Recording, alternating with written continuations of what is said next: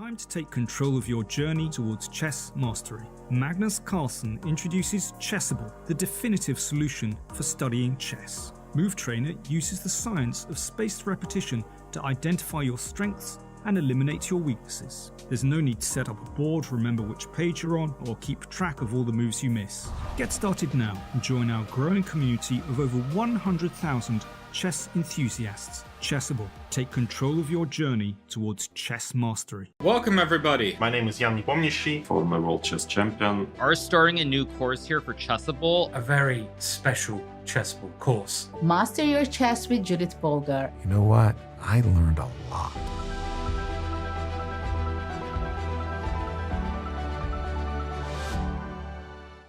Want to play chess online or learn how to improve? Join us at the #1 chess destination in the world, chess.com.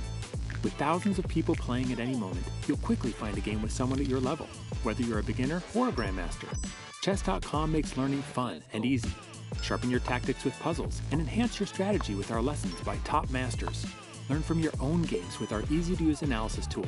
Chess.com has everything you need to take your game to the next level. Signing up is free and easy. Join Chess.com today.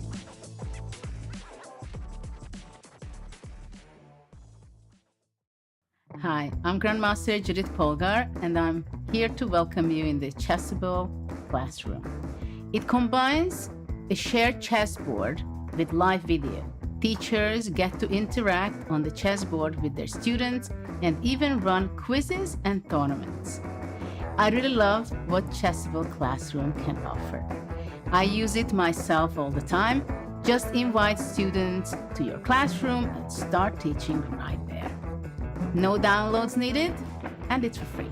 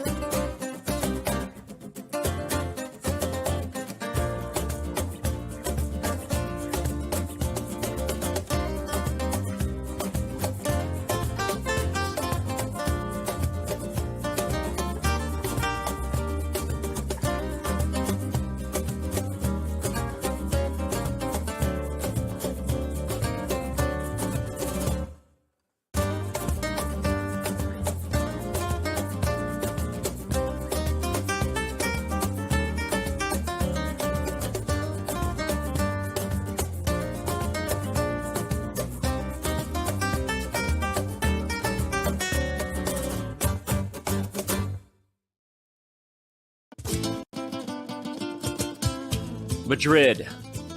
Civilization here is almost as old as the game of chess.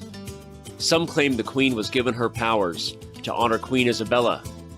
That, my friends, is a chess legacy. Passion for chess continues to thrive in Madrid. For the first time in 30 years, Spain's capital plays host to the Candidates, the most important tournament in chess. At the Palace of Santona, the stakes are high. 8 of the world's best players competing for the right to challenge for the most coveted title in chess, the World Chess Championship. The Candidates is grueling. The winner requires mental endurance and unbreakable focus. There are those familiar with the biggest stages in chess, yet still chasing unfinished business. And others from the next wave of stars with little patience for yielding to those before them. Mis amigos, the next challenger to the world champion of chess must come through Madrid. Like Queen Isabella before them, the Candidates is all about leaving a legacy. Welcome, welcome, welcome back to Madrid. Here we see the beautiful Palacio de Santonia. This is day 2 of the 2022 FIDE Candidates, Chess.com's exclusive coverage. We'll continue, of course, throughout all 3 weeks, and the paintings inside the palace are about as hot as the weather outside, different type of hot. The chess was hot yesterday. We got our first view of the playing hall.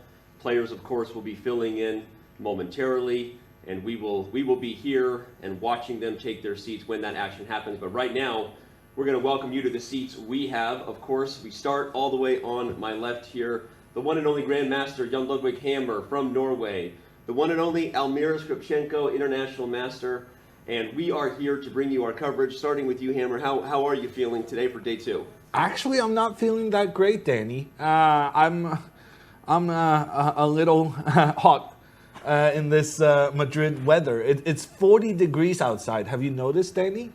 I have not stopped sweating all day. Okay. I don't know what that's in freedom numbers, but it's caused some serious problems for me.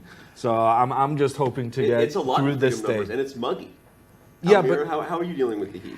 Well, I think that I started to tame the heat a little bit. Okay. I'm feeling a little bit better, but I'm feeling more like a chess player now. You know, I will tell you a small story of how does it go.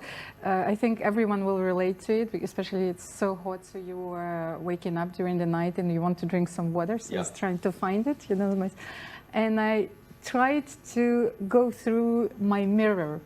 Literally, it was like going through the like Alice, you know. It was one of my favorite books. So I was like, as someone who has run full steam into a glass door more times in his life than he's comfortable admitting on camera, I know the pain of that. It hurts when you fully go through something that you think is clear. So I was going through the looking glass. Yeah. Yes. All right. Well, looking in a mirror here, we're looking at the faces again.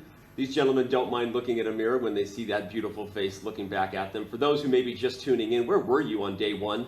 But meet our participants once again. 8 amazing players from around the world.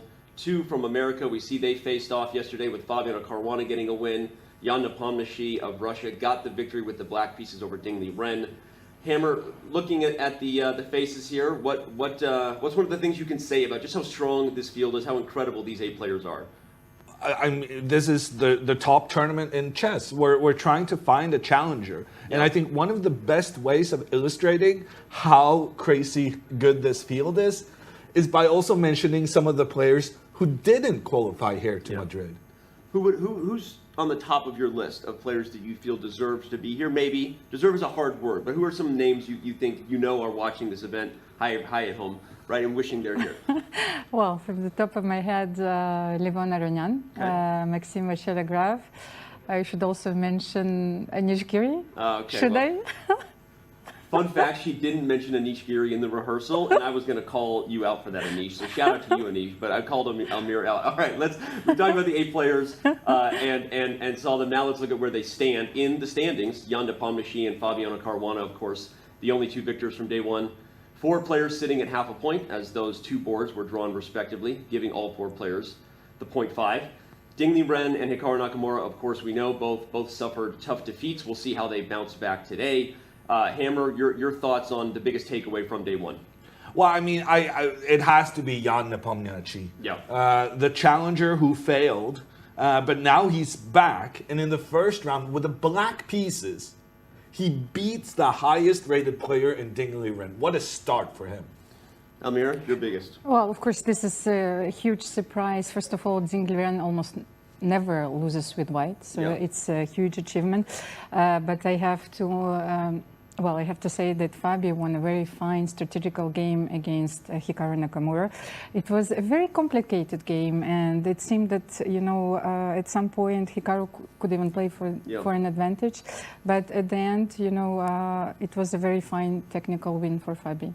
Well, speaking of that fine technical performance by Fabiano Caruana, our own Dina Belenkaya caught up with Fabi after his victory. No. You and Hikaru have the most head-to-head matchups amongst any of other 2 players here. Is that true that familiarity breeds contempt? I didn't expect that question. Yeah, I was actually surprised. I saw the statistics, and we've played, what was it, 33 draws and 13 decisive games. So it's quite quite a lot of chess, but we haven't played too often recently, partially because of the pandemic, and after 2020, over-the-board tournament stopped a bit, and Hikaru became a bit less active. And we started playing a lot of rapid and blitz chess, especially online, but it almost doesn't feel familiar to play over-the-board chess against Hikaru, while in the past, every tournament we would play 1 game. Getting back to the game, where was the point that you realized that you were actually playing for 2 results and were pretty safe? Well, I was very pleased when he castled short, because I thought if he tries to put his king on the queen side, either by king d7 or maybe by a waiting move like h4, then it's a very complicated position, and it's not entirely safe for white. Although I didn't think I was ever any worse, but after castle short, I just have a very pleasant small advantage, maybe even more than a small advantage. And it seemed like the advantage grew and grew. And then at some point I was worried that I was again, going to screw up a 1 game, because I had this clean win right before the time control, move 40 with queen f4, and I didn't see it. And then after the time control, I saw it, but I tried to get back to it. But of course, Hikaru avoided it by playing bishop d7. And then it was super tough again to try to win this. And let's say, when was the point that you knew that you were going to win anyway? Well, I was just kind of shocked by queen h6. That was the moment when I was sure that white should be winning. I thought black could play queen g4, and then I was going to play queen e1 to keep the queens on. And I thought it should be winning, but it's still not easy. And after queen h6, I thought it looks terrible. Like after rook e1, he probably has to exchange his bishop for the knight, but that looks dead lost. So then I felt I was totally winning. Would you have preferred to be facing your only countryman in later rounds, or let's say, was Hikaru a good opponent for round 1? Well, I can say this with hindsight, based on the result. But I didn't really have any preference before the tournament. I also knew that I would play Hikaru. This is the standard system that the players from the same country play in the first and the 8th game, because of, of course, no player in the tournament would do this, but just in case of potential collusion, the countrymen don't ever face in a super critical game. So it wasn't even on my mind whether, Hikaru was a preferable opponent for the first game or for later games, because it's interesting, Almira, that the point that Dina asked Bobby was the point we've been talking a lot about. So now that you've beaten your countrymen, I guess you're not so worried about the pairings, but remind everybody why people from the same country play in the early rounds again. Well, they play in the first round or in the earlier rounds because we are trying to avoid collusion, and of course we had some historical precedents, right. And I think it's just, so, well, at the end of the tournament, so you wouldn't worry about, well, different results. Yeah. Fischer, on the 50th anniversary of the Fischer match, we're speaking of Bobby Fischer, his accusations of collusion against the Russians. How would Fischer do in this field? I mean, he would be one of the favorites, probably. Really? It's a hot take, I think. You think? Yeah. Well, there's a lot of people who consider Fischer one of the top 3 players of all time. Okay. But you don't think he would be able to adjust to modern computers? I think he would be, I guess, with time. Whether he would fit into this group of 8 elite is interesting. So I thought I'd throw a curveball at you. Speaking of this elite group of 8, let's remind everybody who may just be tuning in how the 8 players got here as we watch this video that explains the path each one of them took on their way here to Madrid. It is the most important tournament in chess. Taking place every 2 years, the candidates qualifies the victor to challenge the reigning world champion in a World Chess Championship title match. The 2022 candidates will feature 8 of the world's best chess players. They've all earned their spots through 2 years of fierce competition. They now head to Madrid, Spain, where everything will be settled over the board. One of those 8 spots is always reserved for the previous World Chess Championship challenger. Jan Nepomniachtchi would love nothing more than a second chance at the throne, but he has to get through 7 other great players in Madrid first. 2 spots went to the top finishers of the most prestigious open chess tournament in the world, the FIDE Chess.com Grand Swiss. Alireza Firouzja won the Grand Swiss, turned the heads of everyone in doing so, and has become the youngest player in history to cross the 2800 ELO rating barrier. He would become the youngest world chess champion of all time should he win the candidates and ultimately the World Chess Championship match. Fabiano Caruana joined him, taking the other spot from the Grand Swiss. The US #1 and 3rd highest rated player in the history of our game is also the only person to never lose a classical chess game to Magnus Carlsen in a World Chess Championship match. 2 of the spots were claimed by the winners of the dramatic 2022 FIDE Grand Prix cycle. Grandmaster Hikaru Nakamura is a former world #2, a blitz and bullet chess legend, and the most popular chess streamer in the world. He was joined by GM Richard Rapport. The Hungarian #1 is one of the most creative and dangerous minds in the game today, and nobody is looking forward to facing him in Madrid. FIDE awarded one of the 8 spots to the wildcard invite Grandmaster Teimour Radjabov. Raja missed the 2021 candidate cycle in consideration of COVID concerns. But as the oldest, most experienced player in the field, he's looking to use that knowledge and punch his ticket to the World Chess Championship title match. And finally, 2 spots go to the top 2 finishers of the world's largest knockout tournament, the absolutely grueling FIDE World Cup. Jan-Krzysztof Duda, the Polish #1, punched his ticket by ousting none other than World Champion Magnus Carlsen in the semifinals of that event. Duda would ultimately defeat Karyakin in the final to win the World Cup. However, Karyakin, due to suspension from play by FIDE, sees his spot go to China's #1, Grandmaster Ding Liren.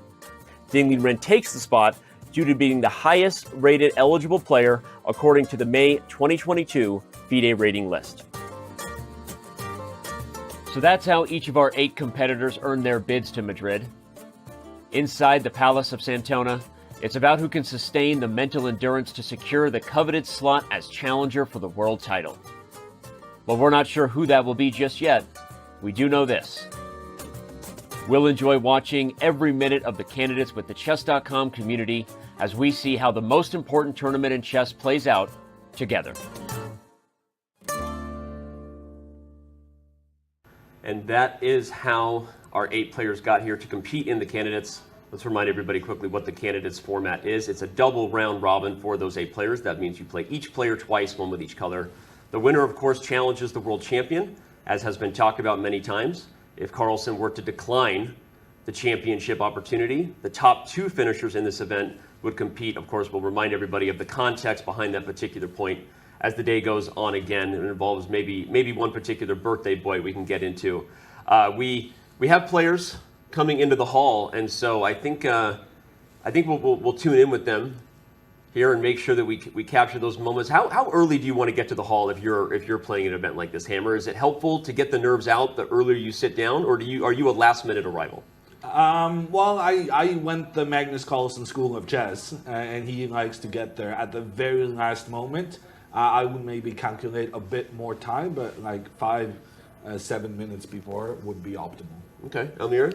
Well, actually, I think there is a very nice historical example given by David Bronstein. You know, he was always coming to his game like 10 minutes in advance, and he sat there silently getting ready for the game. So I really like this approach, and I think that players have their own rituals. They stick to them. It's like whatever it takes, you know, to get into the playing mode. Yeah. Well, it's interesting. I think I was an early arrival to get myself in the meditative zone, if you will, but regardless of when you prefer to arrive to the game, we have the games to preview. So let's talk about the particular matchups that we see. By the way, shout out to chat. I saw Tipsy Ton agreeing with me that maybe Fischer would get smoked, but I think most people agreed with you, Hammer, that Fischer would be a favorite in this. So anyway, we'll keep an eye on you, chat, and we appreciate you playing along with that Bobby Fischer question. So let's play along with the field. Rapport versus Firouzja. Happy birthday to Alireza Firouzja, Almira. Did you say you wanted to sing happy birthday? Was that what you said? Or not quite? Well, I wanted, first of all, of course, to congratulate the birthday boy. I know how difficult it is to play on your birthday. Yeah. And he's starting the tournament with 2 blacks. So this is also a very important test for him. And he's playing against Richard Rapport, who is also such a creative player. So, like, it would be a big bang today on the board. I expect nevertheless. Right? Rapport versus Firouzja on his birthday. What about the next matchup of the 2 oldest players in the field, Nakamura versus Radjabov, Hammer? Well, Nakamura has something to avenge. You know, these white games are precious. Yeah. So he's going to want to put pressure on his opponent. But Radjabov is infamously difficult to beat. And the stats kind of showcase that even though Nakamura has the advantage in heads-up play, there are a lot of draws between them. Yeah. Well, of course, we have 2 other games to talk about as well. But before the action kicks off, we want to quickly remind everybody that they can head over to chess.com to cast their vote. I'm going to do it in real time. I'm actually going to go and predict a victory for the birthday boy with the black pieces in a wild slugfest versus Rapport. I think he holds on. I'm going to predict that Hikaru Nakamura bounces back, gets a victory with white. 2 decisive predictions so far. I'm going to leave this one last. Jan-Krzysztof Duda and Liren are going to get a draw. That's my vote. And then lastly, we have Caruana and Jan Nepomniachtchi. I'm going to shock the world here and also predict a draw. Just kidding. Leaders, I don't think this will be as spicy of a game as we want, and I think that the players in the early lead will be happy with a peaceful result. Remember, everybody, you can go to chess.com/events or just use the command vote. You'll get a direct link in chat no matter where you're watching from. Head over, cast your vote to take your piece in some cash prizes, some premium membership giveaways. We see a lot of people doing it. So far, about 1,300 votes cast. This is your chance. You can vote still up to about move 5, I think, allows. So even if the moves are played, don't miss your chance. And go ahead and do it. Here we've got Nepomniachtchi and Caruana. How many chances do you think he will take with the white pieces, Almira? Well, actually, I disagree with you I like that. on the result, and if I may. I love that. And I really think that Jan will try to seize the momentum, and he will try to win with white, especially that, well, I've looked at their games, and Fabi has some issues in the opening, so I'm really curious, first of all, to see what's going to be his opening choice today. Jan Nepomniachtchi also chooses sometimes, like, it could be the Petrov, it could be the Italian game, so it's a very interesting game ahead of us. Okay, Nepomniachtchi does have a lot of preparation from his World Championship match against Magnus Carlsen. Now seems the opportune moment to use some of those weaponry he didn't get to use. You know, that's a great point, Hammer, and I think that we forget sometimes how much preparation just never gets used in a match, right? And that you can see players winning games for years to come later from preparation from a previous World Championship match. As someone who was a second for Magnus Carlsen in 2013 in Chennai and 2014, how often did you see Magnus use prep in other tournaments that he didn't get to play against Vichy in both those matches? Well, my biggest memory of that was when Magnus beat Vladimir Kramnik in the Norway Chess 2016 tournament, where Magnus used a novelty and a very strategic line that we had prepared for one of the World Championship matches. Yeah. And it just ended in a very clean win for Magnus. And he was so thrilled about it that he went into the Norway Chess Special confessional booth where you can talk about the game while it's going on. Yeah. And Magnus said, this is actually Hammer's idea. And so I was so proud. Remember, everybody, you can vote. Those are the cash prizes. Just last second call out. This is your chance. If it reaches move 5, you don't get to vote in this round. So hurry. Go to chess.com, go.chess.com/FWC vote. We have E4 played. Notice Almira is pointing at me. I'm going to give her the mic here because she wants to point out that there was a troll that happened there. Well, of course, first D4 was played. Yeah, that's what I meant, the troll. He said D4 to the person, but he played E4. So, so you see, the psychological war has started. Yeah.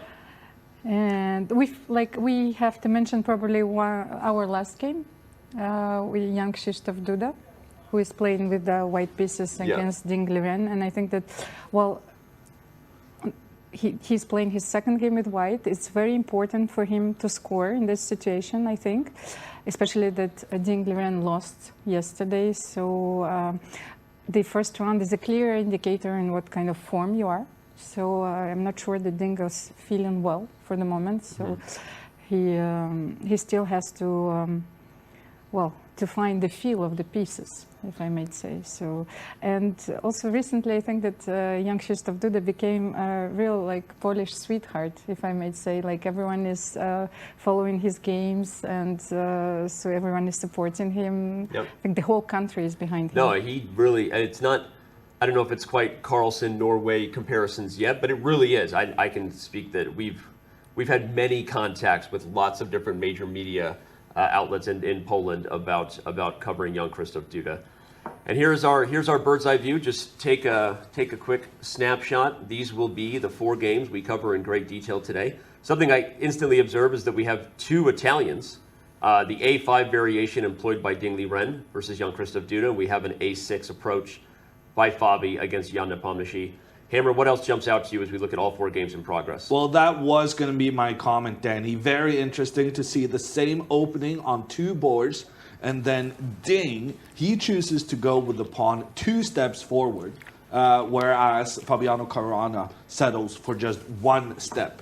But the idea in both cases is to create an escape route for the bishop. Yep. And in fact, that's what Fabiano just did. Yep. If we go zoom in on we'll dive into that game. Agreed. Let's keep going, Hammer. Not trying to interrupt, because I wanted, if you could, to maybe elaborate on the differences between Liren's A5. Yes, of course, as you said, it frees up a retreat for the bishop, but it also controls a little bit of White's eventual space expansion, whereas A6, a more flexible move, frees up the bishop, but doesn't prevent White from doing what he or she would like to do over here. So your thoughts on that? This is a nuance in the Italian opening that is kind of all the rage at the moment. People haven't really settled on whether they think pushing the pawn once or twice is the better choice. Yeah. And that's why it's so interesting here to see Caruana with the black pieces going for a different variation than Liren, because these 2 are 2 of the top players in the event. They are famed for their openings, and they have different opinions on this on this nuance. Yep. Your thoughts, Almira, on we know how well Fabi is prepared in general. We talk a lot about it as White, but as Black, sitting down against someone who he knows. Fabi's also played a World Championship match. He knows Jan is bringing a lot of home cooking to the table, right? Is there some thoughts on why he would choose a more flexible approach with these A6 and H6 to avoid that prep? Well, let's say for me it's a more classical approach. Okay. It's almost like a philosophical way, to choose. Like I5, A5, A5. I5 is also something you can say. It's a chip processor. Yeah. So it's a modern approach in the Gioco Piano. So I really like this setup because what is going on? That's exactly what I wanted to say, because it allows you to play H6 G5. Yeah. Well, and did everyone see the shrug?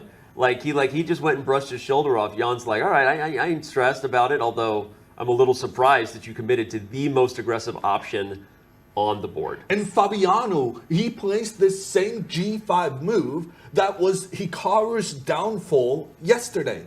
So Yeah. he's saying kind of also to Hikaru, yeah, this didn't work for you, but when I play it, then I'm going to create an attack in a better fashion than you managed. Well, and let's talk about, it is sort of an evolving idea that we have seen more and more modern Italians go this way for black, and that one of the things about h6, we think about it historically as guarding the g5 square, whether for the bishop or the knight.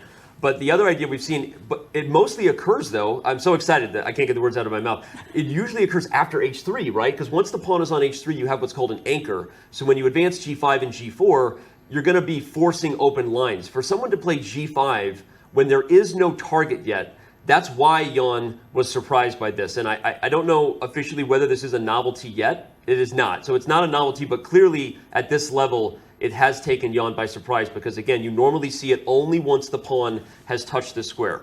Your thoughts on the risks of this, Almira? Well, this is so double-edged, but I'm not sure, because I'm pretty sure that some of the Jan seconds play this. Can we click on B4? Because I'm not sure if Peter Swidler or Nikita Vitugov played this game. Do we have access to the database? Knight H7 maybe? Yeah, we see you chat, by the way. We love you. It is funny. So, all right, well, go ahead, continue. And usually I have my computer, so I'm not, because yesterday, for example, what happened in the game against Duda in Rapport, then later on, I cannot sleep, so I was watching the games, and actually Rapport played this move, bishop f4. So it's also very important to know the history, and if the player plays this variation with both colors, so he knows the nuances very well. And I cannot remember Fabiano playing this. So is this a surprise, real surprise for Jan?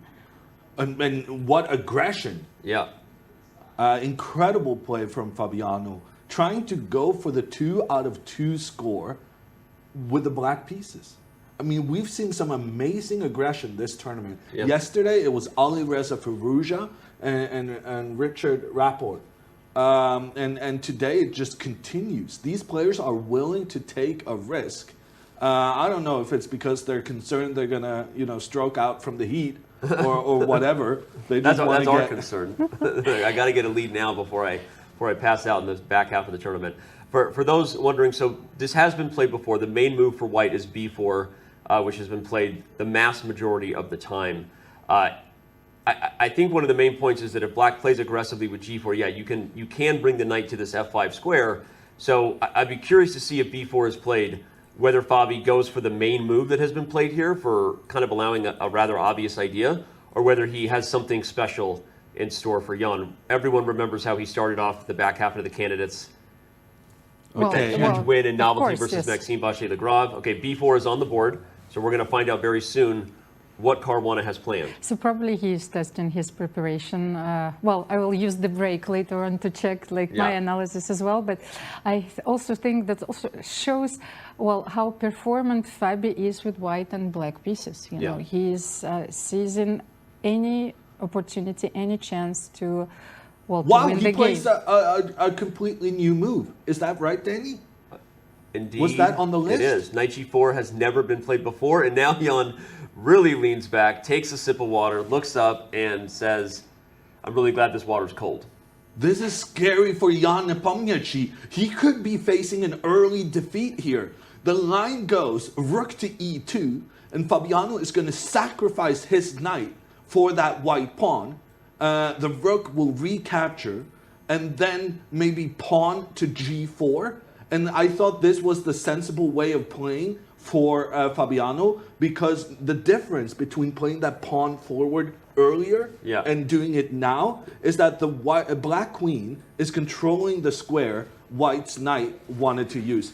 However, the engine is very unhappy with my suggestion, so I will go back and I want to point out, because one of the main ideas is kind of instructive. It's this move d4, because once the rook is unpinned, now it's white who's threatening things like bishop takes f7 and all kinds of just crazy firepower coming out. So, okay, either way, what a fascinating game we are about to have in store, everyone. So if you had other plans on this Saturday, it's time to change the schedule, as they say, and stick with us Almira, what was the point you wanted to make right there? Well, I just wanted, I totally agree that this sacrifice is in the air, but I wanted to do always the f6 square, because at rook e2 or rook f1, I wanted first to play queen f6, using, first of all, this opportunity, because the knight can no longer go to knight c3, knight d5. Usually, you don't have this opportunity very often.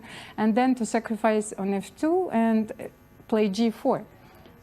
You know, this sacrifice is always there. So, and maybe you're not allowing the immediate d4. I don't know, like. I like it a lot. And again, Almira's point is, now when the capture happens in g4, it's not just that the knight can't go to h4, as Hammer said, but no matter where the knight goes, there's material being lost. So I just want to go for the most forcing. Okay, so rook e2. I don't want to go for the more forcing one. I want to do what Almira is doing. I want to do queen f6. But that's okay, Danny. I won't hold it against you. I don't know, Hammer. I love the idea, but I think, you know, you're feeling a little hot here. We know in Madrid you might be getting a little too hot on the board here. Yeah. Can I try another line and then we can go to another game? Because I know that this is also a standard procedure, like queen f6. You can still go d4, and then I used it in one of my games, and you go e5 if you take. Is this possible? This is a typical kind of thematic way to break open the center when your opponent's king has chosen not to castle. The main point is that on d takes e, for example, there's all kinds of weird stuff here, but like this is a move. Oh, even this is a move, of course. There are a lot of tactical possibilities in this position, so I'm pretty sure that Fabi has it all analyzed. Yeah, and I'm not sure that Jan Nepomniachtchi does. Yeah. We see him on the camera kind of agonizing right now. If he was very familiar with this position, he would have moved already. Yeah. And like, he's not going to take that risk to sacrifice one or even two pawns in the middle of the board when he knows Fabiano is not his opponent right now. Right. Jan's opponent is the chess engine. Yeah. And that is terrifying, because Chess Engine's got some game. Chess Engine's got some game. I love it. No, it is really important that we appreciate that. Jan is going to really be careful here, because as Hammer just said, right, you're not just playing the person across, but you're playing their seconds, maybe multiple seconds. You're playing everyone's favorite second these days, which is an Alpha Zero Lila plugged into a super jet engine computer and whatever it pumps out. This is very scary. Well, this is a valid hypothesis, but as Jan Ludvig, he loves to say, could this also be sort of a psychological display? Right. But, well, actually he knows the variation. He's just trying to remember it, and not playing instantly might actually induce Fabi, you know, to think that he is on the top. I don't know. I speculate all the time on things, and I'm often wrong. But no, it's okay. I will say this to your point, right? Obviously, regardless of the hype and the excitement, we see a novelty on the board. We know we're in for a fight. This is what we pay for. White is still fine. Like, objectively, the computer says white should be fine here. And again, probably rook e2 or rook f1 are both playable. This idea of d4 is certainly a thematic way to change the structure and block the bishop. If Jan figures it out, it's not like he's losing here, but it's still very scary. But or can we try to play d4 immediately? Then? Right away? Well, it certainly probably has more value after queen f6, because the queen is awkwardly placed there, and then we can use the momentum and play d4. But maybe d4 even here, and then we'll look at it. d4, ed. And what? I mean, I think it might be a very interesting move.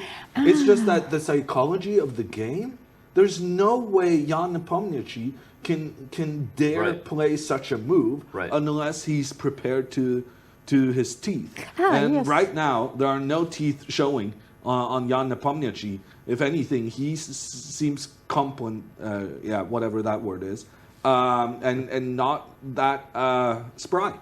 Right. Maybe simply take here, because you see the diagonal is open, bishop b2 is come. Maybe we can sacrifice this one. Yeah, I kind of like, I mean, I don't even know what's going to happen, but I just want to flip the script and go all in on a gambit. Look at this. I mean, this is... But f2 is still hanging. I'm really very F2 scared. is, but of course f7 and h8 would be hanging for black in return. Look at the computer saying this is equal. Oh my God. You know what? Go bleep yourself, Stockfish. No, what this is, I can't even, this is crazy.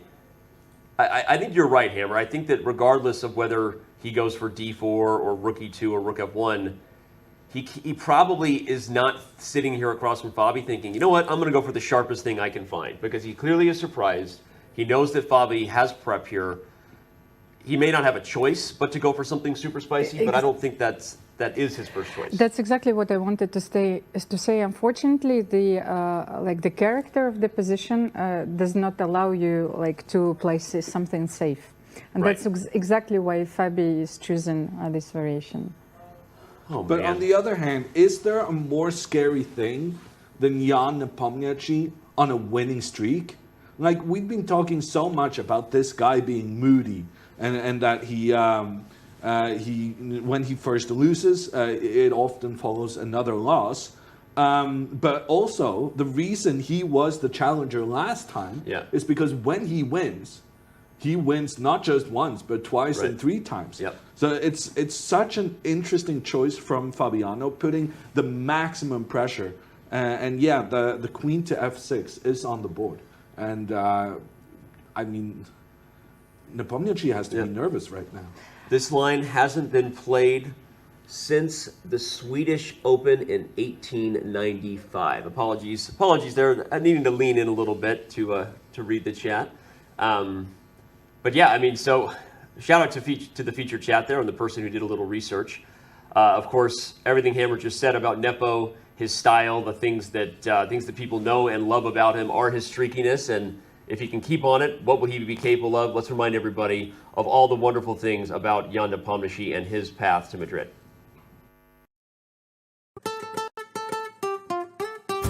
The defending champion Jan Nepomniachtchi is back at the Candidates, effecting his 2nd straight bid to challenge for the World Chess Championship. One of the more experienced players, Nepo brings to Madrid an aggressive style that is both challenging to face and entertaining to watch. 2 years ago, Nepo made the most of his debut in the Candidates. With a round to spare, he won the event in convincing fashion.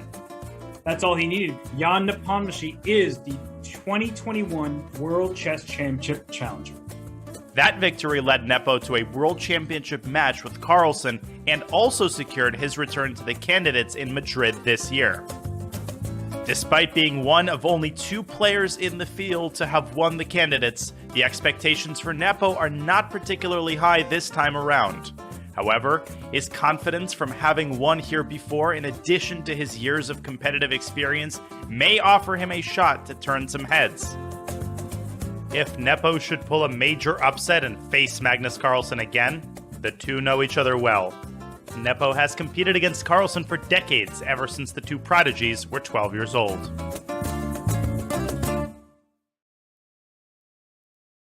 ...2002 World Under 10 champion, ahead of Magnus Carlsen. And that's where that picture was from. For the record, that's right. 2-time Russian champion, the European champion in 2010, a 2-time silver medalist. Jan Nepomniachtchi is, he's got it all in that. Look at the last line, former semi-pro Dota player. I want to make sure that all of our fans watching, whatever platform you may be tuning in from, a lot of you might be Dota fans, and so is Jan Nepomniachtchi. Right now, he's not a fan of the fact that he's been surprised by Fabiano Caruana. We see that Almira's, right? Nice. Almira's Queen of 6 played on the board, and Fabi taking another walk, Hammer. Yeah, no, I mean, why would he sit there and use his energy right now? He's in his prep, and walking away from the table is also a way for chess players to, establish a bit of dominance. He's like, I know you're going to have to think about this. A little bit. Yeah, I don't need to be here. I'll let you sit thinking here for quite some time. And I think that's also what we have to expect at this stage. Jan Nepomniachtchi falling into some very scary preparation from Fabiano Caruana. And yeah, he's going to... I mean, if I'm Jan Nepomniachtchi here, I'm already looking for like bailouts, possibilities to just clarify the position to a draw. Because I won the first round with the black pieces. I'm happy with my current standing, and I don't want to be blown away from the board without Fabiano having to think about a single move, just repeating the engine's suggestions. No, I don't think anybody wants to be blown away from the board. I love this. Oh, we've got another featured chat. Incredible. Remember how Danny said, expect the game to not be as spicy as everybody wants? Indeed. Remember how chat never remembers the rare times I'm right and always remembers when I'm wrong. Almira, let's change the subject. Let's change the subject. I think that before Jan finds the most precise continuation in this position, we should just give like an overview. Yeah. Overview of the round. Let's head over to our bird's eye view to make sure, because this game is clearly going to get a lot of attention. We knew it was coming in because it is the matchup between the two early leaders. But there are 4 games in progress. Of course, you can go directly to chess.com, as you should, and just follow all the games and keep our commentary in the background. Again, that Italian with A5 between Duda and Liren, a completely different looking type of Italian. Where do you want to jump to? Well, let's do a quick run through all 3 other games because I know we're going to be spending a lot of time here. Rapport Firouzja. It's a very Rapport interesting Firouzja, position. the birthday boy. Okay, here we go. Was it the bishop b5? Oh no, it's even queen d4 first. Okay, those are the openings of my childhood. Yeah. Well, we're gonna have a look at the d4, c4, queen d4. Let's do it. We had a queen d4 Sicilian. That's not an Uri day opening. We don't see that Uri day at the top level. Bishop to b5 and the exchange on c6. And again, the typical reason you normally take with the knight is these are all the mainline Sicilians you would see. Putting minor pieces in the center to control the game is usually what you do. Why? Because the queen tends to get kicked around when she's out there too early playing with the kids. That means white has to part ways with the bishop pair if you want to keep the queen there. Otherwise, you got problems. And you get this very interesting imbalance in this particular line of the Sicilian because white has a big center, a Maroczy bind structure to go with it, clamping down on important central breaks. But white has lost time with the queen and lost the bishop pair in order to get here, Hammer. Do you remember who else had this Maroczy pawn structure, those 2 white pawns controlling in towards the center? It was the game of Richard Rapport. Only he had the black pieces. I feel like this situation is very similar to what Rapport played yesterday. Now, remember what Duda played yesterday, and then what Rapport played is black. It's the same thing. Oh, no? okay. Sorry, I wasn't meaning to correct you. I was just clarifying. Yeah, okay. I love you. So I'm thinking that, well, Rapport, he wasn't very happy with how the opening went last time. Yeah. He got in major trouble against the Polish player. And now he's kind of reversing it and saying, well, I kind of liked this way of playing. I liked how the pawns were positioned. Yep. I'm going to play this way myself now that I have some experience from yesterday. And I just want to highlight, as a Sicilian player myself, I wanted to highlight the big difference here for black is that once you've committed the e-pawn in a Sicilian, rarely can you fee and kettle that bishop and not regret it later because of what would be weak on d6. So it's an interesting maneuver to not do what you might often see here with the bishop. This knight is trying to get ahead of the game to the king side. One, because you have this pawn on e5, potentially allowing the f4 square to be available, but also because you no longer want g6 anyway. This bishop will be naturally developed to e7, where it defends your only real weak peshka on the open file. And that allows black to be safe, get out of the center, and maybe even play for a move like f5, as you generally want to attack in the direction of your pawn structure. So something like this, if we're just, 1, enjoying the coloring on the board, and 2, thinking about what exactly is black's plan with that. You always have to highlight whenever someone chooses to make 2 moves with a piece rather than just 1 natural looking development move, what exactly it is they're trying to achieve there, Almira. Well, first of all, I wanted to say that I've played this position numerous times with white. Okay. So it actually leads to positions which are not so easy to understand, like especially for the players who use the open Sicilian. So I suppose that Richard didn't want to go for the neither, first of all. So it was a very smart move to avoid also a very sharp line and to bring it to the positions that he feels maybe a bit better.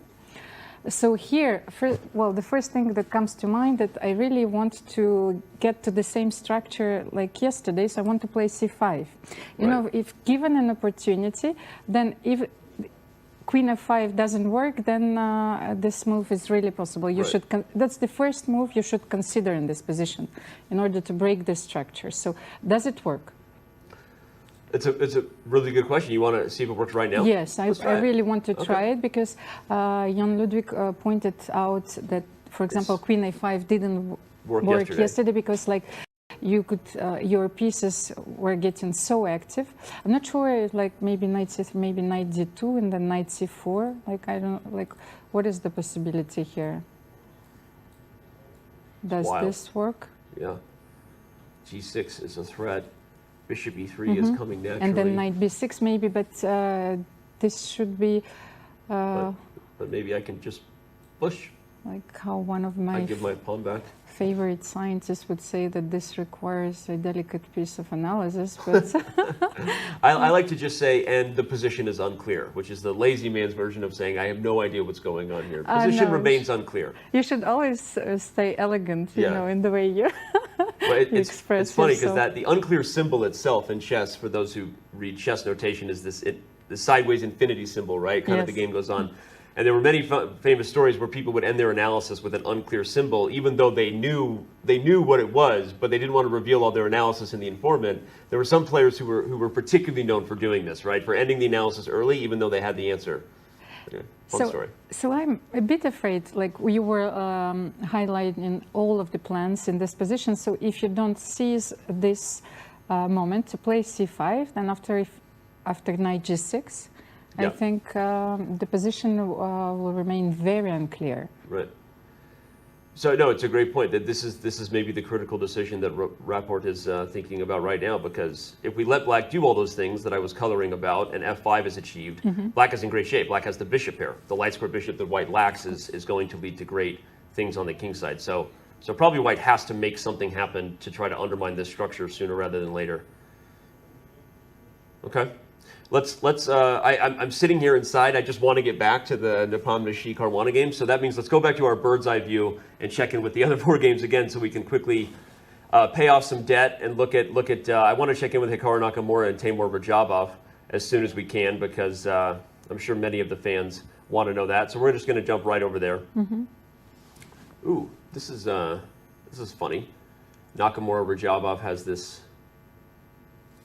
We have this game reversed, because Teimour Radjabov wanted to play the Berlin defense. And Hikaru's like, no, thank you. Yes, he declined, like Fabiano yesterday. d3 was played. It's exactly the same opening. Bishop c5. Only Hikaru, he didn't go for the structure with bishop c6. He went for another line, like knight bd2, and a very rare continuation, knight d4. Yeah, this knight d4 line, it breaks so many principles. You move a piece twice in the opening, and then you're going to have to move your bishop a couple more times to go with it. But what's the main idea? How is black able to justify such a loss of time for his development, Hammer? It's because the knight on c6, before it moved forward in the center, this knight is one of black's main issues in this Ruy Lopez Spanish opening. Because white will very often play the move c3, which effectively shuts down the knight's possibilities forward. And that's why when you get the chance to make the trade, you want to do that. And it's actually connected with some tricky moves. Because when you play a knight to d5, like Radjabov did, after the trade, Hikaru did have the option here of playing the move knight f3. And this knight move attacks the bishop, trying to win the bishop pair, which is considered an advantage. And if the bishop runs away, the knight can take the pawn in the middle instead. And then what was discovered about this situation, okay, apparently I'm wrong again. Apparently queen e7 is a stunning move. But the point I wanted to make is that the position after castles... I just wanted to show the main thing is that if this happens, black has things like d5 and even knight g4 queen b4 here. is queen b4. Oh, queen b4 is wins a piece. LOL. Yeah. So yeah, apparently that's just brilliant from black. But you can also play... There's a similar line where you, as black, just sacrifice that pawn in the center to just get really quick development. Like, for instance, if white here castles and then black castles, white can take the pawn in the middle, but then pawn to d5, and black gets the initiative by having some early threats. despite giving away a pawn. And some awkwardly placed pieces for white, right? There's weird tactics when your pieces are undefended on the 5th rank. You can tell the computer likes a position when it's equal and you're down a pawn. So, yeah, really well said there. Hikaru, as we pointed out, though, did not play knight f3. He played c3 and has now played a very aggressive pawn push himself with the move d4. All right, we got to dive into what d4 is all about. Real quick, though, we want to give a quick shout out to the team from the other side of the block. The Chess Kid team is live here in Madrid with a very large staff. And if you're wondering what hiring a Chess Kid coach would look like, you can wonder no longer. We've hired our own Chess Kid coach, American FIDE Master James Canty, to help level up your game this summer. There are free live lessons at chesskid.tv on a regular basis, Fridays at 6 p.m. Eastern. If you're looking to tune in for some more Canty content, a lot of people know the streamer James Canty on chess.com. Maybe you've got kids, nieces, nephews, grandkids, who knows. Tune in at 6 p.m. on Fridays for some Chess Kid free lessons. So, all right, let's get back to this game here. What were you going to say, Hammer, about d4? Yeah, no, the most interesting thing about this position is the fact that Hikaru has spent no time and Radjabov already spending close to half an hour. So Radjabov just looking poorly prepared in this line. I do believe this has all been played many times previously, which means that a player at Radjabov's level, he should not be out of book. He should not be out of his openings here. So I'm very surprised by that, and that tells me he's in for a tough game. Okay, so maybe one prediction I made that Hikaru might win and bounce back could prove true. Any other thoughts but on you there? just jinxed it. Well, first of all, I really like Hikaru's position, and he's using one of most typical ideas to break through in the center. d4, he sacrifices the pawn, and then e4, e5 is for me is absolutely crushing. Yeah, and we'll show a little more of queen e7. You castle, you can't take the pawn because you lose the queen. And all kinds of very, very dangerous tactics. The one thing that I wanted also to share with you is that, of course, when you can sleep, I was wandering all over the internet, and I saw that Hikaru actually did quite an extensive analysis of his yesterday's game, which he shared it with his community. Yeah. And I just find it absolutely incredible. So the player who is playing the candidates takes his time. Probably it also maybe helps him grieve. And it's just a healthy process. It's a healthy process, but as a professional chess player, I'm really admirative. Yeah, I'll give an additional shout out to it because you brought it up that Hikaru was also the only player who lost who actually he offered to come onto the show, and we had a lot going on day one, and we had Fabi coming on, so we didn't invite Hikaru, but it was also admirable and very mature and hey, I know I lost, but do you guys want me on the show? And he ultimately, of course, not only provided the content for his fans, but like you said, I think the process is healthy to relive the game that way. And so maybe it's why Hikaru is feeling fresh and ready for another fight today. So it's a new day. It's a new day. Like you said, a new tournament. All right, well, there's only one other game we haven't checked on, and that is Ding Liren and Jan-Krzysztof Duda. Just quickly looking at our bird's eye view, reminder, all 4 games in progress. We know that you will sometimes want to follow a game more closely than we have it. We can't follow all 4 games at once. So quickly, we're going to go over here to JKD, the Polish with 3 names. People say the Frenchman with 3 names with MBL, but no one, maybe JKD sounds too much like Jean-Claude Van Damme. No, the Frenchman. How's your Jean-Claude Van Damme impersonation? You have to take me to the airport. I'm not sure I've watched any of his movies. You never seen Bloodsport?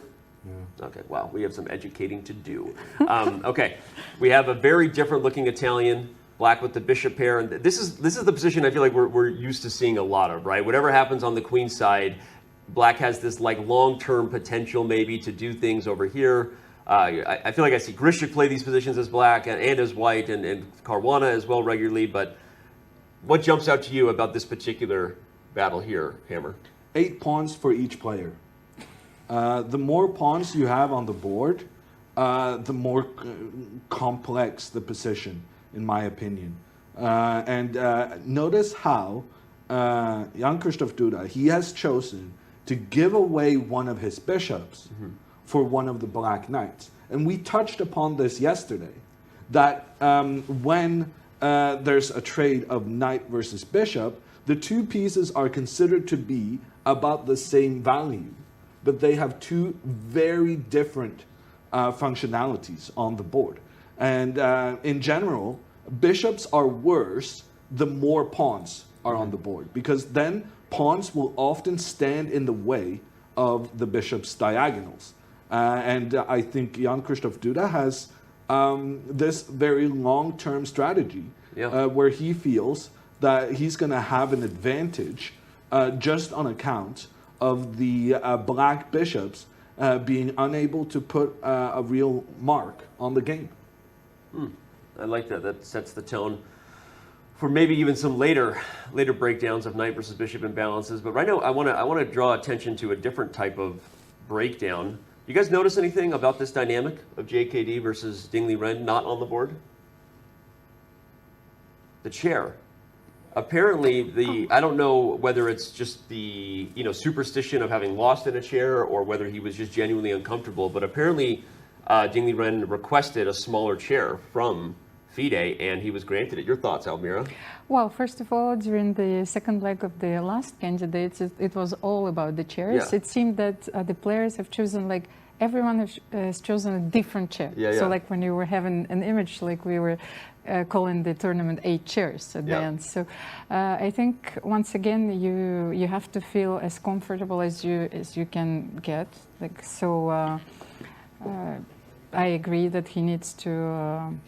If he needs a new chair, so that be it.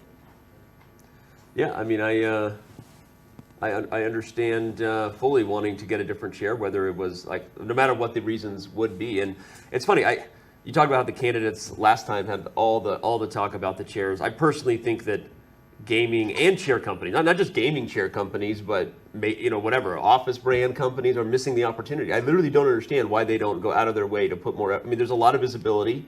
You get a lot of conversation going, especially if the chair has flair. Hey, that rhymed.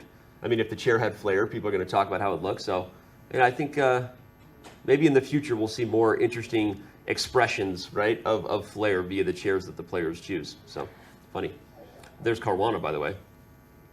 By the way, I wanted to ask you, how would you feel playing in such a beautiful hall? Because I know that, like, how sensitive I am, especially like to any form of art. So I literally would be staring at the ceilings all the time. So it would be amazing. I actually think that the location has more than delivered. I've played in a lot of hotel ballrooms like every other chess player, right? You get to know those very big kind of the patterns of the carpet when you're in ballrooms and whatever. But playing in a venue like this where the beautiful things to look at are up and not just some sort of office ceiling or lighting, a chandelier in a hotel that gets old very quickly.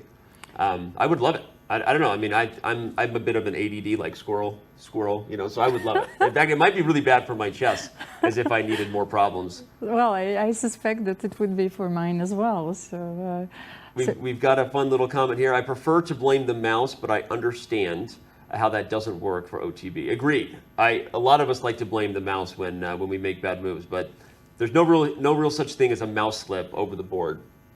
I don't think anyway. What would be a mouse slip equivalent? Like you put the piece on a wrong square and then when you set it up, you accidentally put it on a different square? No, actually, it happened to me several times. Yeah. It's when you make a second move of the variation. I would say that if we can drive a parallel, it's like you calculate for such a long time and literally you start with the second move.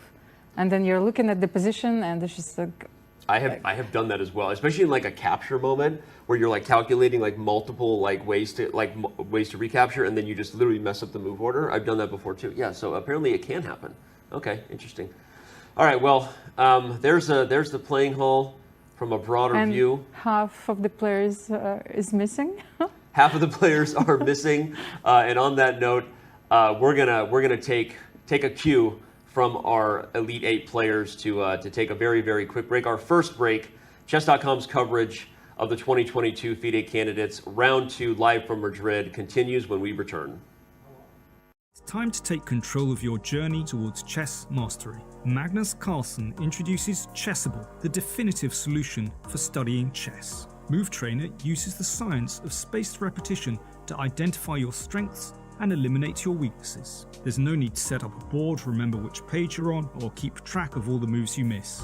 Get started now and join our growing community of over 100,000 chess enthusiasts. Chessable. Take control of your journey towards chess mastery. Welcome everybody! My name is Jan Nepomniachtchi, former World Chess Champion. Are starting a new course here for Chessable. A very special Chessable course. Master your chess with Judith Polgar. You know what? I learned a lot.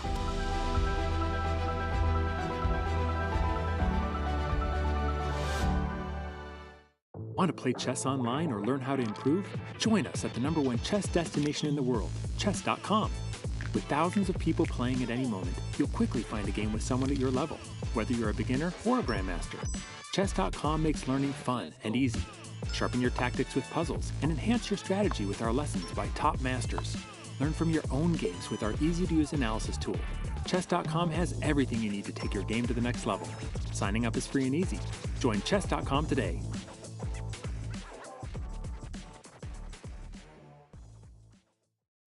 Hi, I'm Grandmaster Judith Polgar, and I'm here to welcome you in the Chessable classroom.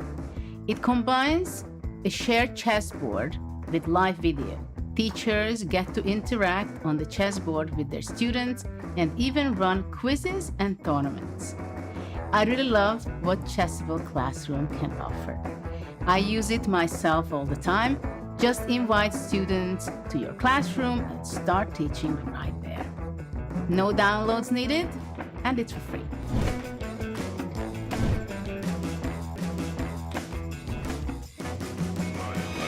What is already considered the most important tournament in chess.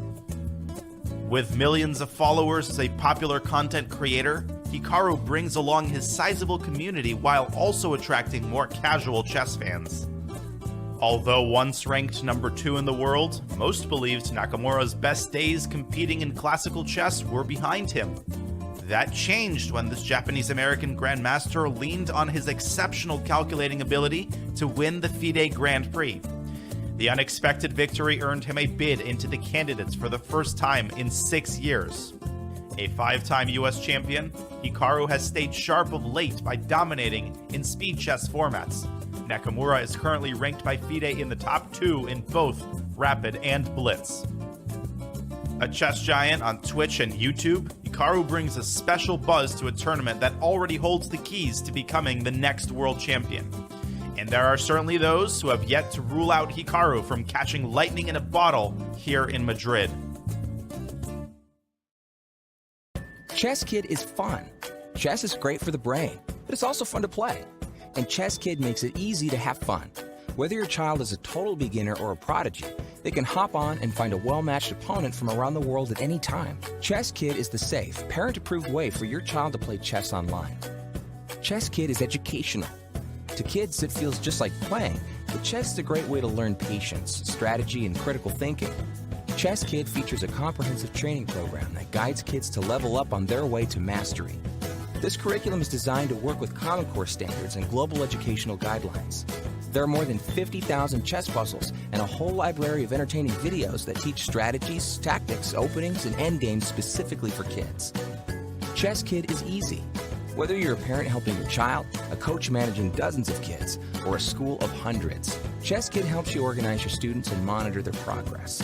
Each child receives a weekly report card that shows how many lessons, puzzles, and games were completed. You can also organize kids into clubs and send them messages. Chess Kid is the online home of scholastic chess for thousands of kids, parents, schools, and coaches. Signing up is free and easy, so what are you waiting for?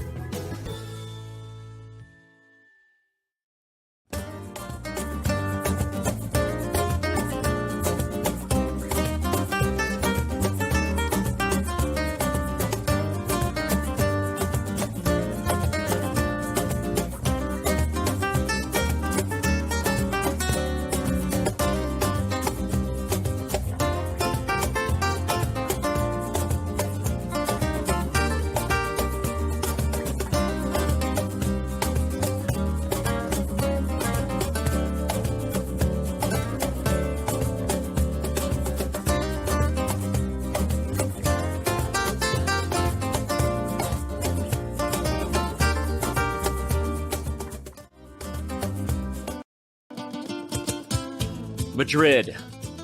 Civilization here is almost as old as the game of chess. Some claim the queen was given her powers to honor Queen Isabella. That, my friends, is a chess legacy. Passion for chess continues to thrive in Madrid.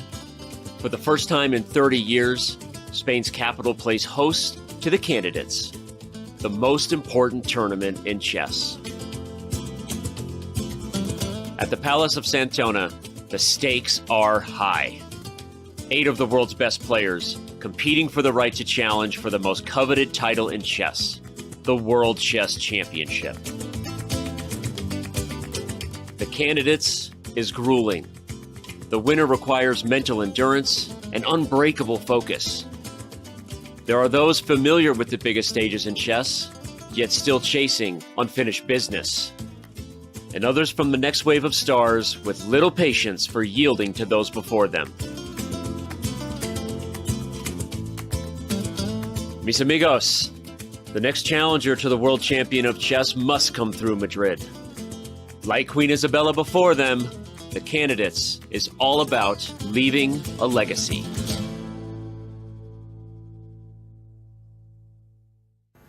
We are back here in Madrid, getting a nice aerial view of Jan-Krzysztof Duda and Richard Rapport as they play their respective matches here in round 2 of the 2022 FIDE Candidates.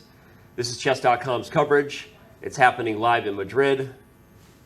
Richard Rapport is focused. With me here in studio is, of course, Almira and Hammer. And I think, Almira, stop. It's hammer time. What? It's hammer time. Oh, you want me up and running? Stop. It's hammer time. Okay. Well, we're gonna quickly get into we got to go back to Jan Nepomniachtchi and Caruana, but you wanted to show something from Rapport and Firouzja, so I'm pulling up that particular game first. We've seen several moves going along. You want to break down this position, or you wanted to talk about?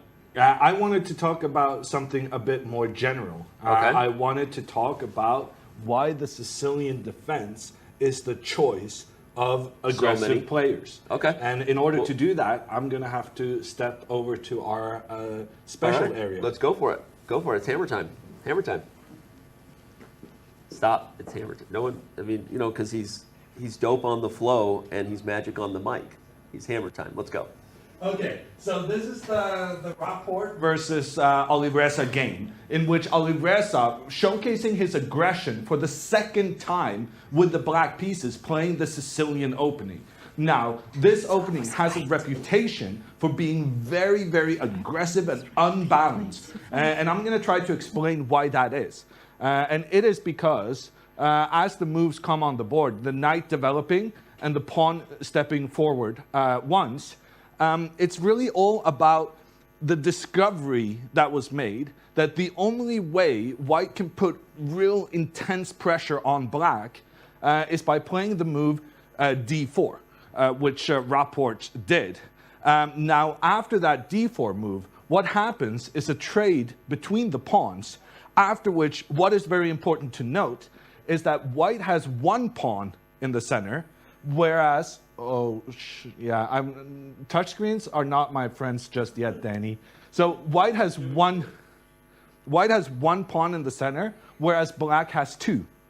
And this central superiority is basically the whole idea of the Sicilian. That's the pro for black, but the con is that after some more moves, we will notice how in this position, we have a situation where black still has these 2 pawns in the middle versus white's 1, or rather 2 white pawns against the 3 for black. However,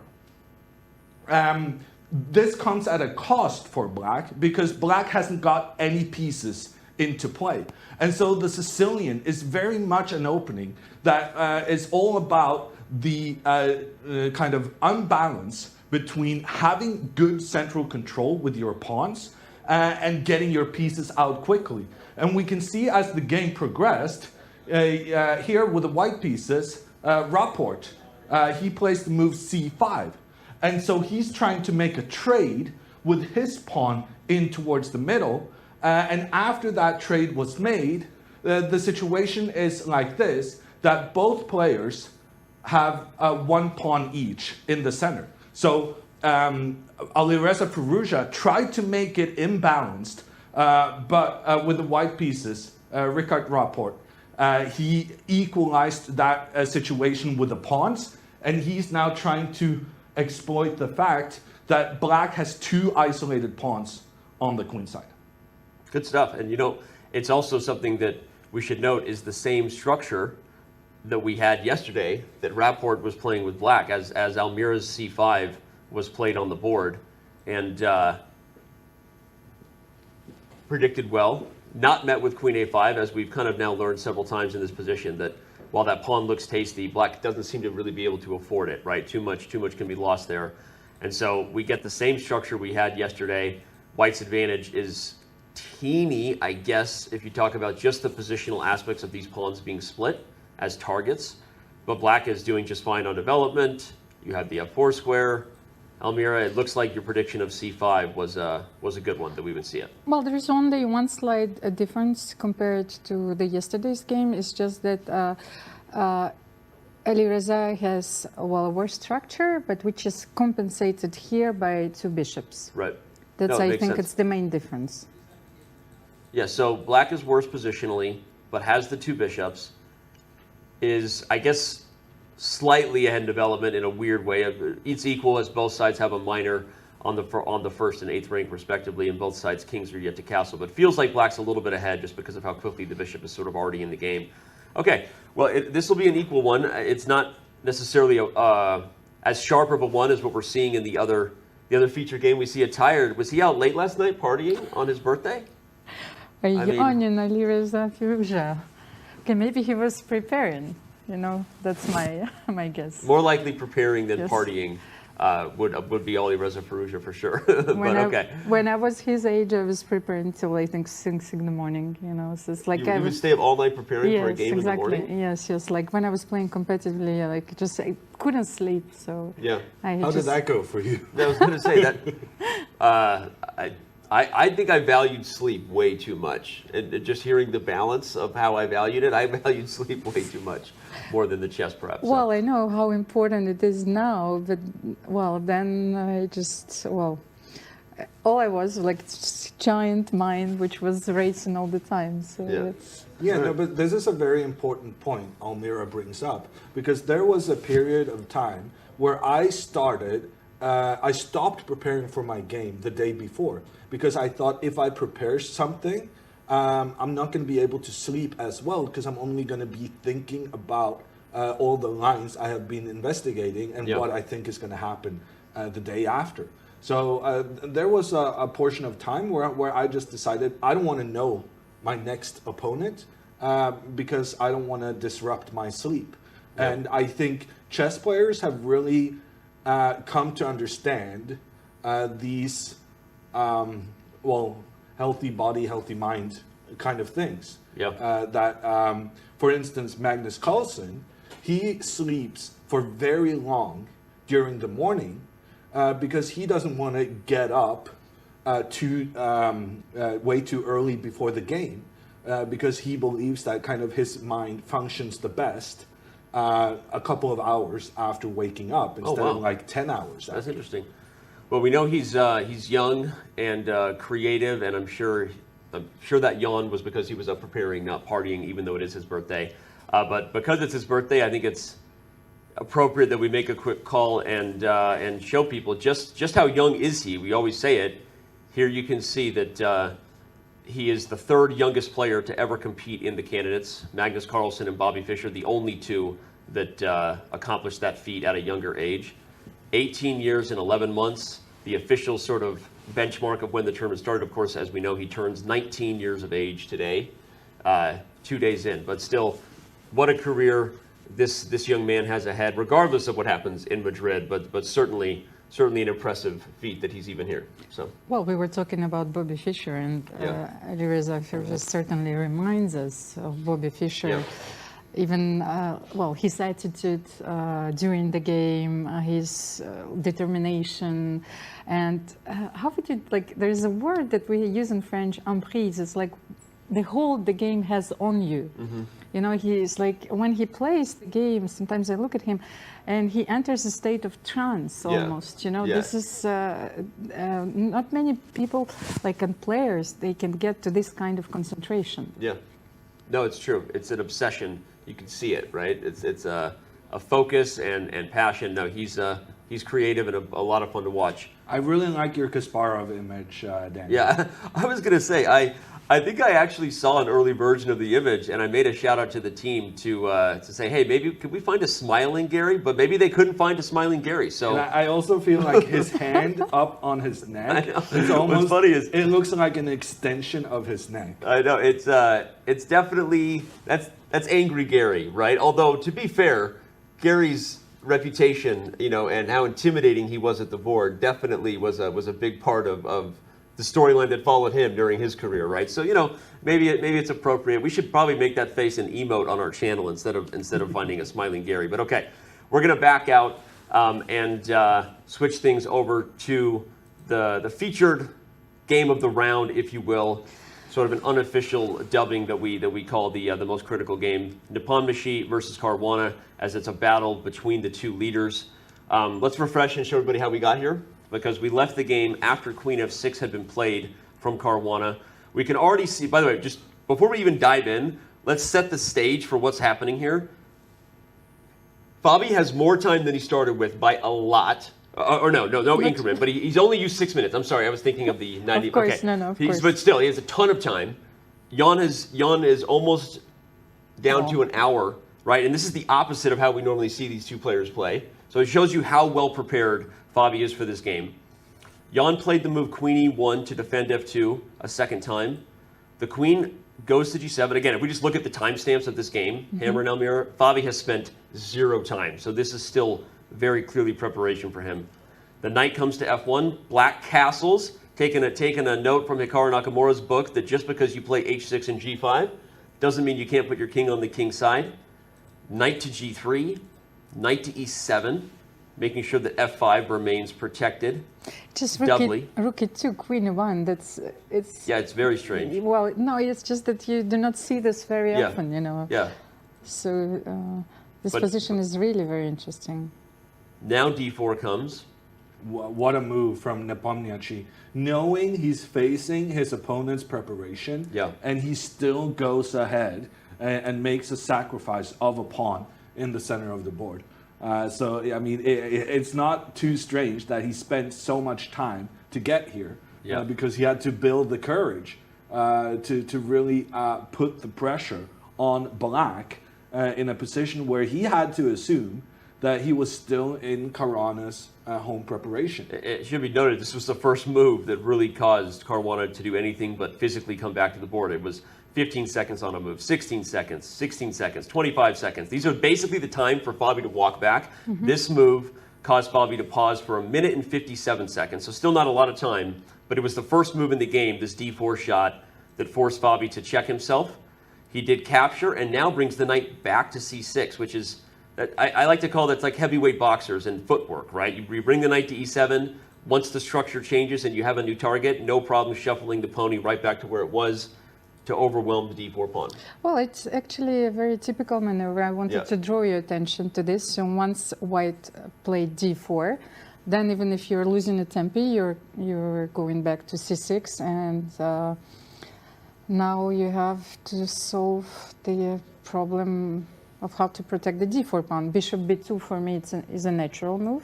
But the problem is, Black has put 3 pieces pointing in against this central pawn, whereas White only had 1 piece defending it.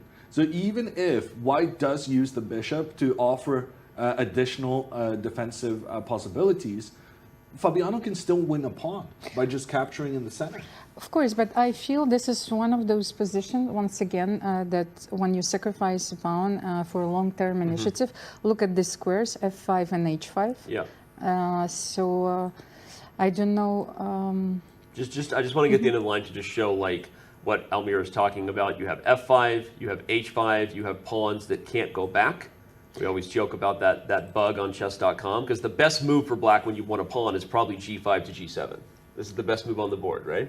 But you can't play it, and white will have long-term compensation here for a very long time. Of course, and here, when you exchange these dark square bishops, you no longer have this tension on, on f2, and it's very important. So the files are open for white's rook as well, so it's a very important factor as well when you assess a position. So here I would prefer white. Actually, it's I don't know what computers prefer here. I would bet Hammer prefers black, but he... I do prefer black, Danny, and I have a reason for it. Okay, well then, you know, just don't mind if you do then. Go ahead. So in this variation, where white tries to defend the pawn on d4 but fails, I'm going to be up a pawn. But after that, I'm going to have this amazing square for my queen on e5.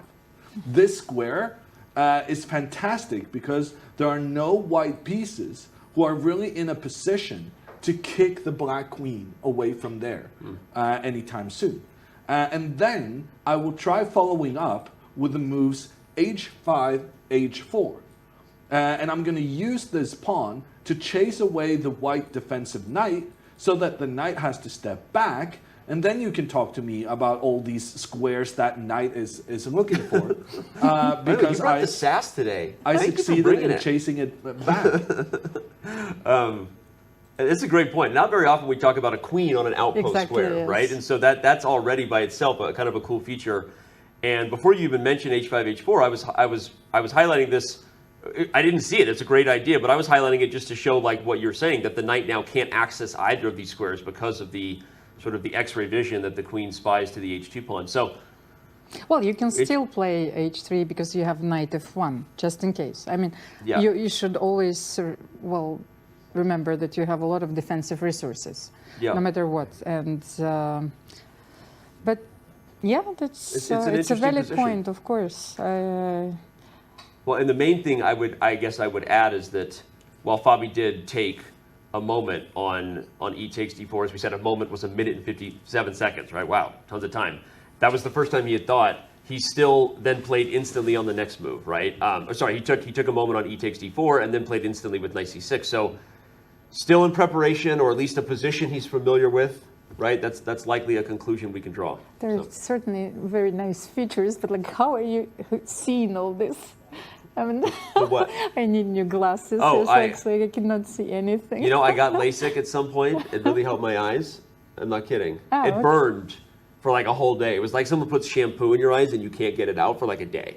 And so it just hurts. And I got LASIK. And it improved your vision is significantly. Yes. I didn't know I would need it to read timestamps on a monitor 15 feet away that are really small, but it's helpful. All right.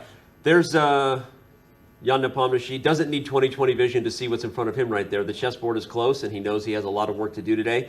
If you're just tuning in, where have you been? This is round 2 of the 2022 FIDE Candidates. That's one of the tournament leaders right there. Let's back up to our bird's eye view. Remind everybody that 4 games are in progress.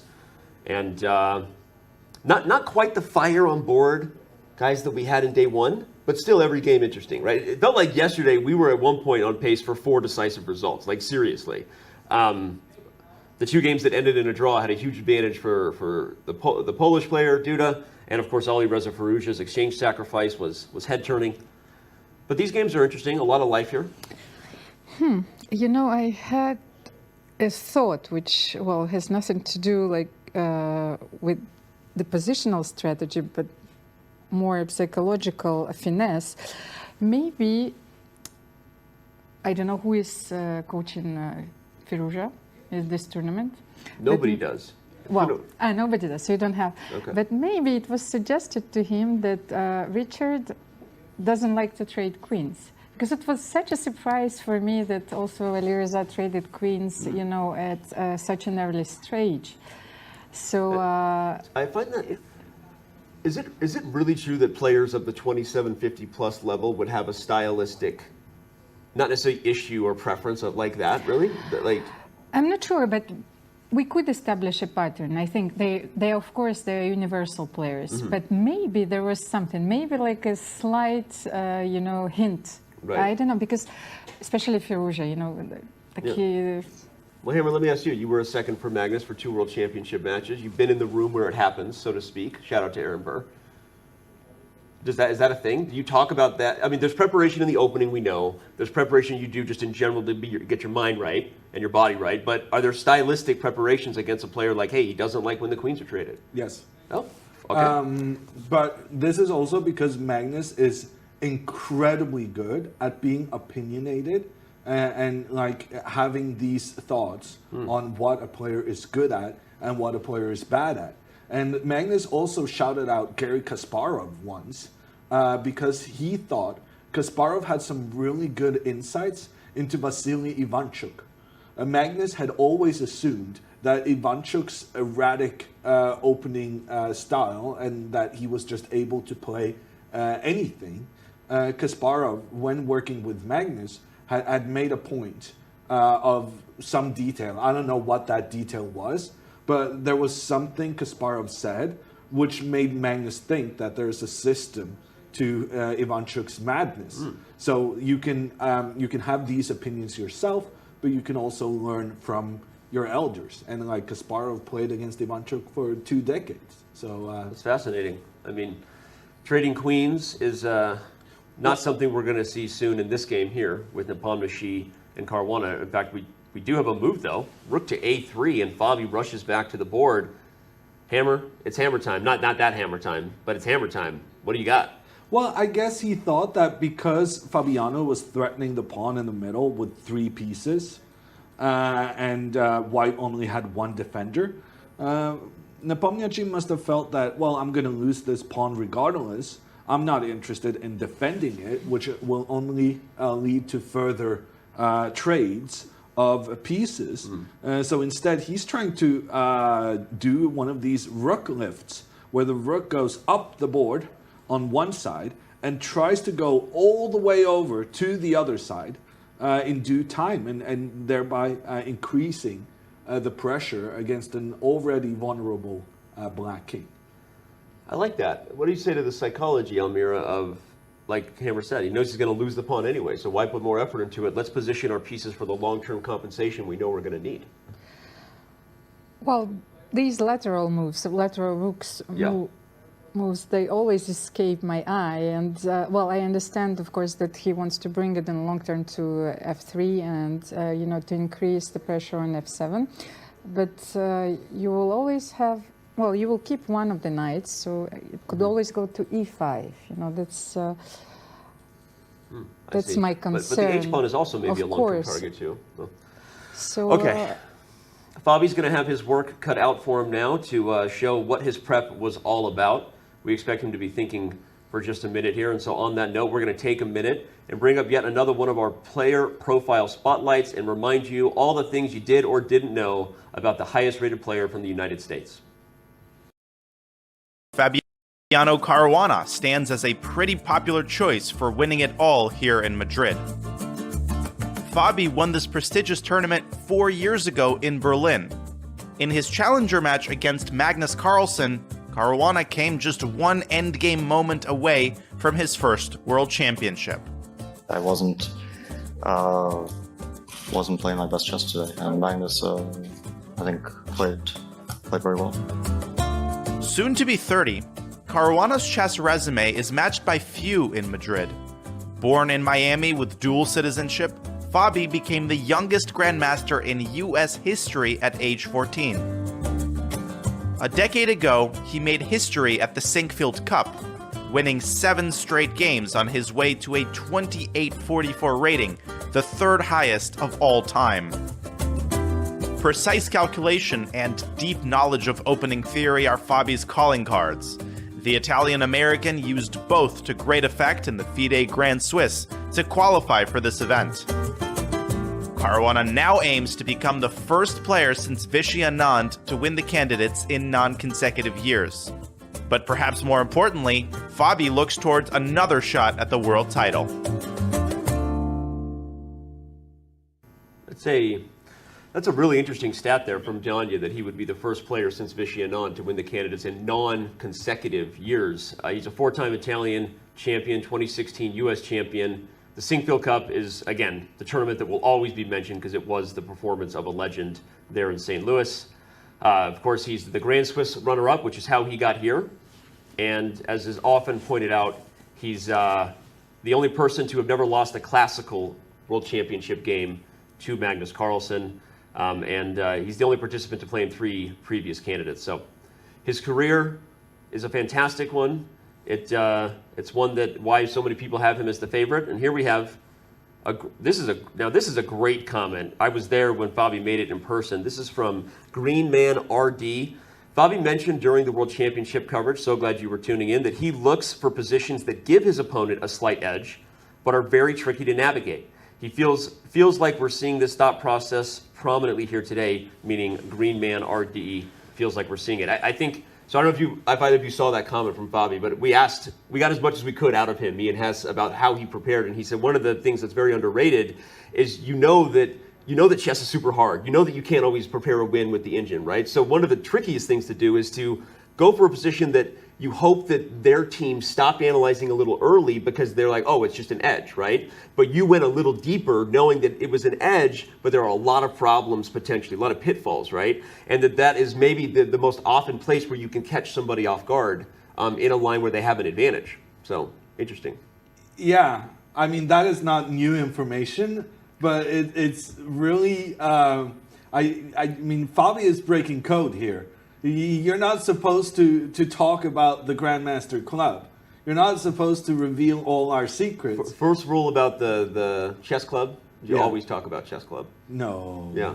No. But yeah, I mean, this is a fantastic point from Fabiano, and it is the way to catch your opponent unaware these days. You play something that the computer is not recommending, because then there's a smaller chance that your opponent has spent time on just that variation.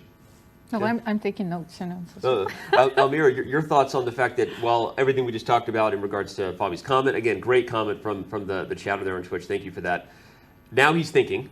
So is this thinking to try to remember your preparation, use the clock as a weapon, you have earned that time advantage? Or do you think he genuinely was surprised by Rook A3?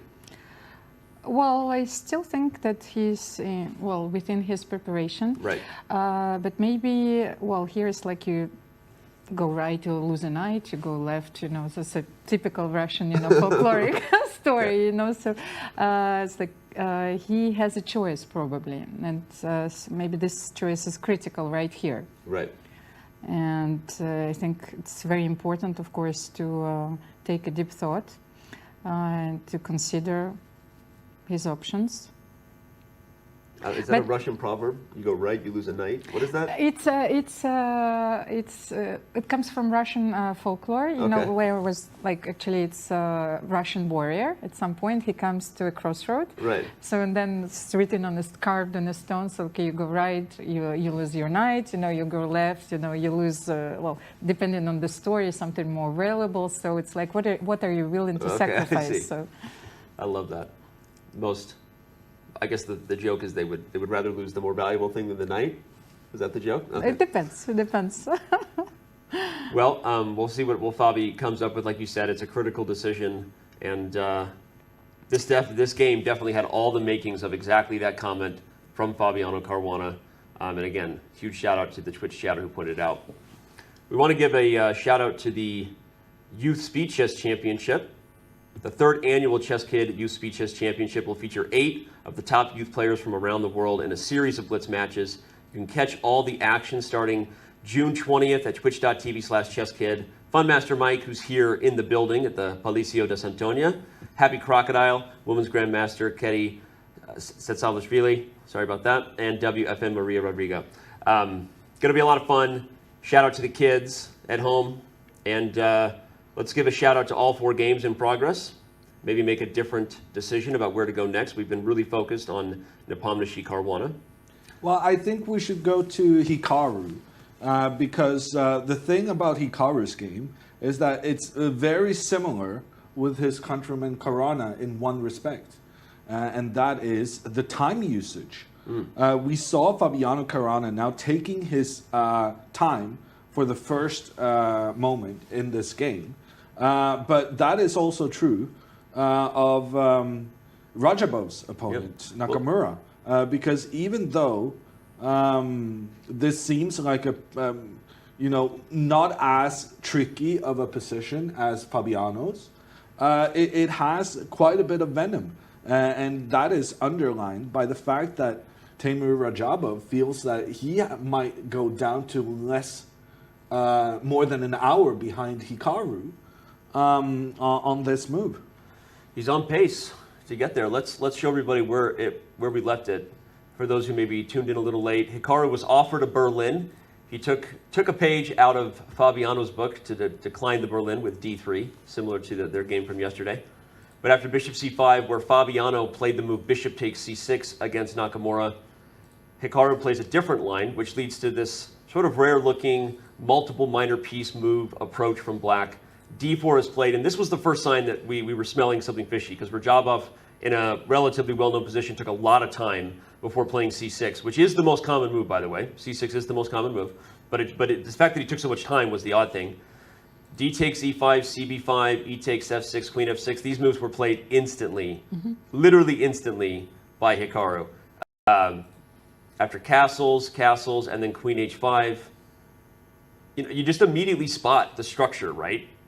Bad pawn, which leads to an undeveloped bishop, doubled pawns, which means this bishop isn't getting out here. I love White's position here. I'm surprised the computer doesn't give White more of an edge. It feels like such a tough position for Black to play. But then going back to Fabiano's comment during the World Championship, that's what Hikaru has managed here, that he chose a line that the computers didn't initially think were very good for White, but as it transpires, Radjabov is coming under increasing pressure. And now a big move from him, he's moving his pawn forward in the middle, just giving that pawn up. And Radjabov is going to be down a pawn here. Well, actually, I expected this move from Teimour, because this is so much in his style, sacrificing a pawn. He has two bishops, and he does not want to commit himself to a passive defense. Right. So, d6 could be considered, but so it's not in his style once again. So d5. And by the way, I think it might just immediately. Yes, so knight g5, of course, so simply wins. So but you're right. He needs to play d5. Okay. And say more about why you expected it. So it's an active move. Obviously, you get your only real advantage in the position as Black as the bishop in the game. But a pawn is a pawn, right? I mean, what if Hikaru just takes it? Well, he takes it, so we trade queens. Then probably takes on e1, I think. And then he develops his bishop to f5. Let's say, is it a possible continuation? And then rook d8 and try to win the pawn back. Or in the worst case scenario, maybe exchange the wrong bishop, so we get to the opposite color bishop endgame, sort of, how would Jan Ludvig call it, the bailout, yes? The bailout, yes. yeah. Taking notes. He likes to say, but there's a bailout move. Yes. But a moment ago, we saw Hikaru number 12, the rare duck lips, where he kind of lowers his lip and kind of like is not really thinking that his opponent's plan is very good. Like oh, really? Is that what broken down in the video to come soon? Yeah. Well, I mean, you've previewed this video so much now, Danny. I feel like it's time to release the crack. It will come. Don't worry. We've got a lot of spoilers, but a lot of spoilers. But no, seriously, Hikaru very focused. He's primed here to use maybe the advantage he has on the clock, as you pointed out, almost an hour. So he'll make sure he makes the right decision. And I think this will be very quickly a 2-result position for Hikaru. Will it ultimately prove a victory? That would be a huge bounce back game for the 5-time U.S. champion. But either way, it'll be a position where he's the only one who probably can win. I feel like it's also it might very soon be a one result position. Meaning only Hikaru wins? No, Danny. Meaning that it's going to be a draw. Oh, okay. Because I do feel like this endgame down a pawn for Radjabov, it really resembles what is called the Marshall endgame. which is actually the Spanish opening as well, but a very different way there. And it's very typical for that opening that black gives up a pawn to have an unopposed light squared bishop, which is the same case here. So I'm curious to see whether Hikaru will be able to pile on the pressure, or whether it will just peter out pretty quickly. Because here in this line you have, oh, it's not on the screen, but the line Danny is analyzing now, if we can put that on the screen. The white pawn on d5, the pawn in the middle, is very exposed. It's very difficult for white to offer that pawn sufficient protection. And I could easily see that pawn being lost in the near future, after which Radjabov will make a draw with equal number of pawns. So right now, like you said, Danny, a 2-result game. But Hikaru needs to be extremely accurate to make sure that his initiative doesn't fade in the next 5 moves. I actually had the same feeling, but I wanted to mention another possible continuation. After queen d5 here, is it possible for black to play queen g6, just to keep queens on board? And queen g6? Yes, queen g6. Well, I see the bar, like, so it means the computer doesn't like... I wanted to play bishop b6 or bishop h3, but probably this is not sufficient compensation, no? Well, I want to suggest the move queen takes b5. I was going to say, it might just be that you're giving up a second pawn, because this move would be e8, a mistake that only Danny Rensch could make. But we could start with bishop h3 first. Queen g5. That's what you wanted. Okay. Yes, I think that's a very... Yeah, so, if you go here, then queen g5. And white is actually up 2 pawns now. Okay. Of course, so then you cannot keep the queens on the board, so unfortunately. Okay, it was a good line and instructive point about queen takes d5. I hear you, right? It's definitely a hard endgame to prove how white can win when both bishop e4 and rook to d8 are coming as a chance to maybe win back the pawn. So, interesting quote here from Hikaru Nakamura. He says, "Winning is fun, losing is fun. Playing interesting games with both colors is what makes it worthwhile." Of course, just speaking about what it is to play chess at a high level. I think of all the top players, Hikaru, I think that's I saw Hammer kind of smiling, maybe like calling the bluff that losing is fun. I understand, but I think Hikaru genuinely feels like he's played so much chess, he streams chess all the time. I would say that he's developed a thick skin for losing in front of a lot of people. It happens all the time, right? And so I think he genuinely feels that. I'm not saying he wants to lose, but I think that that's an interesting comment and probably how he feels, really. Well, I do find it's first of all, it's a very sincere comment, and I think that we had this conversation a few days ago, and it's the point that I wanted to explain, that a chess player is always identifying himself with his victories or the games he's playing. So it's all very concrete, and it's the world of ideas. So what I wanted to explain, that very often at elite levels we forget what playing is. Essentially, you know, I think the most important aspect of playing is fun. So that's what I wanted to say also about Magnus. I think that playing so many World Championship matches and having so much at stake, that it's, well, he lost this feeling when you're playing and it's fun, no matter what. So I think he's trying, actually, it's pure wisdom, I think, from Hikaru. Interesting.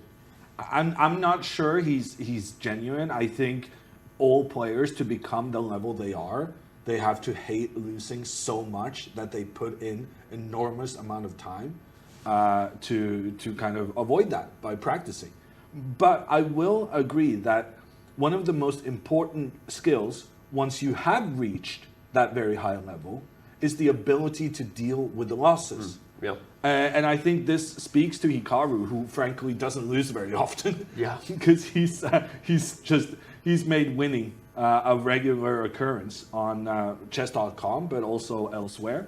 But being able to cope with those few losses you do encounter is incredibly valuable. And sometimes you don't even have to believe what you're saying.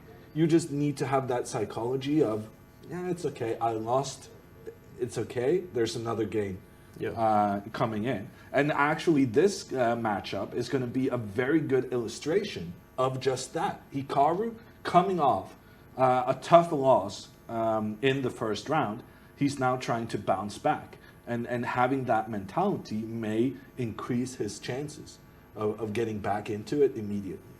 They say all the best players and athletes have sort of short-term memory loss in that sense, right? They're so confident in what they're able to do. It's what got them there that they kind of develop that ability to just focus on the present, quickly forget the mistakes they made. They don't hold it against themselves, and the type of attitude that allows them to bounce back. Although you made an interesting comment about players, they want to win, they hate to lose.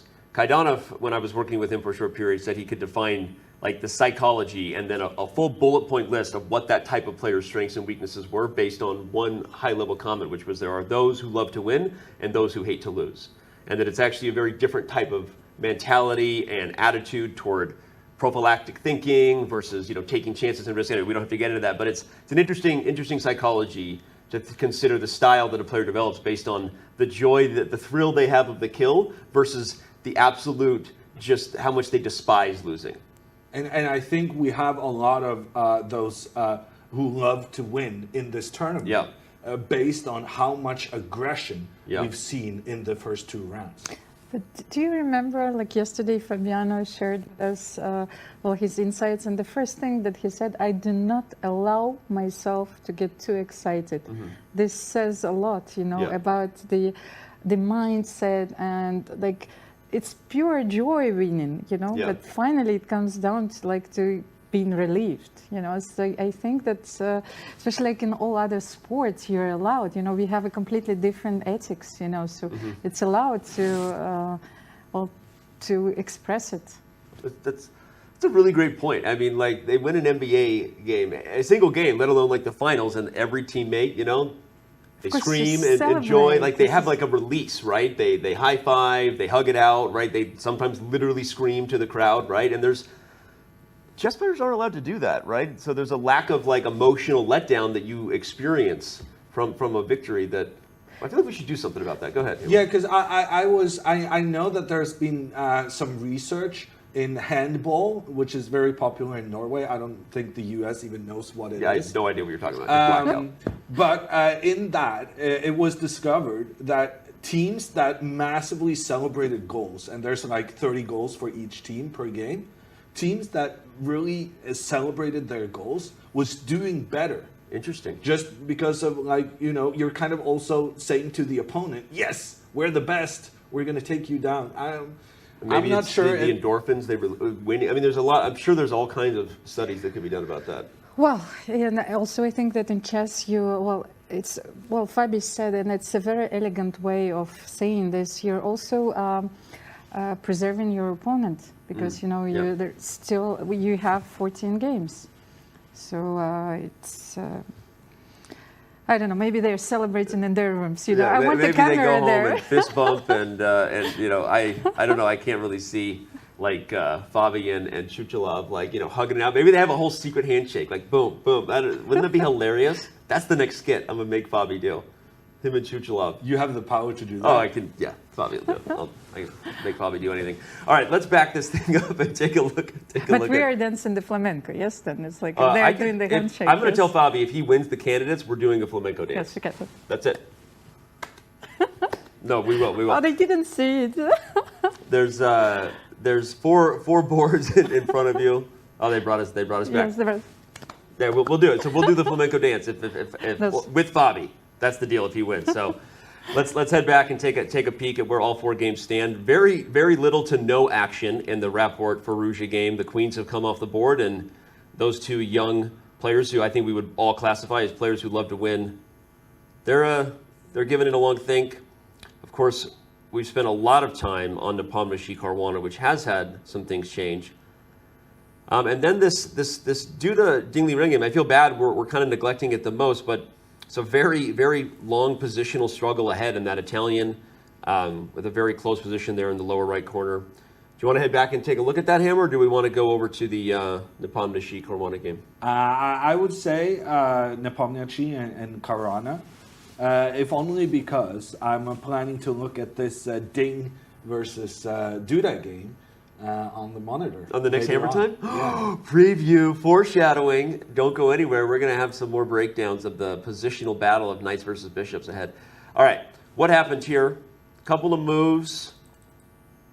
Caruana took, let's see, about 9.5 minutes on move 17, knight takes d4. So the first real think of the game occurred. Right here, someone standing in front of our camera. We love that. First real shout out to a nice looking suit of the day. Knight takes d4, and after bishop takes h3, okay.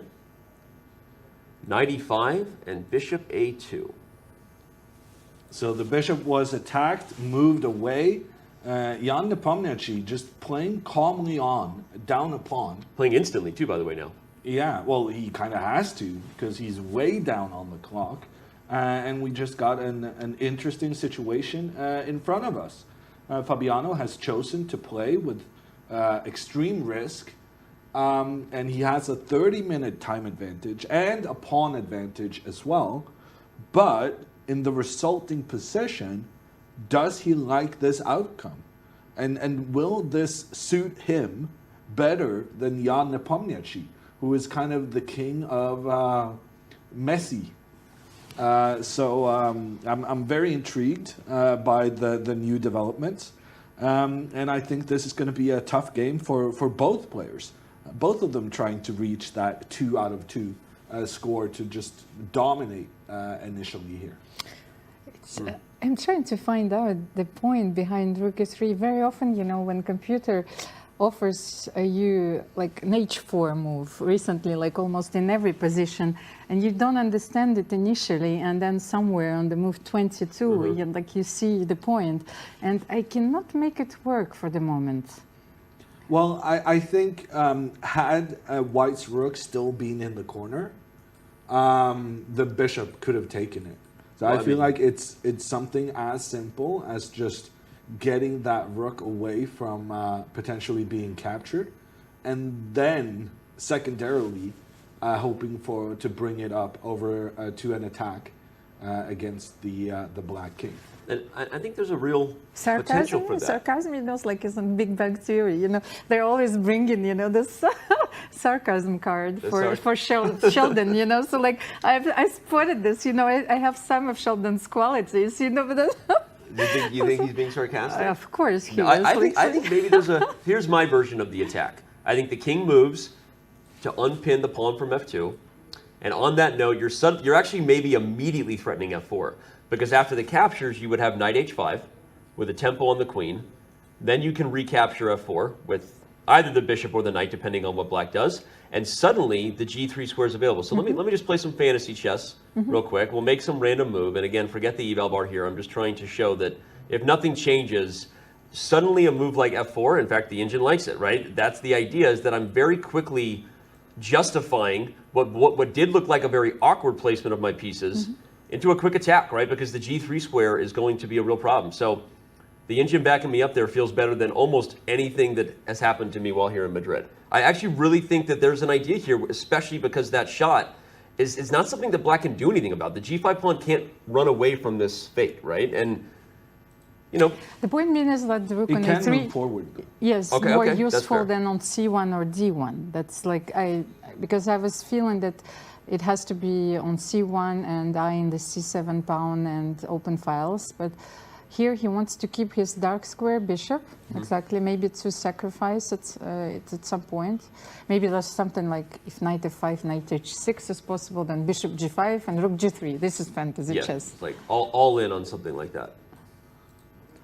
Well, I mean, Fabi's thinking, again, he's earned the advantage on the clock, he's up a pawn, and the computer's like black, and I made those moves randomly, of course, and he'll have to come up with something. But the point is, there is a future where White's pieces look like they planned it all along if Black isn't careful, and I'm sure Fabi is aware of these potential ideas. And if he makes a standard move, for the Italian, bishop b6. Right. Okay. This looks good because let's try. Yeah. Here we offer the trade. Of course, this transition, I'm just going to make it, I would assume it's good for black because opening the F-file and then over-protecting the light squares can only be good. So Nepo would not do that. So how do you continue here? It's a good move, bishop e6. Well, what about your king h1, Danny? So simply king h1. I guess already, at least now, if you take a2, I don't have. Well, then I have knight f5, Danny. Ah, okay, yeah, that's huge. No, yes. Actually, even immediately, maybe, right? Intermezzo. Yeah, of course, you have to guard the f5 square. Very nice. So how do you continue here? At some point, you have to start using the majority. I don't know what pawn should come first. I think you could maybe make an argument for all 3 pawn moves, in fact. But like White's attack is coming on the next move. Like White's next move is pawn to f4. You like it? You like that idea? Yeah, Hammer no, I Hammer? Do you want me to say it out loud, Danny? Say it out loud. I like say my name. I like your idea, Danny. What is going on here? All right, F4 is coming, and Hammer likes it. Yeah, no, it's really difficult to deal with for Fabiano. If he has to play a move like knight g6. Why not? Knight h5, you want it? I'm not sure. I was going to think about it. But then you get your favorite outpost square. Oh, here the queen is really very vulnerable. I like that move, actually, because the queen is, in a rare case, is the queen better on the outpost square than a knight? In this position, I guess so. But maybe you can start with knight f5. Can you? Okay. I don't want to, but... Okay. I mean, now the white rook and queen is making a lot of sense. This knight cannot be stationed here without causing massive headaches for black. It has to be captured immediately. But once that capture is made, white recaptures, opening up for the rook down the open file, opening up for the bishop towards the black king, and just really releasing the energy in white's pieces. And now I still like this, Danny. I think this is a great idea, and I think Fabiano will be nervous about such lines in his calculations. Yeah, I think if you play knight e5 there, then your idea simply smashes black f4, knight e5 f4. And I don't see even how to... Okay, hold on. Let's see that line again, Almira, on the top. So knight g6. Knight g6. Oh, wait, no, bishop e6 first. Yes, bishop e6, because we want to release... King h1. The pressure from the f7 to knight g6. Knight f5, yes, and I don't know how to react here. Yeah. Bishop f5 is probably forced, of course. Then you take, and then if knight e5, I wanted to show that your idea, like with f4... Super strong. And then, yes, it's very strong. Yeah. And now... everything makes sense. That's how everything makes sense. Like 10 moves later. I think that Jan is very sneaky in those because he has such a good feel for potential of an attack, right? I mean, everyone has known that about him for a very long time. He's a very intuitive player, has a very good feel for the danger in positions. Fabi plays c5. And he uses the majority. He uses the majority, which I think at some point had to be black's plan, and he gets up to take a walk. And as Jan returns, we take a look at the larger playing hall cam so that we can take a walk. It's going to be only our second break of the day. Don't worry, we will leave you with a view where you have an eye on all 4 games. Of course, there is so much ahead here in round 2 of the 2022 FIDE Candidates. Don't go anywhere. Our live coverage from Madrid continues in just a few minutes. It's time to take control of your journey towards chess mastery. Magnus Carlsen introduces Chessable, the definitive solution for studying chess. Move Trainer uses the science of spaced repetition to identify your strengths and eliminate your weaknesses. There's no need to set up a board, remember which page you're on, or keep track of all the moves you miss. Get started now and join our growing community of over 100,000 chess enthusiasts. Chessable. Take control of your journey towards chess mastery. Welcome everybody. My name is Jan Nepomniachtchi, former World Chess Champion. Are starting a new course here for Chessable. A very special Chessable course. Master your chess with Judith Polgar. You know what? I learned a lot.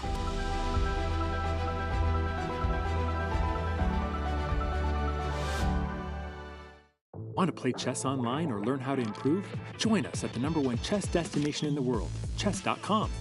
With thousands of people playing at any moment, you'll quickly find a game with someone at your level, whether you're a beginner or a grandmaster. Chess.com makes learning fun and easy. Sharpen your tactics with puzzles and enhance your strategy with our lessons by top masters.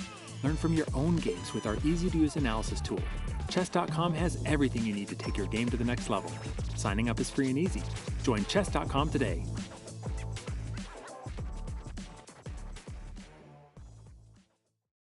Hi, I'm Grandmaster Judith Polgar, and I'm here to welcome you in the Chessable classroom. It combines a shared chessboard with live video. Teachers get to interact on the chessboard with their students and even run quizzes and tournaments. I really love what Chessable Classroom can offer. I use it myself all the time. Just invite students to your classroom and start teaching right there. No downloads needed, and it's for free.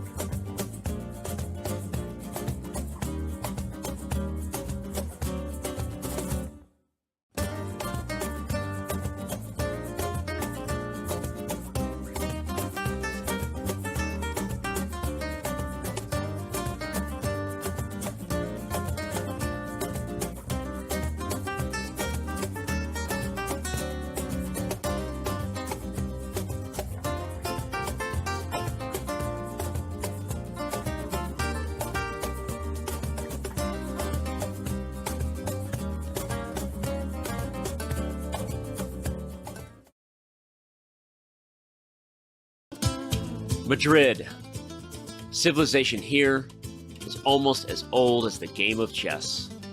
Some claim the queen was given her powers to honor Queen Isabella. That, my friends, is a chess legacy. Passion for chess continues to thrive in Madrid. For the first time in 30 years, Spain's capital plays host to the Candidates, the most important tournament in chess. At the Palace of Santona, the stakes are high. 8 of the world's best players competing for the right to challenge for the most coveted title in chess, the World Chess Championship. The Candidates is grueling. The winner requires mental endurance and unbreakable focus. There are those familiar with the biggest stages in chess, yet still chasing unfinished business. And others from the next wave of stars with little patience for yielding to those before them. Mis amigos, the next challenger to the world champion of chess must come through Madrid. Like Queen Isabella before them, the Candidates is all about leaving a legacy.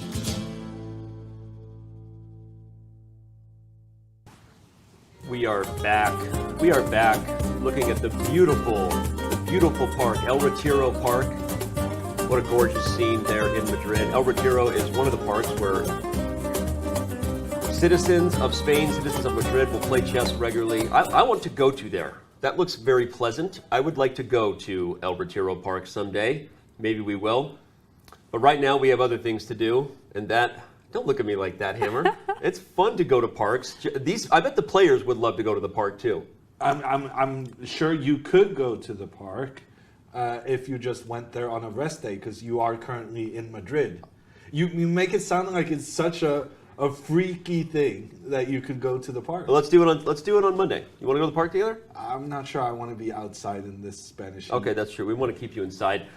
We like Jan Ludvig Hammer right where he is here in Madrid. We like Almira Skripchenko right where she is, and we hope that you like our coverage so far of the 2022 FIDE Candidates. It's been awesome. It's been so much fun. The players are delivering on the board. The fans are delivering in chat. The team here is delivering. We are having a great time. We hope you are too. What do we want to do with this next part of the beautiful program, the beautiful games we see in front of us? Lots of options. I wanted to troll you first. Almira, you get to go. Finally, I've got some confidence now. It's about the park. The typical Americans, they want to go to the park. I want to go to Del Prado, I love it. So, okay, let's have a look at this position. It's absolutely crazy, and I think that we should stick with the game between Jan Nepomniachtchi and Fabiano Caruana. Okay. It's an absolutely wild affair, if I may say. C5 was played right as we left. We highlighted the use of the pawn majority. Well, it's not how many pawns you have, it's how you use them, and it's time to push them, baby, as Yazzer would say. B takes C5, and now Fabi is... I didn't realize this was a debate, but I guess actually... What did you think was the obvious move? I don't think there is one now that I see it. I thought D takes C5. I guess I just assumed a capture back with the pawn. Yeah, but then we have the Rensch patented. If you're going to make fun of a tool as one tool to another, make sure you do it right. Yeah, Hammer. I'll try. But then I think the Danny plan of King H1 is super strong. The thing is, first of all, when you're playing C5, I thought he already knew what the follow-up. This is what I find surprising. Well, you take a deep thought. Yeah. C5, B takes C5. That's where I agree with you. It's like probably the next move is absolutely natural. And look, Fabi thinks he takes once again, yes, and he takes with the bishop. Wow. So he's taking with the bishop to put pressure on White's rook. And he's making the argument that now that you have to spend a move protecting your rook, then I will have time getting my pieces into defense afterwards. But I'm going to be honest with you, Danny. I'm not even sure Nepomniachtchi will move his rook. Oh man, now that but you don't have that would be some fun. You don't have a square. That's the thing. Bishop, like you have bishop b4 next, so rook c3 is not possible, probably, no. So it's actually funny. So the more we look at it, you don't have a square. Yeah, the only safe square is b3, which is awkward AF. Right. And you want to play rook c3, but then bishop b4 is coming. So white's rook is lacking squares, and that means the rook is probably going to be sacrificed. So Jan Nepomniachtchi has already given up a pawn in the opening. Now he's going to give away a rook for a bishop as well. This is fascinating. All the psychology went into that. I agree with you, Almira. It wasn't that Fabi was taking time. It's that he, usually when you make a move like that, you already know your plan. But he thought for another 8 minutes almost before taking backwards with the bishop. He must have really been afraid of not gaining a tempo because of the f4 idea. But how would you sack the exchange? So let's say do you still play the king h1 f4 idea, or you don't need to move your king because this bishop is going to be gone. So maybe you do something else. Yeah. I'm not really sure, Danny. It's such a tricky position. I would probably still go king h1. But the problem is that after Fabiano then captures the white rook, you're down a lot of material. And you no longer have that rook coming over to the other side, creating an attack on the black king. I think the reason Fabiano hesitated is because he assumed that pawn takes pawn was not a possible move for Nepomniachtchi, because he saw that would create such big trouble for the rook. And then Nepomniachtchi says, well, I don't care. I'll just give away my rook. And for this to be the second round, two players who won their first round game, the amount of risk they are willing to take. First, Fabiano playing an incredibly aggressive opening with black, and now Nepomniachtchi giving up a rook for bishop. It's just outstanding. I mean, yes, more of this. Thank God none of us said this was going to be a lame game. Thank God nobody here said that or predicted a draw. I didn't do that. Okay, but let's talk about this, because if now we know this exchange is going to happen, and we know that d6 will be the most natural weakness, I start thinking of other moves like queen d2, like just to say like queen d2 or queen to d1, something like this happens. I think that's now much better than king h1, and the computer likes it too, because I'm going to win back some of my material here. My bad. You're allowed to sneeze. It's okay. Yeah. We all sneeze. We're all human, Hammer. Almira, your thoughts? Well, I had thoughts which are completely crazy, because like the second round, I was thinking about actually the second game of the World Championship match, where Jan Nepomniachtchi was black, was having black pieces, and Magnus Carlsen was having white. And actually, I was a bit surprised that almost no one talked about this game and how it psychologically affected Jan. But I think that was the game actually which broke him. He didn't convert. Yeah. No, but the position was so complicated. It's almost like it has nothing to do with this position, but the spirit. It's like it put him on tilt. I think so. Starting from this game, it affected it so much. So that's exactly the feeling when I look at the position I get. It's a very complicated position. Maybe black feels that, or Fabi feels that he's supposed to win, but actually white has so many dynamic resources and so many resources to increase the initiative, then maybe the position is balanced. Who knows? It's fascinating. I remember that game, and I think that, Jan had a very big advantage at one point. According to the computers, but from the human perspective, and once again, I really had the feeling that it was very difficult, and especially the feeling that Magnus would gamble in this situation. I think that was really had a huge psychological effect on Jan. We actually got a move on the board. Yeah, he didn't go for it. By the way, the computer kind of did like the imbalance of this exchange stack, at least from the perspective that it's unclear. But now he puts the rook on b3. But it's still tricky, because the move we thought Bishop could be nice just looks for black. The rook has to go to b2? No, the rook can capture the pawn on b7. Why? Because it turns out the white bishop on a2 is in fact protected by the white rook. I literally didn't even see that. And if we were to get a trade like this, not only would Nepomniachtchi get back that pawn he lost in the opening, he also has that amazing square on f5 for his knight, where there are no black pawns that can chase it away. And the white bishop, the light squared bishop black had, with the exchange of those, black just has no way of preventing the white knight from moving in afterwards. So I guess he just didn't need to lose his rook, so he didn't give it away. Yeah, we overreacted, I guess, to bishop e6. I personally, again, fully just wear the egg on my face. I wasn't even looking at this, but it's obvious now. But okay, black doesn't have to give back the b7 pawn by developing the bishop. No, and one of the disadvantages of this rook move is that the rook is now blocking white's bishop.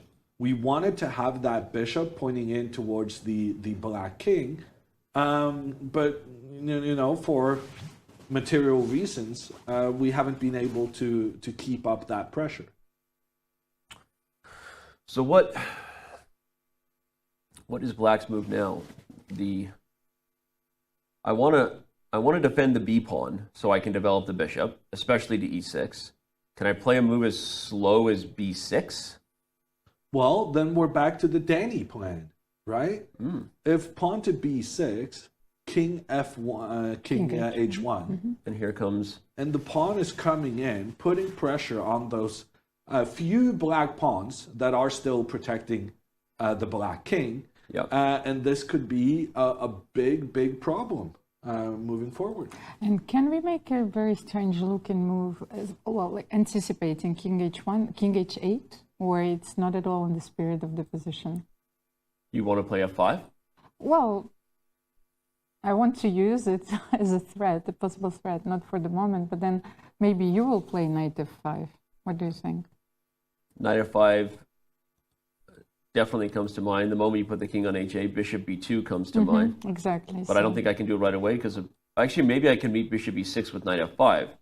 So I mean, I'm not even sure Nepomniachtchi is that afraid of a black bishop attacking the white rook anymore. Right. We've seen so many lines in which just giving up the rook would be actually quite advantageous. So just threatening the rook in itself is not going to be a big success for Fabiano. I want to give a shout that we've seen some interesting progress in the Nakamura Radjabov game. Hikaru did not take on d5 with the queen. So we'll get over to that in just a second. I know everyone is kind of asking for maybe a little more Naka coverage from some of the comments I saw. Okay, Fabi has got to figure this out. He didn't actually play that. That was my analysis. Got to figure out how to keep his edge. He's up a pawn, but there is work to do. And as has now been dubbed, I say humbly, the Danny plan. There's potential life here that you have to watch out for. So let's back up either to the bird's eye view, or we can jump directly over to the Nakamura game. But we'll get a quick look, a good reset to show everybody where things stand. Hikaru, of course, still has a huge time advantage on the clock. Look at that, 1 hour and 23 minutes while it is his turn to 38 minutes from Radjabov. And we head over there to see that Hikaru, in that critical position that we left it on, took on d5 with the pawn and not the queen. Yeah, so he didn't want to trade queens because that would put black into this drawing marshal endgame territory where it was unclear how to keep protection of white's most advanced pawn in the long run. So he took with the pawn. We're going to analyze this here to see. We had e takes d5, rook e1, knight e1, queen c4, and then h3, a very anti-martial move. Frees your back rank, a little bit of protection, but it's a slow move. And then bishop d7. Yeah, I mean, I would be uncomfortable here as Hikaru because the rook on a1 and the bishop on c1, and frankly the knight on e1 as well, all of these pieces Hikaru has is just not contributing in the fight right now. And yes, he is up a pawn, but black has some rather commanding bishops about to put their rook from the corner into the center of the board, pointing down towards white's position, I feel like this could be unpleasant for Hikaru, even though he's up a pawn. Well, I completely agree with you because first of all, I feel that those bishops are more powerful with queens on board. White has, very specific problems while finding out how to coordinate the pieces. So even if you finally manage to play, for example, knight c2, bishop b3, bring the rook, then the a2 pawn will be hanging. And the d5 pawn is, of course, is very vulnerable. So those are the factors that we should, of course, have in mind when we assess this position. So I don't know how to coordinate the pieces. Should you start with queen f3, bishop f4, or queen f3, knight c2, and then bishop b3? That's a good move. Queen f3, because I wanted to point out, the move I keep wanting to play is bishop e3, right? If white could magically take the dark square bishops off the board, white would be incredibly happy, right? But the problem is the only way to offer that trade is this, which we can quickly see. Not that this isn't an option, it definitely weakens white's kingside structure. It puts a target on the open file. So bishop e3 is the move I want to play, and I wasn't thinking about this move, but this is a very strong move because now this is a threat. And if you do play rook e8, I can develop to a square that is protected by the queen as well, right? So queen f3, I think, is probably the best move in the position, not just because it threatens bishop e3, but because it guards f4, which finally allows white to complete development and actually do so maybe sort of just in time. Well, actually, I wanted to play knight c2 first because I'm not sure if bishop b4 is... Maybe it's a bit premature now, so my plan was to play knight c2. Oh, rook e2. I've missed something, I think. I guess. Oh, then I've missed something because I was thinking that that was not possible. And why is it just winning? There must yes, and I think this is it's just simply a very big position. Bishops move backwards, Danny. They don't move like that. Okay, very good. No, I didn't think that was possible because, in my calculation, after rook e2, just to my defense, I wanted to play b3, but I probably missed something as well. So, what is that? You have rook f2 intermediate, of course. So now that I see the position, of course. So. Because I want to play b3 and then bishop b3 if we'll exchange queens, of course. But then there is absolutely it's a very nice tactical refutation of with rook e2. So it has to be either bishop e3 or bishop f4. Hikaru is. But you see how dangerous this position is. In one move, it came from a little bit slightly better for white to absolutely lost. So you have to be very careful, but then maybe you have to play bishop b3 now or in the next move. Yeah. Well, Hikaru calculates lines like this for a living. He's the most popular chess streamer in the world. Many maybe were surprised by the fact that he made it to the candidates, but he brings something to the candidates that, of course, none of the other top players do because of his community and his following and his reputation being that of the online blitz and bullet legend. So let's remind everybody of who Hikaru Nakamura is as he sits here and thinks in this critical moment.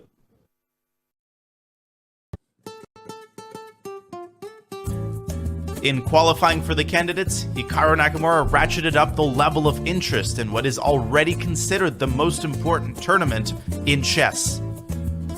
With millions of followers as a popular content creator, Hikaru brings along his sizable community while also attracting more casual chess fans.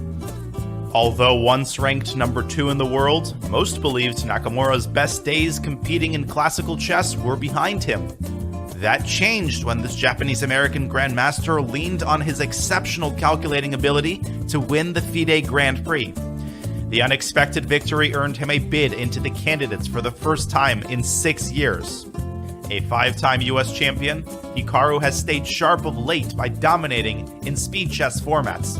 Nakamura is currently ranked by FIDE in the top 2 in both Rapid and Blitz. A chess giant on Twitch and YouTube, Hikaru brings a special buzz to a tournament that already holds the keys to becoming the next world champion. And there are certainly those who have yet to rule out Hikaru from catching lightning in a bottle here in Madrid. Hikaru Nakamura, will he catch lightning in a bottle? It's got to start with a victory, a bounce back, of course, from the first round loss he had to Fabiano Caruana, but his reputation, his career is full of accomplishments that say he can do so. He is, well, he's a 5-time U.S. champion. So many things. He's won the last 4 Chess.com Speed Chess Championships, which is not an easy feat. And he was the first chess streamer on Twitch to reach 1 million subscribers. Shout out to Agad Mator, who someone called us out and said that we said he was the first to reach 1 million on YouTube. That's not what we said. We said Twitch. So take that Twitch chat. Hikaru is trying to think of what he can do to make sure he doesn't get himself in tactical trouble in this sneakily sharp position here. The rook coming to E8.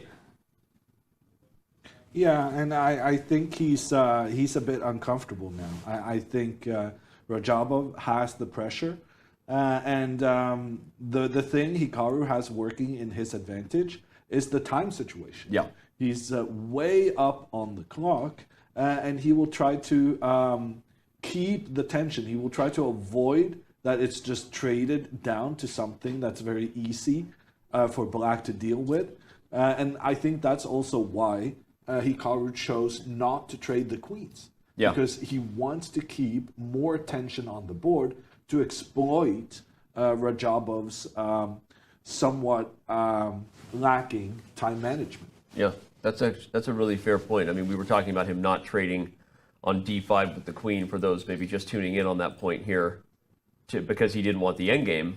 But another very good practical observation there by Hammer, in addition to avoiding the endgame and maybe a draw, the more pieces on the board, the harder it is normally for your opponent to play under time pressure. So what do you think about that, Almira?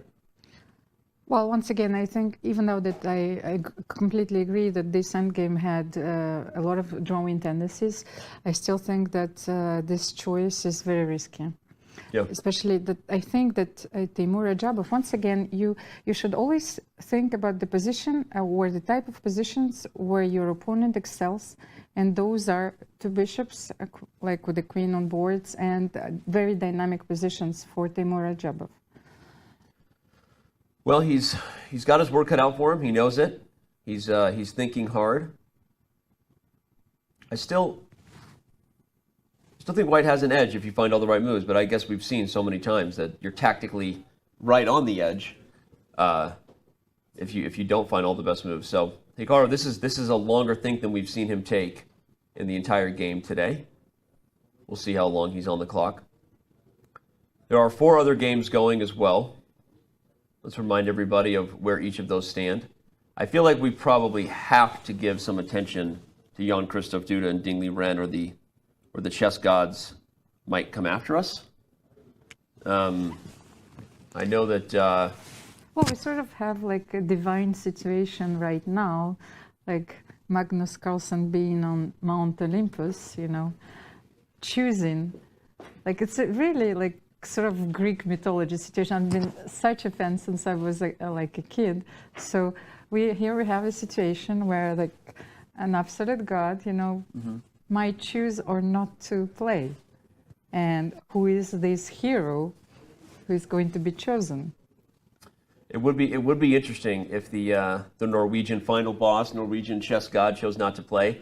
But speaking of other gods, Thor brings down his hammer on a regular basis on Marvel villains across the world, and we bring down the hammer whenever we want to get a little more deep analysis, a little more insight. So we're about to throw the hammer and give him an opportunity to look at the Jan-Krzysztof Duda Liren game. And on that note, let's hook him up. Yeah, Danny. So I thought there was a very interesting moment in this game, which kind of goes against common wisdom. In this position, from that Duda versus Ding game, Ding actually played the move C5, voluntarily blocking in his bishop here on B6. That bishop is now much less influencing the game because of putting all these pawns on the dark squares. And what is the reasoning then for the top-rated player in the event to make such a decision? Well, yes, the black bishop is bad, but so is the white bishop. Ding is arguing that both bishops are being blocked by the black pawns, so both bishops are equally bad. This move does allow black to have increased influence in the center of the board. And we're going to actually jump further into the game as well. Apparently my soft touch is not soft enough sometimes. But here, in this moment, Ding had actually started putting even more pawns on dark squares, and now he goes ahead and plays the very aggressive g5, a move we will recognize from Nakamura's game yesterday and Fabiano's game today. Ding is really going for that aggression, and he doesn't care that all his pawns are on the dark squares, because yes, the bishop on b6 is terrible, but so is this white bishop on d2. It's just pointing into a wall of black pawns blocking its path. I think this is going to be a very interesting game. And I kind of like Ding's position. I think he may be able to get something out of this with his aggressive pawn play. A lot of maneuvering ahead in that one for sure, right? It's a very going to be that's a closed position if I've ever seen one, and I love the highlighting of voluntarily blocking in your own bishop like that. You don't see that every day. Ding Liren in a shorter chair than he was in yesterday. For those who missed that storyline, all the other players playing in the chair with the big back, but Ding doesn't want that. Every time, I look at you and Ludvig, I'm thinking about the song by Peter Gabriel. It's like, I want to be your sledgehammer. Sledgehammer. I mean, Hammer, there's so many ways to just, have a good time with you, especially when you're over there playing Weatherman, Yeah, King Fluff, man, you're stealing viewers' comments, Danny. Yeah, there's a little bit of a storm moving in on the 8th rank, right? Maybe a pawn storm. LOL. How about that for an awkward chess pun? I'll be here all week, everybody. Don't forget to tip your waitress. I kind of liked it, Danny. That's precisely what Ding is doing. He's using his pawns aggressively to storm against the white king. Barry Chess wanted to know what's the forecast. I hopped in the chat. One of the best things about you heading over to the telestrator, as we're calling it, the Maurice monitor, as it's been dubbed throughout most chess commentary lands, is that it gives me a chance to hop on chat about cloudy with a chance of bad bishops. Come on, this is awesome. Natasha Archer, do we got more? I love this. So we see a pawn storm moving in from the north. We've got cloudy with a chance of bad bishops. By the way, cloudy with a chance of meatballs as a dad. One of the most underrated animated films. A film, not a movie. Cloudy with a Chance of Meatballs is a film. Hurricane Ding to make the landfall. I love it. It's good stuff. This is absolutely brilliant. You look good over there. You maybe could be a weatherman. It's not as easy as it looks because you're constantly looking at yourself on the monitor, which is like reversed, right? It's not easy. So but it's breaking the codes of traditional weathermen. No, don't you think so? Traditional weathermen are very good at what they do, I would say. It's a very hard job. That's what I had in mind. But anyway, I'm so glad that he brought this c5 move because it was like one of my undisclosed desires, if I might say, to come to this position and to understand it. Hammer, will you give us a forecast of this one here? Well, I think we said it, right? Hurricane Ding on the way with a pawn storm. And if I was Ding in this position, I would be massively tempted to play the move f5. All in on the pawn storm. Yeah. Good get. I guess the concern is that when you start pushing your pawns forward, there's less pawns protecting that black king. And also, in this concrete situation, if Ding pushes his pawn forward here, then the move e takes f5, knight takes back, and then knight e4. And white's knight gets a very nice position in the middle of the board. And I would imagine it's this kind of play Ding is considering at the moment. And I wanted to point out that these moves like c5, first of all, deprived white of any positional like idea of playing d4 first, g5 deprived of any counterplay, so with f4. And then I wanted simply to come back a little bit later after knight e7, and that explains the move b4 that white played, because right here. Yeah, a little like after knight e7. Yes, Duda did everything just to to play b4 because he needed a plan and something very active. So there really weren't any other plan. That's what you're saying, right? F4 has been shut down for business. D4 has been shut down for business. It's fascinating. You know how weird this sort of closed, as we said, cloudy with a chance of bad bishop's position is when you get a chance to open up your bishop, you choose not to. You don't even take it. You take with the pawn because you care so much about keeping this structure closed, even at the cost of this bad bishop. Oh man, all right, well, a lot of people care a lot about opportunities to play an online chess that matters, big events, we're bringing them to you. The first ever Chess.com Global Championship. Qualifiers are well underway, and we'd like to see what our amazing community has achieved. What can you achieve? You can submit your best game, and we might show it live next week. So if you've played in the Chess.com Global Championship, use the command submit in chat for more info. We'd love to see what the community has been up to, and if you think you've played one of the best games so far in the Chess.com Global Championship. Qualifiers are running every weekend. Submit it, and we will review it, and maybe we'll announce it on the Candidates show. Who knows? So, all right. Back to Ding Liren's game. A takes b3 was played, and after the bishop found safety. Wait, no, he hasn't played f5. Sorry, that was my analysis there. So we're still on the clock here with Ding Liren considering open it up or keep it closed. Yeah, and I mean, if Ding is happy with the draw here, he can just sit and wait. There's nothing really white can do in this position. White has an extra pawn on the side of the board, the pawn on a2. And this is a passed pawn because it cannot be interrupted by any black pawns on its way down. The problem is that Ding, he can just put both his rooks on that A file. Yeah. And he'll just put tremendous pressure down on the pawn. And there's no way that pawn is going to make it all the way to becoming a new queen. Yeah, it's interesting to see what level of ambition Ding is going to show now. Is he going to take risks to go for the win? Or is he just going to settle for a draw in a position where neither player really can make any progress? Yeah, it's a good question. I predicted a draw. I'm sure he cares about that. I'm sure he wants to prove me right. So he probably won't play for a win because of that. Well, I do like rook a7, rook a8 idea, but then I feel that after queen b1, there won't be much progress.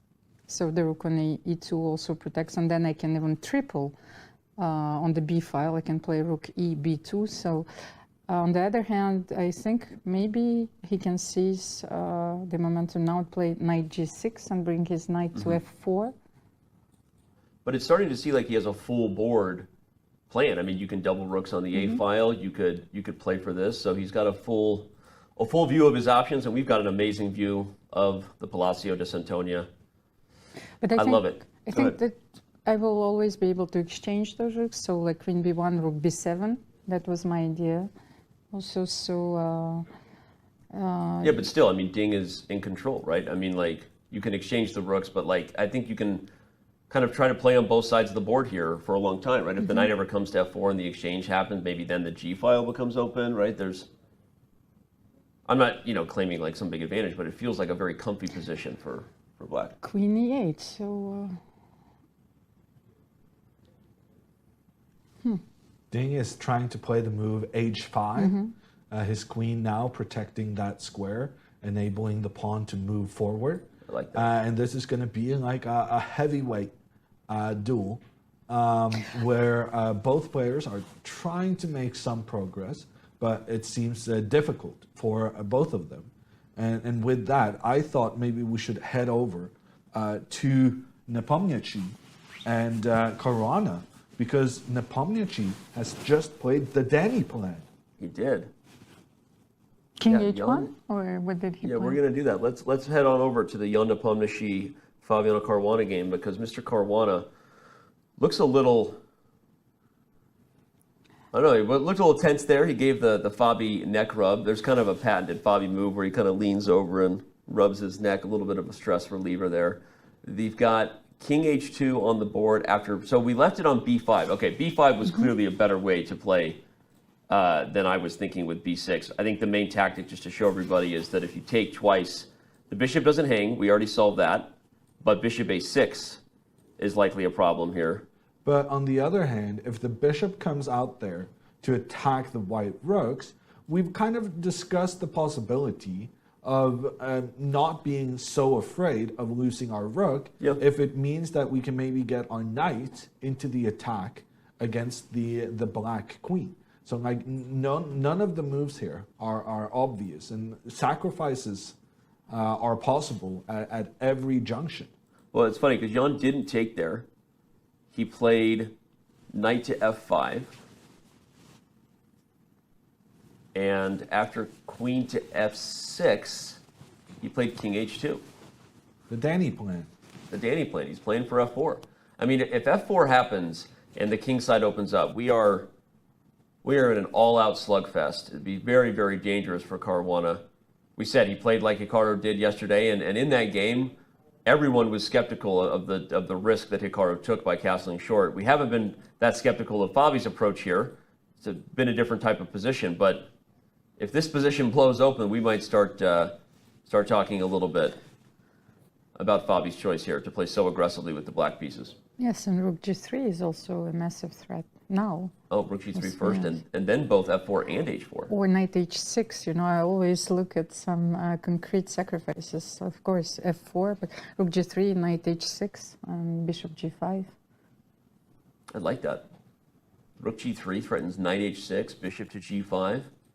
Everything blows open. Well, even in this position, right? Almira, earlier you suggested the move knight takes h6 as just at this moment. Even immediately, as a yes, sacrifice. exactly. That's so okay. That's maybe the, like, although, is there, wait, there is always a defensive resource with knight g4, maybe knight the king okay, is... let's show it before we get too in our heads and everyone, we lose everyone. Just to show a random move, the point is that if captures, bishop takes, there was some idea that queen takes could be met by rook g3, but as Almira pointed out, there's always a knight g4 in the end. Maybe other things, but knight g4 check interposes the pin, and white keeps, black keeps the queen, so this would be fantastic. But this is a great idea, right? We have to watch out for this shot. Honestly, it's getting so dangerous here. If I'm Fabi, why am I not just taking this? Because then you have no light squared control in the position, and you let the white bishop on a2 be unopposed with its pressure down towards the black king. But you get rid of such a dangerous knight, on the other hand. I think that's probably the right continuation here. You get rid of not only of the knight, but like of half of the threats, potential threats. Yeah. Maybe. I really don't like you this don't like position this as well? for Fabiano, no. I can see that the engine is suggesting b takes a4. Here? Yeah. And then moving the rook over to attack the black king.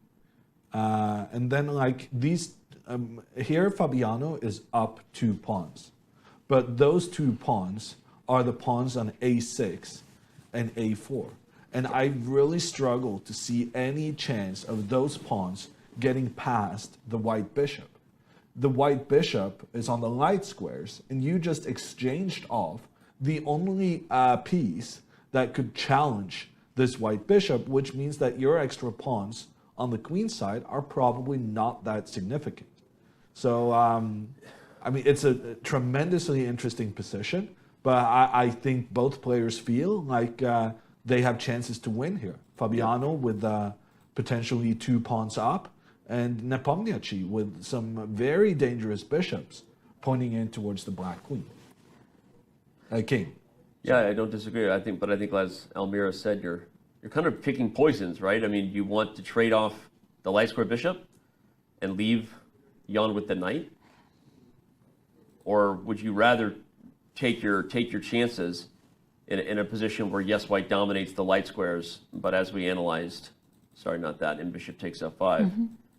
At least you have a bunch of pawns. Maybe you use the B file to get active and try to playing some active defense. But for sure, I'm with you, Hammer. I mean, this, you probably have to already put the king on H8 or H7. I don't know which one. But that's actually what I wanted to do without taking on A4. Maybe like you're winning in tempi, but still maybe it's useful for black to start immediately with the move like king H7. Right. Not well, to take even on now A4. you can play it. You think that even now it's possible? Okay, you brought like another piece into attack, so yeah, it's very unclear. Wow. But I think maybe like bishop f5 is the lesser of the evils. Like if we. Oh, but it looks like he's moved. Did he play b takes a4?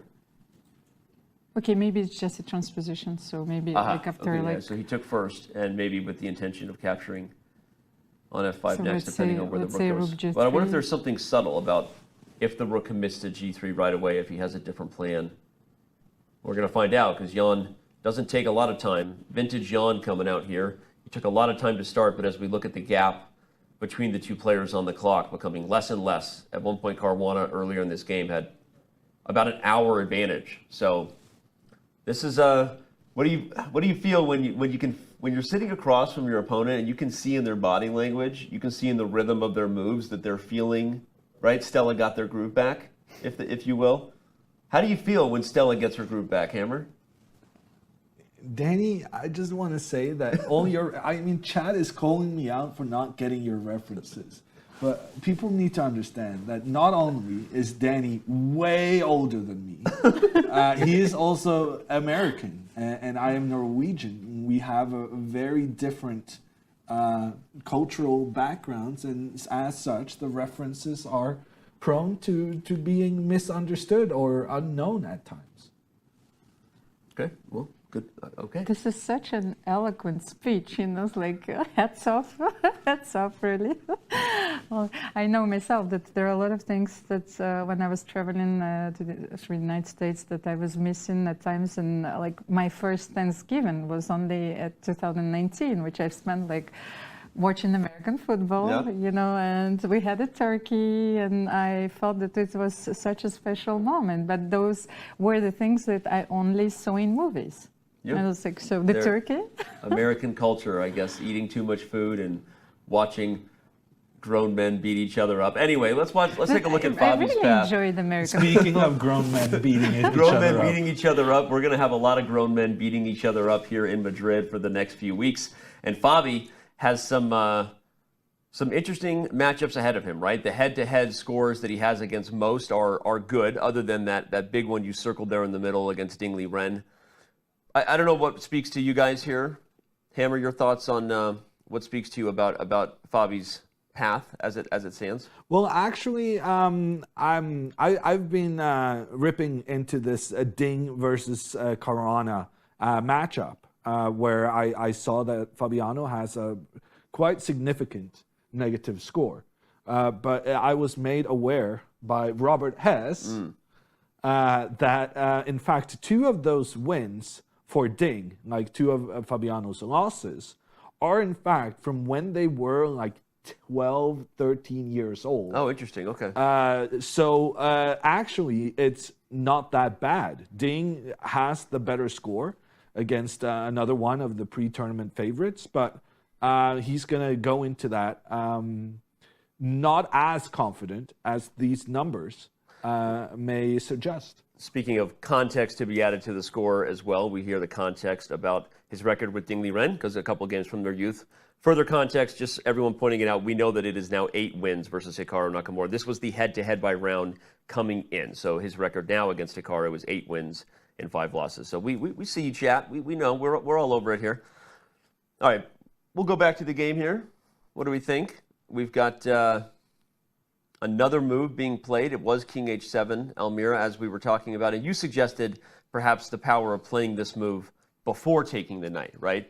Flexibility, I think, kind of favors Fabi as he's defending this position a little bit. Well, first of all, king safety. I don't know, he already, played quite a risky move g5, so I think this is very consistent. Also very consistent of Fabi maybe playing for more. So I think that he still feels that even though that this position is very complicated, that 3 results are still possible. Yeah. So I'm really amazed of how they evaluate, how strong players evaluate the position. Yeah. So how, like, finally, no, that's like, because the smallest nuance like could influence their assessment, and they have this feeling it's almost intuitive now. So. Because I always overestimate, I have this tendency of overestimating, yes, and I think that this is a very powerful demonstration of how they lead plays. Yep, I'm also guilty of that. I think it is another common trait. We talked about short-term memory loss being a common trait among the elite, right? They let go of their mistakes very quickly. I think another common trait is, like we said, lack of emotion there. They're just very skeptical of their own chances in a healthy way all the time. It kind of helps keep them in check as they play very complicated positions. And Jan at the same time, though, he has to smell a little bit of blood here, right? And he also probably has to have the sense that it's almost now or never, right? He's going to really think about this position before letting Fabi off the hook, because if he doesn't convert, now bishop takes f5 is a threat. You know, there's bishop b1 at some point, maybe then. You won't take twice, because at the end there's bishop to b1 in some positions, maybe not right away. There's also f4 though, so probably he's just sitting here thinking, all right, well, Fabi's allowing f4. Let's go, big fella. Let's look at it. Let's analyze f4. I mean, actually, I don't understand why he can't just play f4 and pry open the g file. I guess he's considering sacrificing the knight first.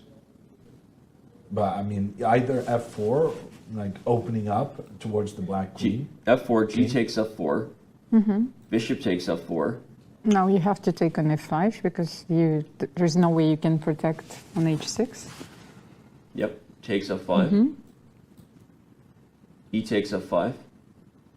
And now maybe rook g8 to exchange one rook.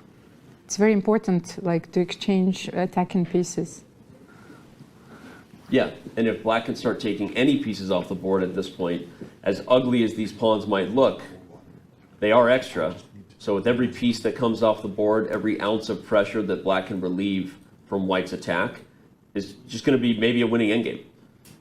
So you have to be really precise if you're going to go for these concrete lines with f4, and that's kind of what Jan must be calculating.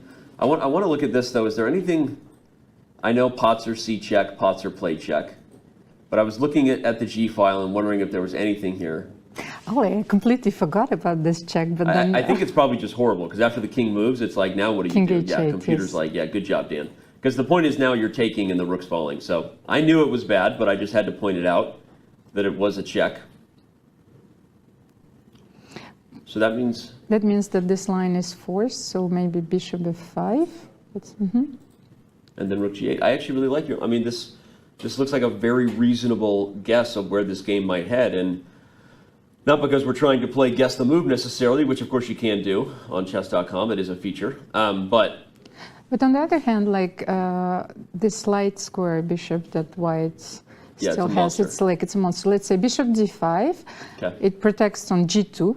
Yeah. And controls the a2, attacks the f7, a8. So it's like, it's such a powerful piece right now. Yeah, that's a monster in the middle of the board. That is not a bishop, that is a monster. So, yeah, it's just a weird position, right? Because like, you can't help think about the pawns and the eval bar, but this is why Hammer didn't like it. He's like, look, this is a really tough position for black because of white's dominance of the particular light square color complex. And I'm not even sure that if black would win a third pawn on f5, that, you know, this position would be winning. We have action. And like I said, not playing guess the move just to do that, but to try to maybe anticipate, if we can, what the storyline of this game might be, what the players are looking at. And you can just tell that Fabi has to be feeling happy that there's no concrete sacrifices maybe, but he has to be feeling the pressure here, as Jan is now untying the pieces. These are pieces that were given big tasks earlier in the game.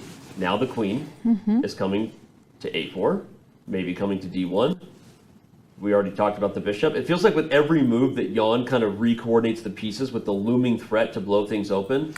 You know what? It reminds me also of the yesterday's game. He didn't play g5, the move that we were analyzing for quite a while, and he chose a very specific moment to do so. So I think that we are completely obsessed during our games with concrete variations, right. But maintaining the pressure and maintaining the chaos on the board is very important. And so not going for the concrete line, because he's absolutely sure that Fabiano has calculated it and calculated it precisely, but he increases the pressure. So this is this queen d1 move is absolutely brilliant from this point of view. For those who don't remember, the critical moment Almira is talking about is that we knew Jan was better with black against Ding Liren. There was all this pressure mounting, but we established just how brilliant it was that he didn't go for the knockout blow until Ding was also under time pressure. So just those practical sort of elements and you know, things that the players are doing in these games as an overall strategy is fascinating. So maybe Jan knows that at some point he's going to be all in on an idea like this. Keeping it flexible, you also still keep the h4 option open, which we've talked about sneakily is still something to keep our eye on. There's also your sacrifice idea. Right, and now the queen is adding other elements for black to think about. So I agree. This is going to be a very, very interesting position for Fabi to figure out, knowing the potential dangers, and that Jan is playing faster, playing more confident with every step. So, all right, I think we have to look at some of the other, lots of stuff happening in the Rapport Firouzja game, but that's one we haven't checked on in a very long time as we look at the bird's eye view. Only one move has been played in the Nakamura Radjabov game, and it was the moves we predicted. The queen came back to f3, and the rook came over to e8. So now as long as Hikaru doesn't blunder knight c2, we expect bishop e3 or bishop f4 to be on the board. Can we have just a quick look on Richard Rapport versus Alireza Firouzja's game? Yeah, I think we should. Again, just happy birthday. Happy birthday to Alireza Firouzja. I almost just bursted into song. You are so welcome, chat, because you guys know you don't know what I'm going to do. I almost just started singing happy birthday. Because I said happy birthday twice by accident. It's rude to not sing someone happy birthday. Anyway, we're not going to do that. Do you have a dress? A dress? A dress, yes, like Marilyn. So like now that would be something. How about if Firouzja wins the candidates, we'll do a Marilyn Monroe happy birthday, Mr. President. I'm not going to do that. While dancing flamenco. This is something that I want to see. I already owe an Andrea Bottez cat-made dress or something. I don't know. I'm going to do it. It was a charity event, so I got to do some cat-made thing. All right, but where are we at here? This is an endgame. It has been for a very long time between these two young gentlemen playing in their first candidates each respectively. We'll back up a little bit to where the queens were traded. Just wanted to note a few changes in the positions. So like now the black pawn is like on the b file. So yep. Yeah, so there's if we fast forward in Tarantino the position, we've had A captures to the b file, which doesn't actually solve the c6 weakness problem, which was the biggest weakness in the previous structure, but it does give black some new chances and some new pressure as compensation for it. So how did that happen? Well, on the other hand, he doesn't have his pair of bishops anymore. So that's the other thing. So let's see how we got there. We saw the rook come to c1, rook a6. Typical stuff. Okay, now we can already anticipate where we're going here. The knight's remaneuvered along with the bishops developing. And the one early observation I have to make, Almira, is what did Rapport do with his king in this structure in the endgame? He brought it to the queen's side. And ultimately that paid huge dividends for him defensively and to maneuver. Firouzja's king on this side of the board is never going to be a helping factor to the weak c6 pawn. So we have to keep an eye on that storyline. Should Rapport find a way to get something in this endgame, it may be because of lack of sufficient defense to this weak c6 pawn. So the bishop was exchanged on b4, as you said. Bishop pair no longer. It improved black structure, pawn structure, but on the other hand, of course, it created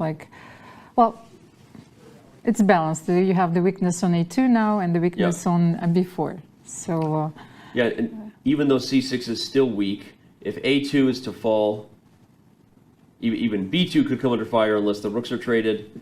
So quite the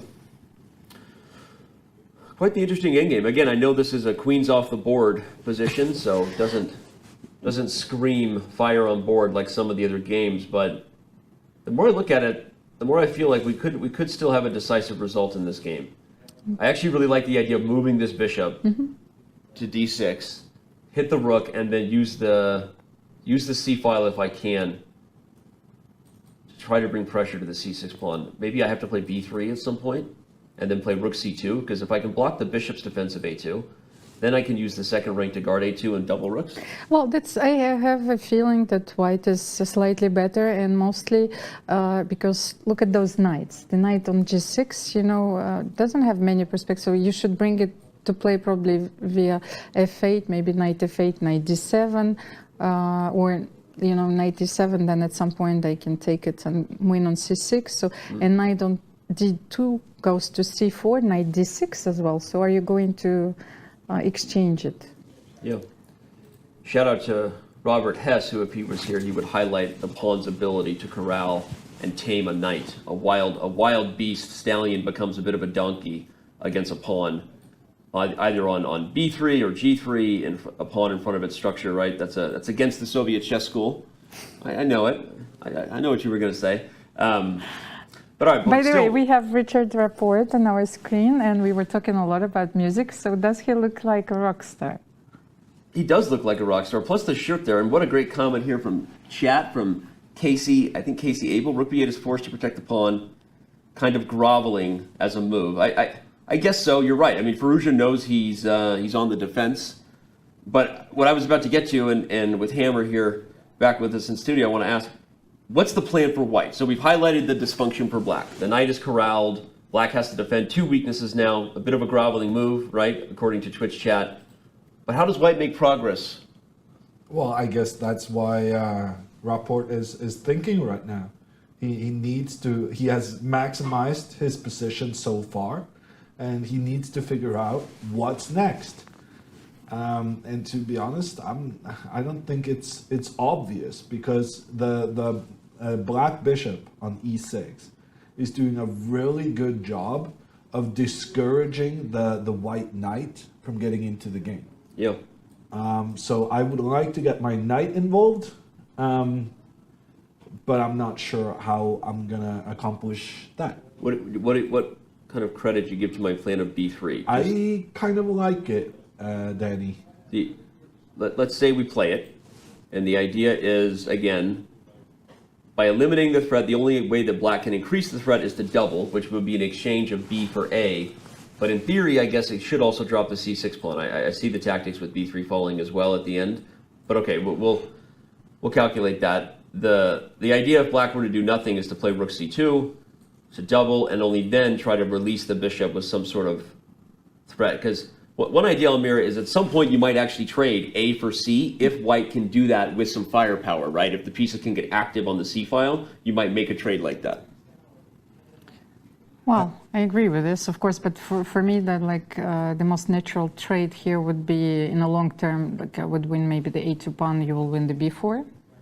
So, and then you will try to win the c6. Hammer?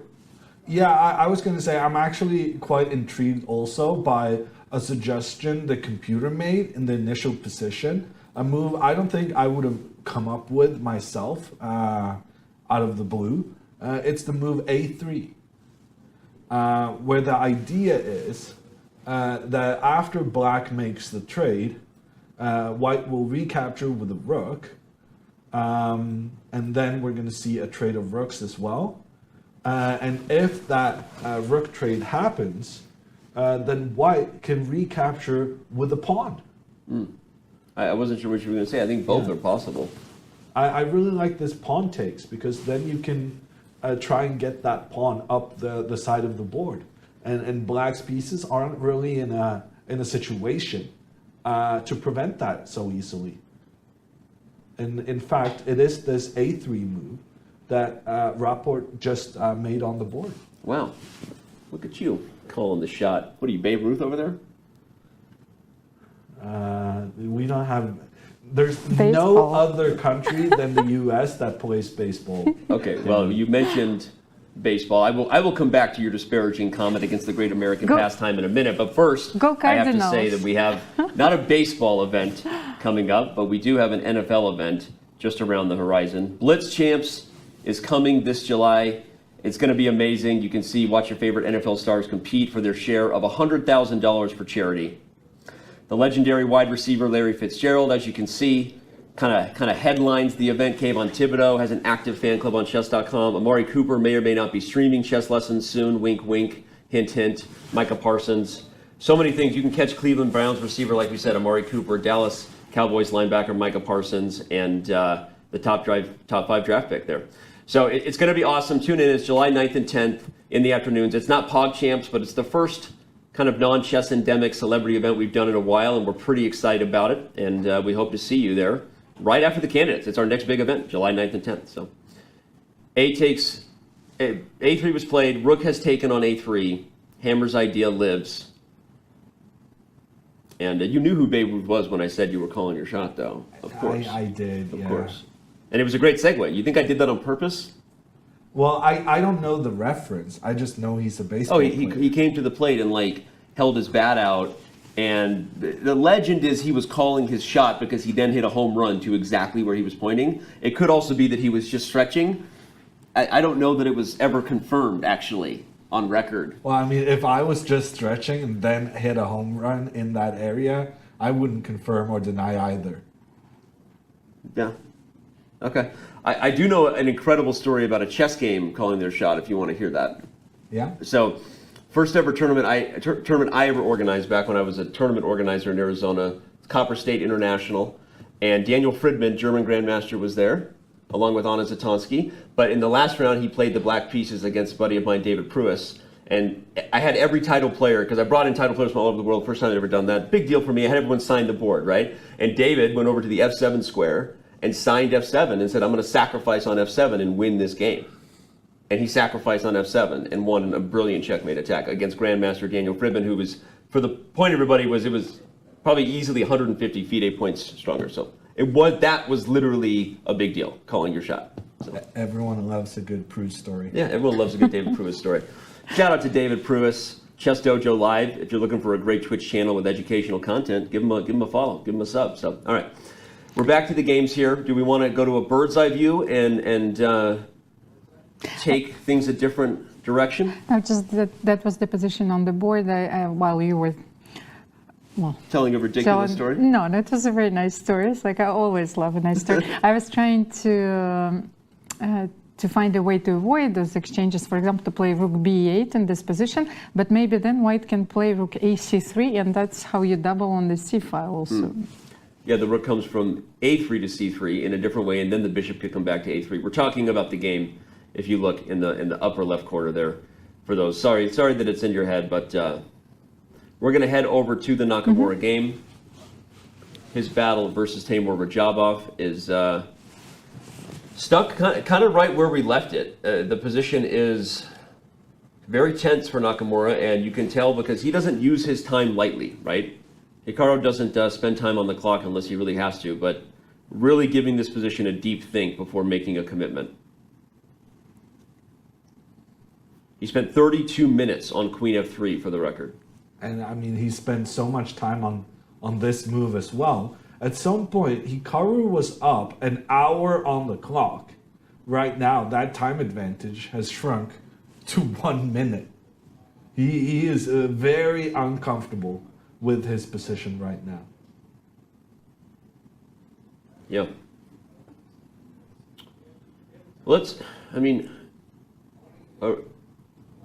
Are we going to try to predict what lines he's in? I mean, he's thinking so deeply, you have to wonder what he's struggling to evaluate about the decision he wants to make. First of all, that's the variation. Maybe he was planning to play knight c2, also bishop b3. He knows he needs to exchange this bishop. So. Right. well, it didn't work out like in an ideal world. You want to take with the knight on e3. So he probably realizes that he has to play bishop e3 and take with the pawn.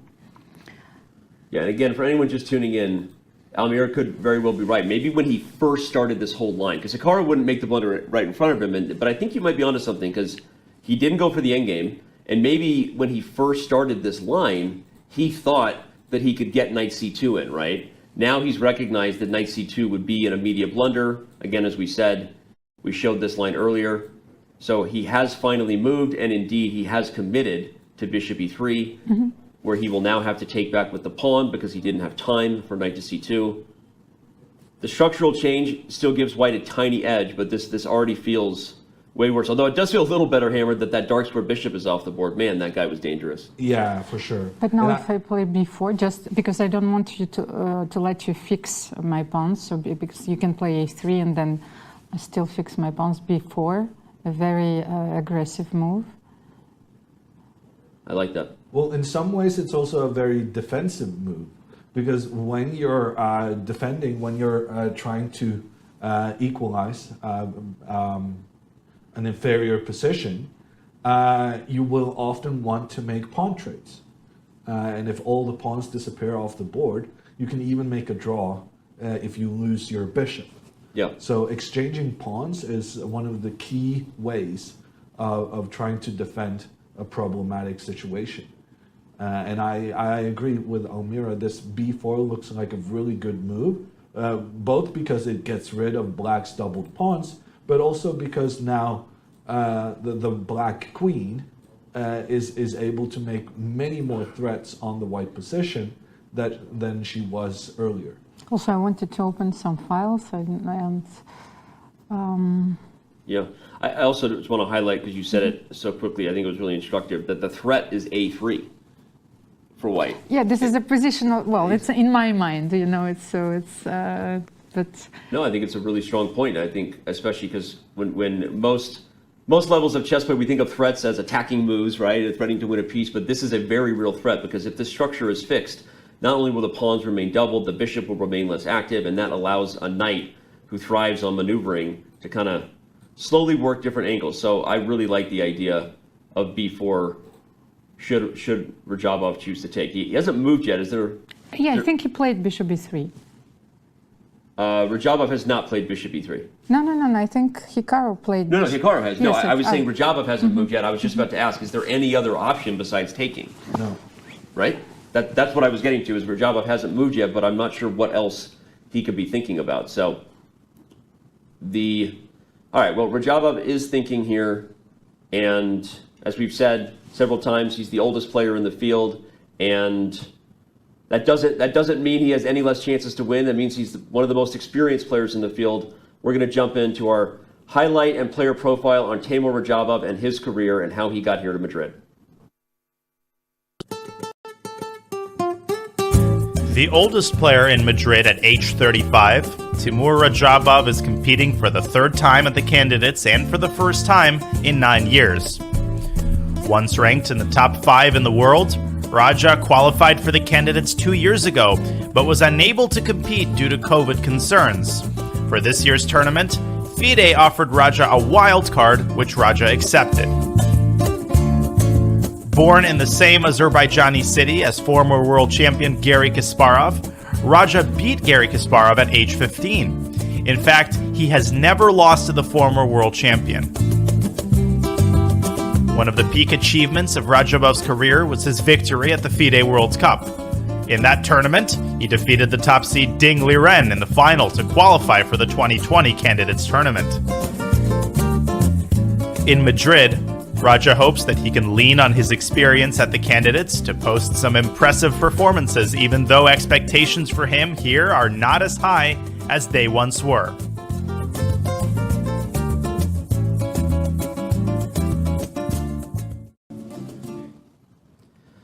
Garry Kasparov lost to Teimour Radjabov in the Linares tournament. Maybe that was when Radja really first arrived, I guess. But this guy, he's had quite the interesting career, Hammer. He's a 3-time European champion. He played in the 2011 and 2013 Candidates.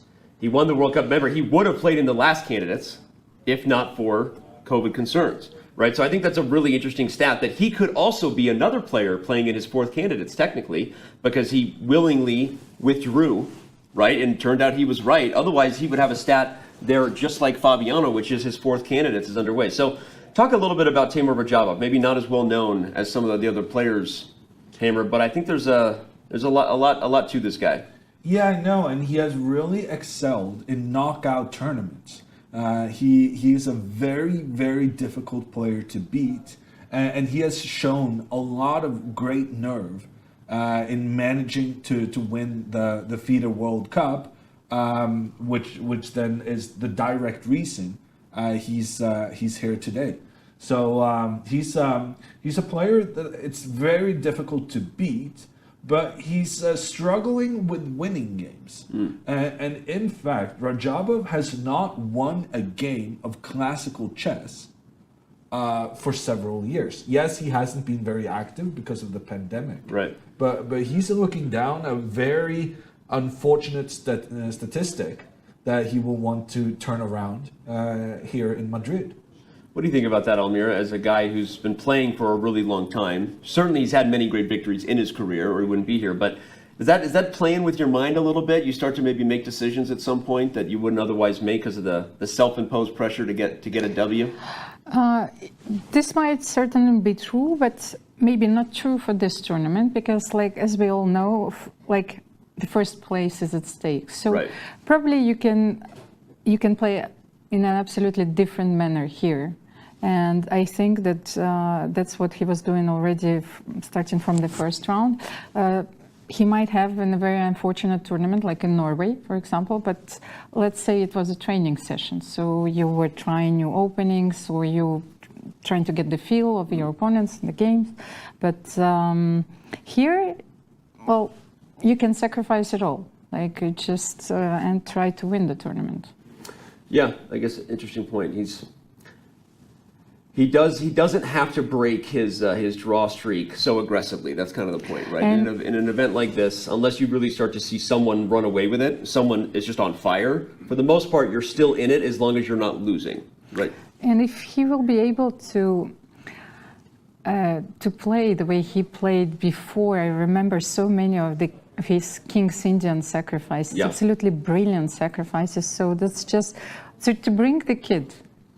Yeah. So it's to play for the beauty of the game, of course, and the stakes are very high here.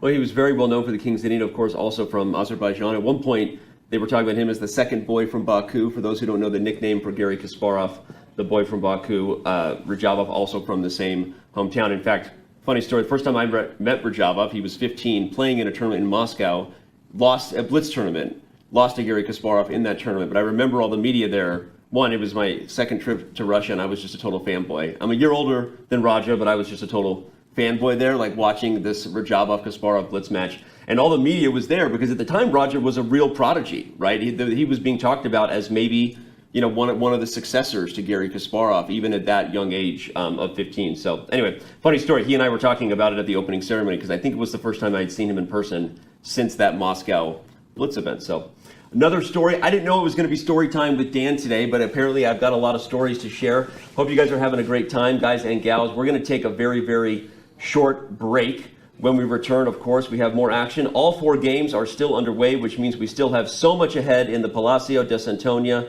It's a beautiful, beautiful building, some beautiful chess being played. We will be right back with more action from Madrid in a few.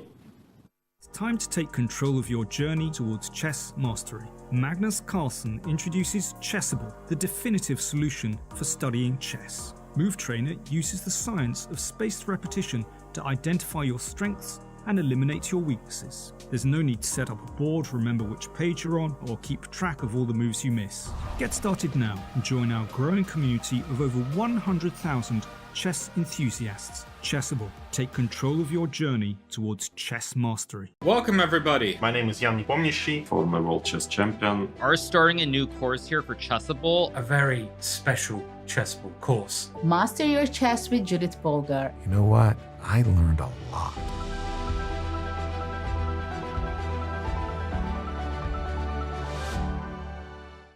Want to play chess online or learn how to improve? Join us at the #1 chess destination in the world, chess.com.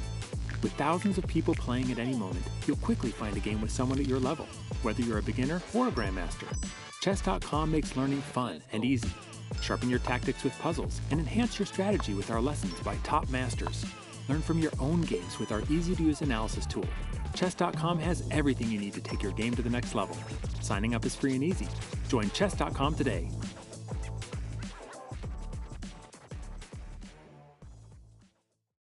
Hi, I'm Grandmaster Judith Polgar, and I'm here to welcome you in the Chessable classroom. It combines a shared chessboard with live video. Teachers get to interact on the chessboard with their students and even run quizzes and tournaments. I really love what Chessable Classroom can offer. I use it myself all the time. Just invite students to your classroom and start teaching right there. No downloads needed, and it's for free.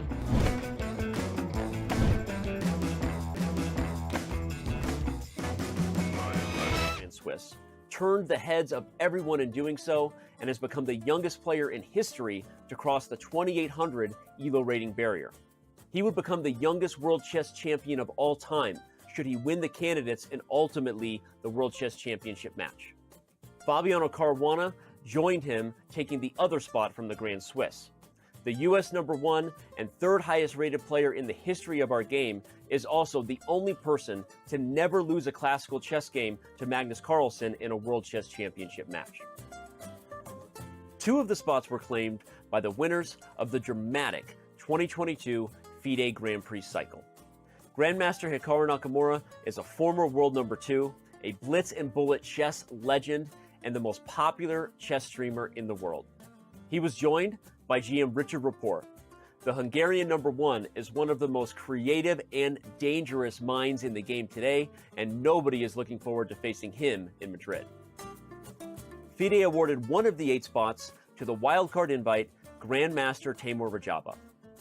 Raja missed the 2021 candidate cycle in consideration of COVID concerns. But as the oldest, most experienced player in the field, he's looking to use that knowledge and punch his ticket to the World Chess Championship title match. And finally, 2 spots go to the top 2 finishers of the world's largest knockout tournament, the absolutely grueling FIDE World Cup. Jan-Krzysztof Duda, the Polish #1, punched his ticket by ousting none other than World Champion Magnus Carlsen in the semifinals of that event. Duda would ultimately defeat Karyakin in the final to win the World Cup. However, Karyakin, due to suspension from play by FIDE, sees his spot go to China's #1, Grandmaster Ding Liren. Ding Liren takes the spot due to being the highest rated eligible player according to the May 2022 FIDE rating list. So that's how each of our 8 competitors earned their bids to Madrid. Inside the Palace of Santona, it's about who can sustain the mental endurance to secure the coveted slot as challenger for the world title. But we're not sure who that will be just yet. We do know this. We'll enjoy watching every minute of the Candidates with the Chess.com community as we see how the most important tournament in chess plays out together.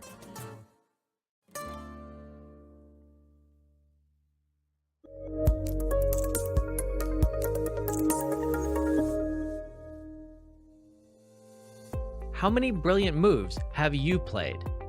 When do you play your best chess? How many games have you won by castling in the endgame? How many opponents have you played from New Zealand? And most importantly of all, how many Botez gambits has Alexandra Botez played? Find the answers to all of these questions and many, many more at chess.com/insights. Our new tool that lets you dive deep into all of the fun and instructive data behind your chess. Try it today.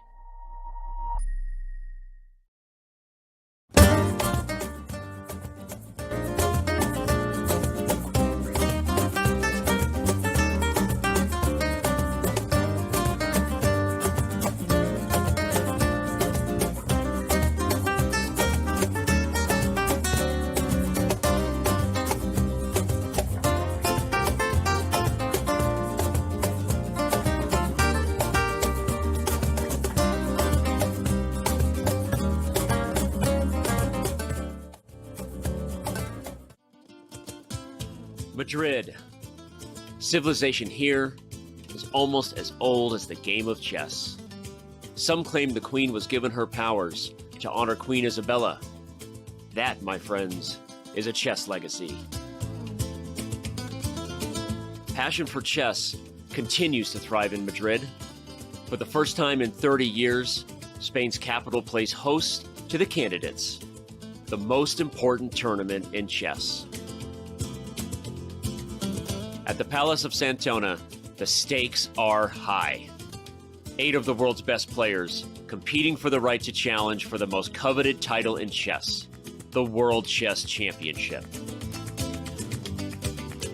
The Candidates is grueling. The winner requires mental endurance and unbreakable focus. There are those familiar with the biggest stages in chess, yet still chasing unfinished business. And others from the next wave of stars with little patience for yielding to those before them. Mis amigos, the next challenger to the world champion of chess must come through Madrid. Like Queen Isabella before them, the Candidates is all about leaving a legacy.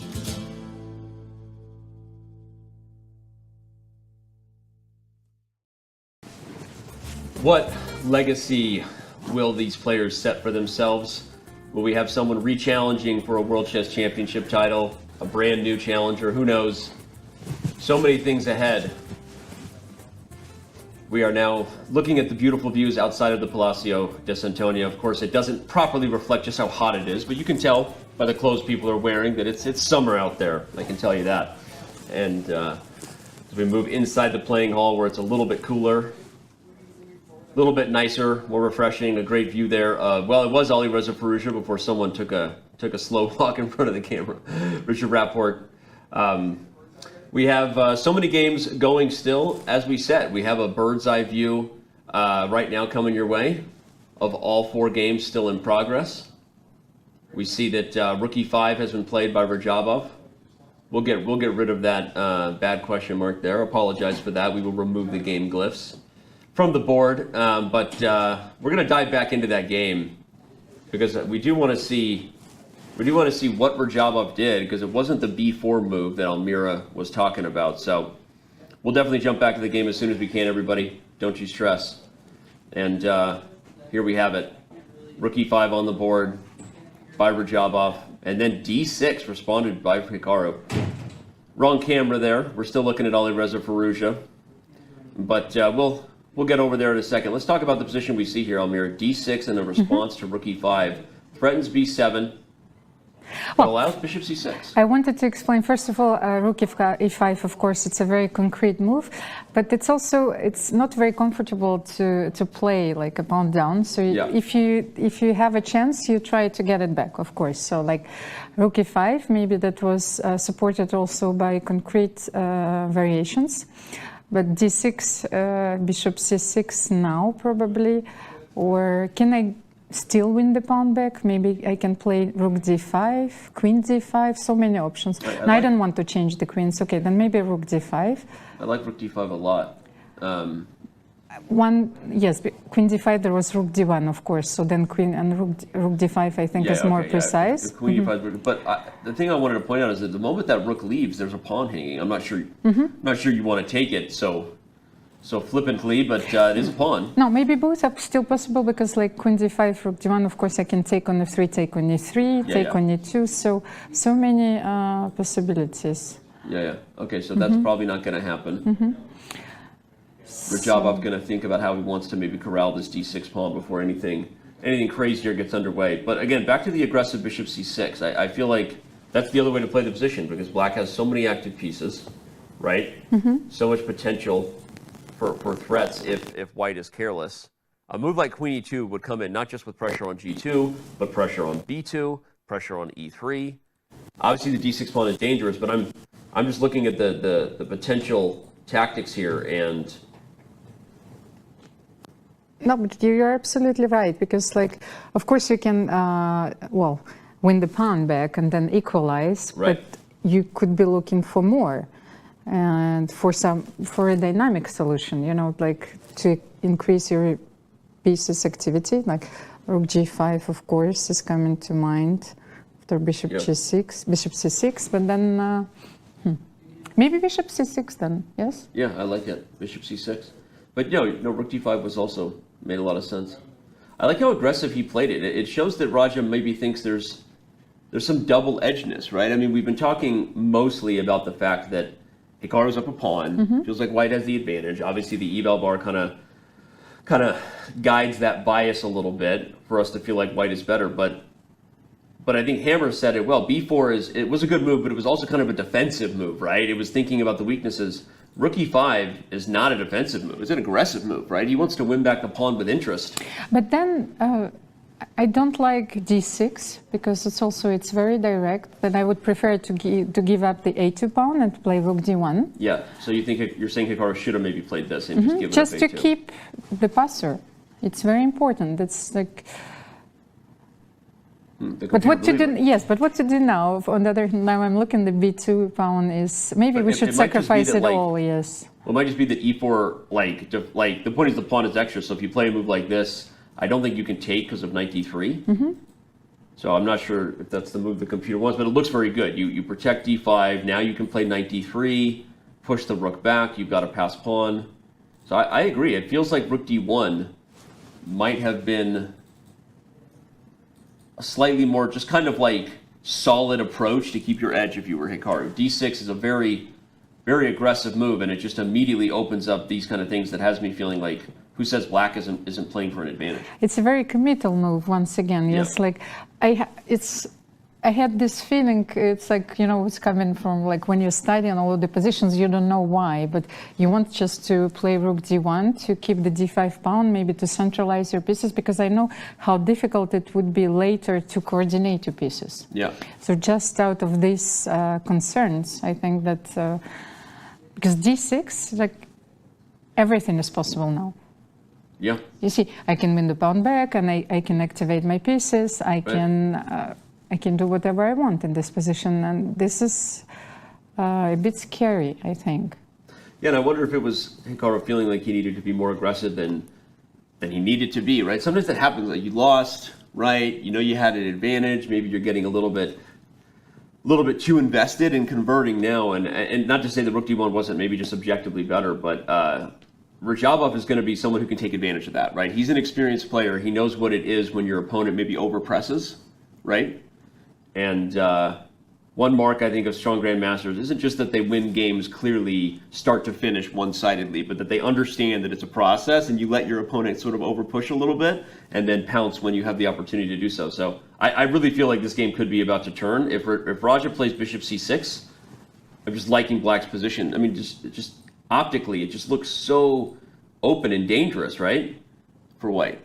The only weakness black has is this, back rank blunder, but only I blunder into back rank checkmates. That's not something. No, I do. Oh, you do too. Okay, well, that makes me feel better. Thank you. I just had a thought, because yesterday, of course, I couldn't sleep for a while. Then, we're here covering the candidates. Yeah. And, I've been looking at the history of the candidates since I was a kid, of course, and, there have been times where they played 28 games, Sorry, I really want you to finish your story, of but course. I just got something happened that... Maybe a draw? Or? We're gonna head over to Duda Liren. They just very quickly repeated. We apologize, everyone. We're normally right on top of something when it's coming to an end, but they repeated rather unexpectedly, in my opinion, Almira, bishop c8, bishop e3, and then it was just shuffle puck. But so he finally, he doubled his rooks on the b file as we predicted, but that's what I wanted to tell you, that Ding's idea of playing queen a8 was actually to play bishop c8 to guard the b7 square. We didn't have time to mention it, but only then I think he was intending to play f5. Was it correct or not? Well, I'm going back to the position Almira said, because again, we didn't look at this game a ton. We see the two players gone, but Almira's point that we didn't have a chance to look at was queen e8 was preparing bishop c8 precisely to make sure that the rooks would stay out of this seventh rank.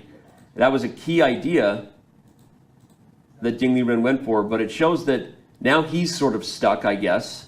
Right? I'm just sort of trying to paint the picture. How do we get a draw? Black feels stuck to get too aggressive because of the counterplay that white would get, right?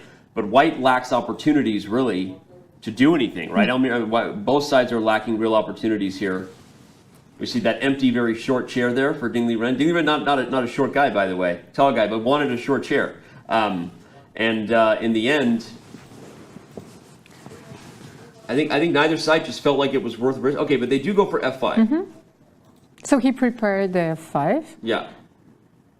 And finally pushed it. And you are forced to take, because otherwise, of course, the knight goes to d4. Yeah, it's very important to exchange this knight. Yes. Right? So. Yep. Probably, yes, knight g3. I cannot see the moves. I'm getting closer and closer to the monitor, like here, like on the spaceship. Yeah. But You're creeping in for the whatever this was. But yeah, I mean, I guess it's not a super surprise. Once the f5 exchange happened, as you said, white had to take the knight to prevent this.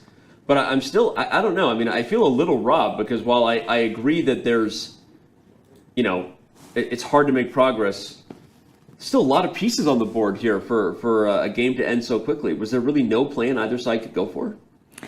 Let's get back to knight g3, king g7, like while the king is still on g7. Yeah. I think that we should have a look at this position. If you want to define the plan here, then. I mean, but it's the more I look at it, the more I understand. I mean, what are you going to do?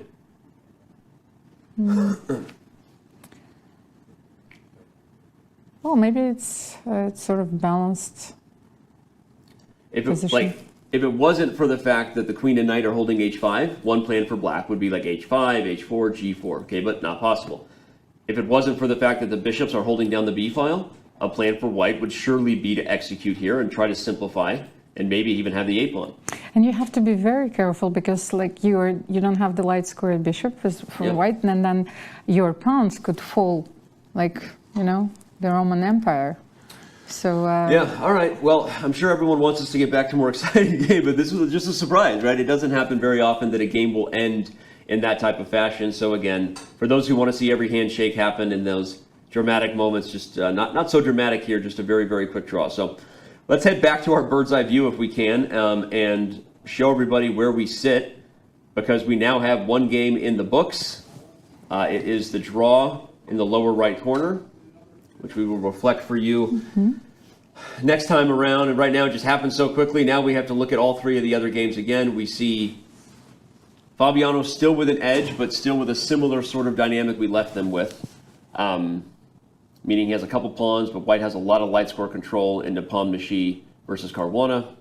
Maybe we can have a look at this game, because I also had I thought that you could also positionally sacrifice an exchange now. Okay. You know, just to release some tension, because you mean black sacrifice? Maybe not exactly in this position, because I haven't looked at the position, but you know, that's what I had in mind, because those two bishops are so powerful. So maybe now, or first I was thinking about rook b3, like in some previous positions. So that's how this positional sacrifice came into my intention.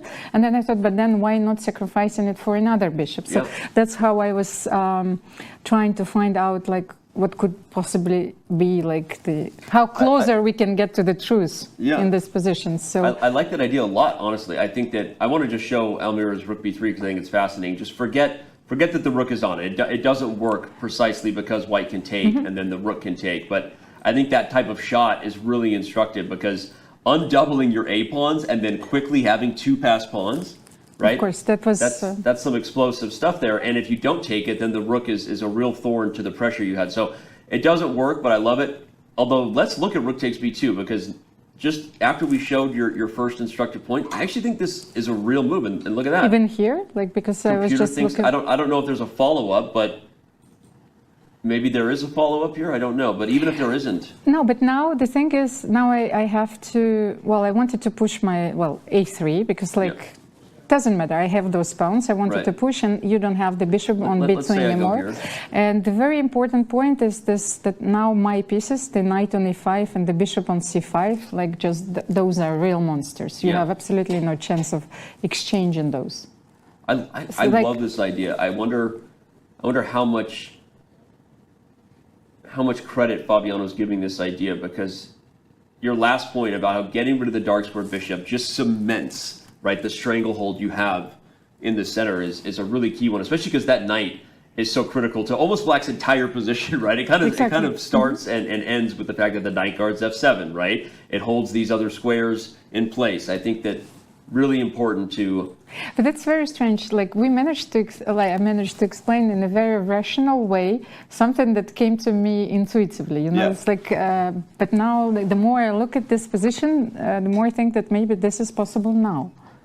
I don't know, like how computer evaluates it. Like in the long term, maybe it's not correct at all. But I really love these pieces: the knight on e5, and the bishop on c5, and especially like. All these threats on the G1 A7 diagonal would possibly be deadly. Well, one thing we have to point out is that Fabi may or may not be thinking about this, but he's thinking about something because he now is lower on the clock than Jan, at least for the first time where we've been covering it.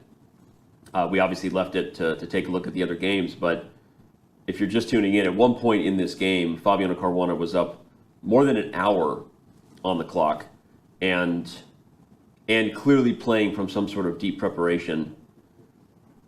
It may be why he got what maybe could be an advantage here, right? But it's a very dangerous position if you don't sacrifice the exchange. Let's just point out that white might be threatening to take the knight, Almira, and just take f7, right? I mean, that might be so there is even a concrete... I was going to say, now we went from an intuitive idea that we explained rationally to now we're being concretely forced to consider rook takes b2, because if we don't, f7 might fall. That is kind of funny, right? It's an intuitive idea. We rationalize it for positional sort of strategic reasons. And the more I look at it, I don't know that he has a better move to guard f7. You know, yes, of course, there is also like a small tactical shot, even though it loses like knight g4 and then take on b2, but we have to protect the f7 pawn anyway. No, you mean like right away? Like right away. Yeah, you would love to try this, yes, of course, but then because f7 is fallen, and then, no, I mean, you take, then queen f7, or maybe even rook h3, I don't know, like probably you take and then take on f7, so... We have a comment from chat that says that these two, I assume you're referring to Nepomniachtchi and Caruana, or maybe referring to Skripchenko and Rensch, I don't know, but these two love complicated positions, you're right, and this one is nutty. So great comment there from Mungus. We agree that it's a nutty position, and we love it, me and Almira, and maybe they do too, maybe Nepomniachtchi and Caruana. Yeah. It comes, my poker years come back to mind, so like I was having this tight, aggressive style. So you weren't a bluffer? No. Not a bluffer? Well, I was a bluffer in some spots because you should carefully choose them. Yeah. And then it's also a risk-reward situation you have to evaluate carefully. Right. And then what also comes to mind, like when you're playing the candidates, this is where you have to give it all. Right. So you can lose everything everywhere. Yep.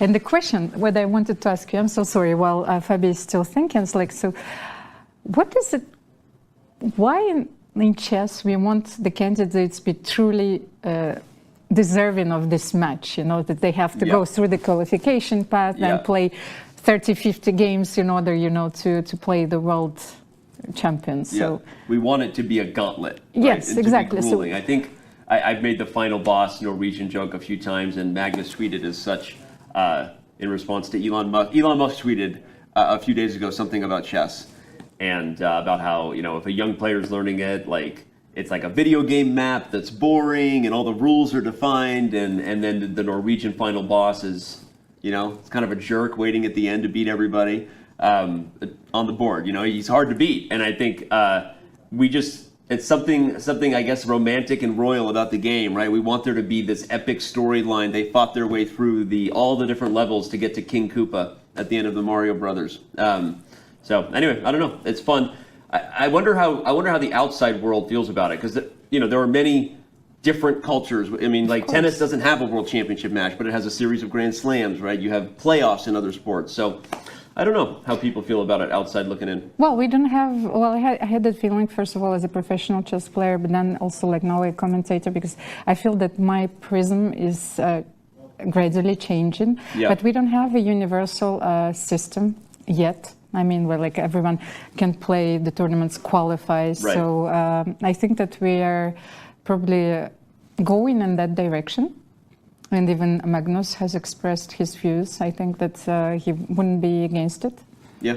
No, and Magnus gets a lot of credit for that because he's the guy sitting on the throne saying, I don't know that I want there to be a throne, right? Maybe I want there to be a different system, you know, but I don't, I mean, I think initially I really respected and agreed with that. I love the excitement. I love knockout tournaments. Almost every tournament I've ever designed on chess.com is a knockout, you know, the Speed Chess Championship, anything we do, I think that's very fun. But I think a lot of people really like the appeal of a match, like a heavyweight match too. And I think some people, evidence would show that more people tune in for that than like every other thing in chess by far, besides PogChamps. Okay, that's another story.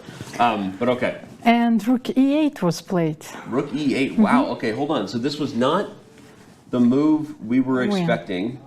We wanted to give all the pieces because and for the they record, are not we our wanted pieces. it. We yes. wanted it, but the computer agreed, by the way. After letting it sit, the computer agreed that this was the best move for Black, including your A3 follow-up. This is what the computer said was Black's best chance. I like to look at it after the move is played. I don't like to predict unless there's good reason to predict with the engine. I like the eval bar, but I keep the engine moves till after it's played most of the time to keep my chess brain analyzing. But after it was played, I look back at the engine, and the engine liked your move, Rook takes B2. So this was best. But okay, Rook Ge8 was the second best move, and now we're back to this position from Caruana. What happens on takes E5? I think we just have to analyze it. Jan looks like he's about to move, by the way, with his body language. Indeed he is, but he doesn't play it. He plays bishop to C1, back to the F4 plan. You know what? It's also a draw. Yeah, is it like, yeah, well, that's exactly what it's the silent draw for because when he made the move, he glanced at at Fabiano, and I was like, and then then only he noted like. I love the body language we recognize in the players because we've been there. Like he did that thing where exactly like Almira said, it was a silent draw for he moved, and as he moved, he looked up, and look at that, Fabiano went right back. Will he play Rook E8? And will we have a draw? Unfortunately, one of us predicted that this game would not be as spicy as we wanted. They have already proven me wrong, so I'm not going back and saying I was right. But I did predict a draw because I thought that neither player would need to risk it, Almira, because they're leading the tournament. For the record, I desperately hope I'm wrong here and that Fabi plays Rook takes B2. I have a feeling we're going to get a draw. So is this the EV plus situation means that you have to sacrifice? you got to do it. Come on, Fabi. Everyone chant, Fabi. Come on, chat. Send them the psychic powers, the strength to go for Rook takes B2. But it's so easy to take those decisions when you're not feeling the pressure. You know, sure. It would be so difficult for me to do it over the board. I think you need to be completely sure. Yeah, and it's easy for us to say, and it may be what the engine also thinks is best. But the point is, the reason that man is very focused and nervous is because this also risks losing to go for a line like this, right? I mean, like you're down the exchange. Your opponent still has this very nasty light squared bishop. So we will not hold it against Fabiano if he accepts the draw, given the situation. He was also black. Oh, look at the time. I think that's the most important factor now. Like, so when you are like sacrificing an exchange, first of all, even though it feels very natural, then you have to understand how to play the next 10 moves almost. But and the position has still a very concrete character. So even if Rook B2, A3 might feel very natural, then it's like, how many moves do you still have left? I don't see. Then what move we are now? He is on move 32, so 8 more moves to make. 8 more moves. Okay, then maybe this is possible.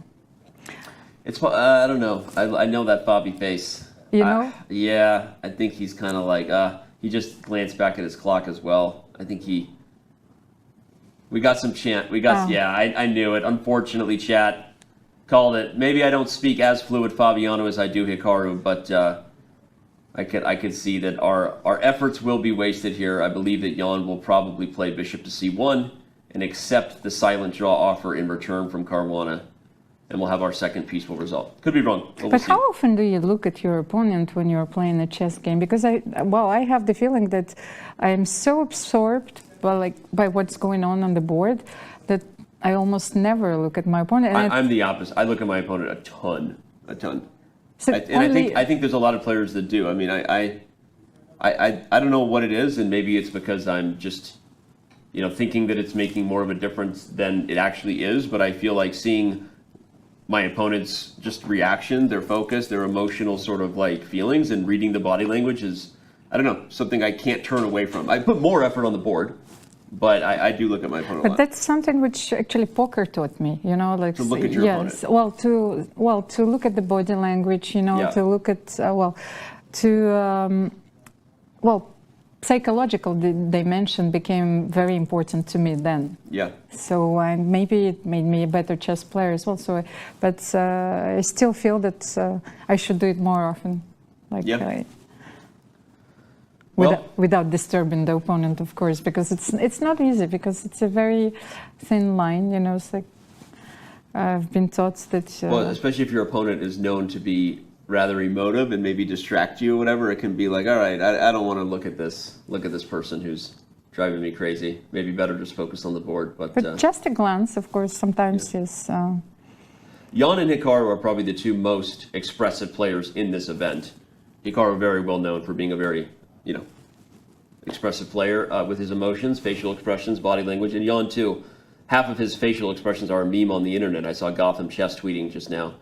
A shrugging face from Jan, some sort of meme about game reviews. So anyway, yeah, it's there we go, and we're gonna stick right here, because I think we are seconds away from seeing. In fact, we're about to see even a claim. So this is, might as well even just offer the draw, I believe. No, he's going to claim it. So this rule for everyone is very important for those who don't speak over the board, especially elite level chess. If you believe you are about to repeat the position for the third time, the proper process is you make a claim before the move is on the board. I have made that mistake because it's threefold. It's position. Okay, he just offers the draw straight up, and here we have a result. Okay, but I will explain that rule for those who don't know, because while it's a little silly and kind of weird, because internet chess has changed that, because the internet just tracks it for you. Mm-hmm. So if you repeat the position 3 times, chess.com server will just automatically claim the draw. So people don't even have to think about this anymore. But if you ever play in an over-the-board chess tournament, especially one with these stakes, they will be very strict on the rules, which is, because it's threefold position, not threefold move, you have to claim it, because once you make the move, technically, you're resetting it. Exactly. Because it's about whether the position has occurred exactly that many times with the same player on move. And so you have to make the claim before you make the move, otherwise you reset it. So sorry for the rant, but it is an interesting little nuance in chess. But also it's something that we've discussed yesterday. So that's why you need score sheets. First of all, there you go. That's one of the reasons. Yep. And second, I was not even sure. I was thinking about 2 other reasons. Maybe it's intellectual property. It's a completely different topic. Yeah. And maybe it's also a legal proof that you won the game, because it should be signed, by both opponents. So there are several elements, of course, that. Right. That's actually a super important point, because we don't think about anything disingenuous happening in events like this. They're on camera, the players know each other, but there are very large scale tournaments, right? In the US, you have the World Open, where there's literally hundreds of people just in the open section. And if you don't get a signature from your opponent that says you won, and they falsify another score sheet, it's quite possible you could have a real controversy. So great point from Almira actually on that one of the most important purposes of a score sheet, even with all the advancements in technology, is proof of a record of the game. And okay, we've already moved on over to Rapport Firouzja. Mm-hmm. Good call. Oh, we've brought up that board. Whoa, what happened here? Another rook ending. So for Alireza Firouzja, yesterday he had to defend a very unpleasant one. This is more unpleasant than yesterday's battle with Radjabov. For sure. 2 rooks on the board is already offering way more dynamic chances than 1. The fact that this rook has taken the 7th rank could spell danger. It puts you in a spot, just to add context to that even if you were able to trade like B for C, it doesn't have the same value anymore if white is also entering the 7th rank with a very devastating effect on the king side. Of course, black has a d pawn, and who knows what that actually looks like, but just pointing out that if you were just able to do this, the game is basically over. So actually, you might be able to do this if you play b4, b5. I was just about to say, now that we've given context that if we used our imaginations and the pawns were gone, sometimes that gives you a plan. First you imagine, and then you go for it. Then you weaken your own king. And then you weaken your own king, and then you lose the game. Yep. And then I'll play d3, rook a2, and... Yeah, it's funny, because if you play b4, it's not even white to move. Okay, my apology. We were just so focused on the abstract. I think if you play, yes, let's move something like h6. Something like h6. b4 after d3, are you losing? Maybe. Let's say. Yeah, it looks like the pawn is too fast. So really good point that as nice as this idea is, Firouzja is in control should this become a pure race. Black is faster. Okay. So black is to move here, of course. So then we need to make a move, something like h6. Well, you see this, it's a useful move. g6 because it's, it doesn't do much, but we need yeah, I like h6, right? Although h6, I always have this feeling that somewhere, because I have this imaginary positions, play f5, then the king will go on h5, g6, and something like this will happen. You get checkmated. And something terrible will happen. Yes. Well, the other thing of h6, I always imagine either one of these pawns on this square, now you have the back rank mating net, right, with the king sitting on h7. So you have to be careful. And for the record, it's funny because we're playing imaginary. Wait a second. He gave up a pawn. Wait, he played rook a1? Yes, so... Oh my... Okay, out of the imaginary into the fire here, we have a huge moment right now in this game. Why has Alireza just given up the c6 pawn? For the record, this is a moment where I will look at the engine. The engine is just saying rook takes c6 and then rook c7. What the bleep? Oh my God, but I really think that sometimes Alireza runs out of patience. He doesn't want to defend passively. This is a very unpleasant position, really. Yeah. This is a very unpleasant ending, and he's trying to create some counterplay, but I believe that he's simply not on time. Like, he wants to take the Rapport h2 pawn. Takes the pawn without hesitation, for the record, and just oh my gosh. Don't go anywhere, ladies and gentlemen. This could end up being maybe the only decisive result we have in the round, and not one we saw coming. Rapport just takes on c6. Alireza immediately played rook h1. Okay, then I play rook c7 anyway. Yeah, just rook c7. Yes. It's literally the imaginary line I was giving. I was like, hey, imagine a world, everybody, where somehow this rook gets on c7, the game is over. And somehow Alireza just clearly miscalculated something very... I don't know what, because he's such a strong player, and this is quite clear. Okay, let's see.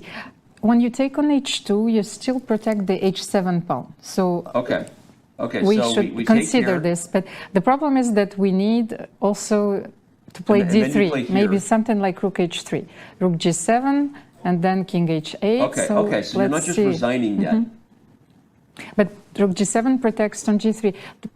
We need an extra tempo, so we need to play d3, and there is no way how we can do this. Yeah, by the way, Almira's point, if the pawn was on d3 in any of these lines, it's completely different, right? Because now the king has to go backward, and the pawn advances, and you get a queen. And this really brilliant point that the pawn is guarded on h7 by Almira, that's really important. The problem is that while that's useful to put the king there, white is just up pawns, and... You can make almost any move with the rook, and you have the b pawn, you have the e pawn. Black has no moves. And the reason black has no moves is because the king is in a mating net, right? If you put the rook somewhere, just to put it on a square, if the rook ever moves off the 8th rank, you have checkmate. If you advance the h pawn, the rook goes back to the 7th rank. It's like we were talking about this, like you make the second move of the variation, but here it seems like he wants to make d3, rook h2 at the same time, and then and somehow you go for rook a1. Oh man, this is a surprise. And poor Alireza Firouzja on his birthday is facing a lot of pressure, and of course one of the things we should highlight, Almira, is to give credit. part of the reason maybe he made this miscalculation is we haven't even talked about the clock. He has only 4 minutes, and I think that, frankly, when we first came to the board, we were so focused on the fantasy. We thought it was a fantasy that this would happen. I wasn't even looking at the clock, but now we see maybe why Alireza misplayed that position so clearly, because he was very nervous. And remember, there's no increment. So he looks at that clock. He hasn't played a lot of chess this year. You get those practical nerves, right? And maybe you just you mismanage your time there. Well, but on the other hand, you know, this position, this ending is very unpleasant. So it's the physical feeling that you get. The more you look, you don't want to defend it, you know, and that's the nature of a mistake, actually, because maybe a more passive defense would be more sound, but it's very difficult, like, from the human perspective, once again, to defend it. Right. And again, you're making a good point. I'm not just trying to highlight that it was maybe a mismanaged clock because he you know, hasn't played a lot of chess. That is a practical muscle that you know that you're in shape with when you're playing. So but you're making a point. Like, no one likes looking at a bad position or a tough position, right? And the longer you look, the worse you feel. And that sometimes puts you, lack of a better term, on tilt, right? In terms of the way you're calculating. And now we see the wheels are coming off super quickly here. E5. That's such a good move, actually. Like he. Yeah, here comes the e-pawn. So he'll take, play rook h3. Takes. He'll take back. Rook h3. Alireza probably has to play rook h3. I don't see anything else. So, but then probably you'll push e6. So if. Let's say rook h3. So okay, we'll look at it. So if rook h3. If you play e6, so what happens? Takes. Then rook, sorry. But if you go backward, maybe you're actually suddenly in trouble, right? You have to run. I cannot go. Maybe I cannot go king e4. Almost for king e4, rook e3 then. I'm going to stay right here because they move fast here. Let's see. We have 16 minutes for Rapport, 2 minutes for Alireza Firouzja. We are on move 37 right now, so that means we are 3 moves away from time control. But those are 3 of the toughest moves Alireza Firouzja has ever had to play in his life. With what's at stake here, this is very difficult. Well, he went for an active defense. You know, like I have to praise it. So king e4 first, but okay. No. But then I can take on g3, and that's the same. So now rook e3 can be a threat. Yeah, that was your idea. In fact, rook e3 is okay. It's dangerous. Or maybe then it allows, of course, rook g7, rook h7, but maybe white doesn't have more than a draw. I'm not sure. It's like this is a very concrete position. So let's say rook g3. Okay. Well, let's bring up the 2-board view with analysis so we can look at this line. I don't want to lose the live position for the fans, but I just want to show. There we go. We got rook takes g3, because this is an important line Almira is pointing out. You have to give rook g7 first, I think. And after the king goes to h8, you can take again. Okay, let's say yes. So remember, white has a draw if you want it. But how do we play for a win with this aggressive king? Okay. We cannot play e6 for sure. Okay, if e6, let's just show why. Rook e3 and the pawn. Yes, I was looking for rook e3 and rook e6, so then... and you still have a draw, of course, so how to... Alireza has moved, rook takes g3. Rapport, again, pointing out e6 is not a threat because of rook e3 winning the pawn. So we think we're going to see rook g7. Here it comes. Either king h8 or king f8, just to show the fans. Likely the next move is king back to g8, because now you have to guard checkmate. So you still have to go right back to g8, even if you go to f8. So you might as well go to h8. We're going to have this position on the board, and then what will Rapport find? We've got Richard's birthday present to Alireza Firouzja. May not be a welcome one. Shout out to chat. Yeah, this is a huge moment for the now 19-year-old Alireza Firouzja. Did he just make move 40? Yes, they did. Okay, so that's the biggest problem, actually. Oh, yeah, I just took a deep breath. No, but then like when you're having an advantage, basically when you're defending a position and you have a plan, it's, well, you don't want to reach the move 40. You want your opponent, to make a mistake, of course, because now Richard has 1 hour to think. It's huge. Now that he's reached the time control, you don't want the person with an advantage with a bunch of time on the clock. Rapport will make sure he finds the right approach. Let's back up our approach, quickly take a peek at the bird's eye view, because I don't think that Nakamura and Radjabov have reached time control yet. So just to stay with the drama of the first stage of these games, again, reminder to all the fans, you have to reach move 40, you get more time on the clock, and then you can take a breath, even if you're the commentator and struggle with anxiety. You can relax once you get more time. Okay, we've got, only move 34. 12 minutes for Hikaru, 3 minutes. Look at what's happened here. This is significantly better for Hikaru than where we left it. This is truly a 2-result position, I think, for White. What do you think? Well, I think it's probably equal. Probably equal, but just a centralized knight. Of course, no. I mean, Hikaru is playing for 2 results here, but knight e6, is probably just a draw, so of course he will never exchange this powerful knight against the bishop. And then Radjabov created this tension on the king side, so it's important, of course, to have this in mind as well, that the h-pawn also at some point could be very fast. I like rook c7, but then how to continue here with black? What if you just wait, if you play bishop g4? I don't know where the bishop was before. Was it on g4? The bishop, okay, let's back up. Just a few moves before. Back up a few moves before. So we had... On d7, okay. Yeah, so, it was on d7. But I'm curious how we got here, because when we left the position, the queen's... Oh, so he played queen d5. That was it, okay. So queen d5, rather than the moves we were potentially suggesting of bishop c6 or rook d5, Roger was feeling some danger, so decided to exchange into the endgame. Hikaru, happy about that, I would think. He goes for an endgame where White has an edge, mainly because a centralized knight on a dark square, let's highlight why we feel like White is in control. It's not just that the knight is centralized, it's that the knight can't be removed. It's outposted here. This rook has the aggressive opportunities to both poke at the a-pawn, and even this, is this on the agenda? Right? Because if the rooks come off, we highlighted that a rook ending is likely an easy draw.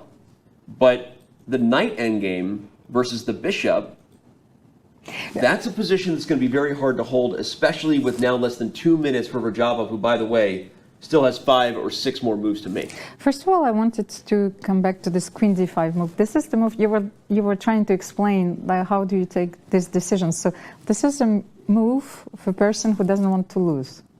You know, this like we were considering rook d5 and bishop c6 because you know we were thinking also about a win. But I think that transposed into this endgame show clear intentions that, well, draw is okay, you want to equalize with black.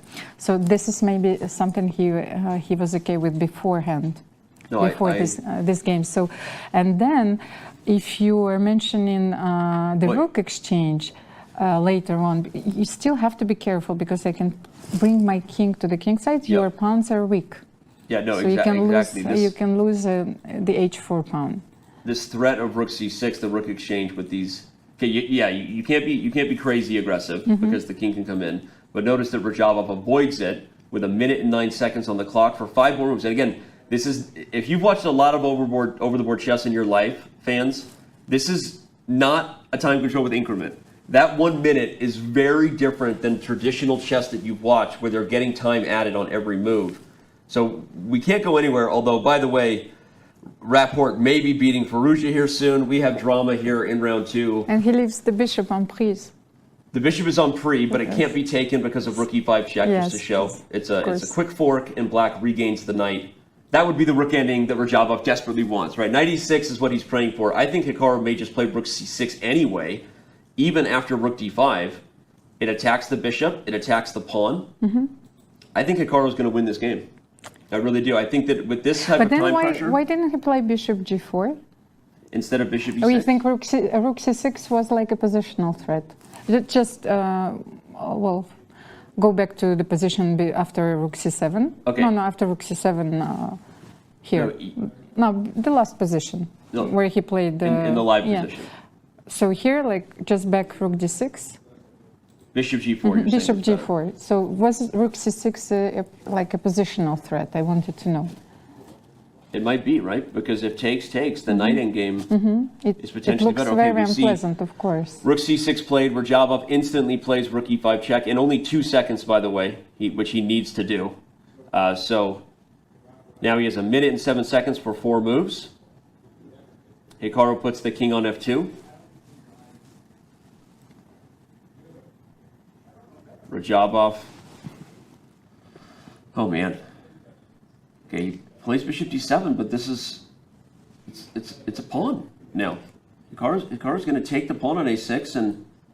Yes, but maybe he's looking for g takes h4, takes rook e4.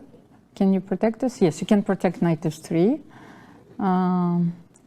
He's trying to create some counterplay.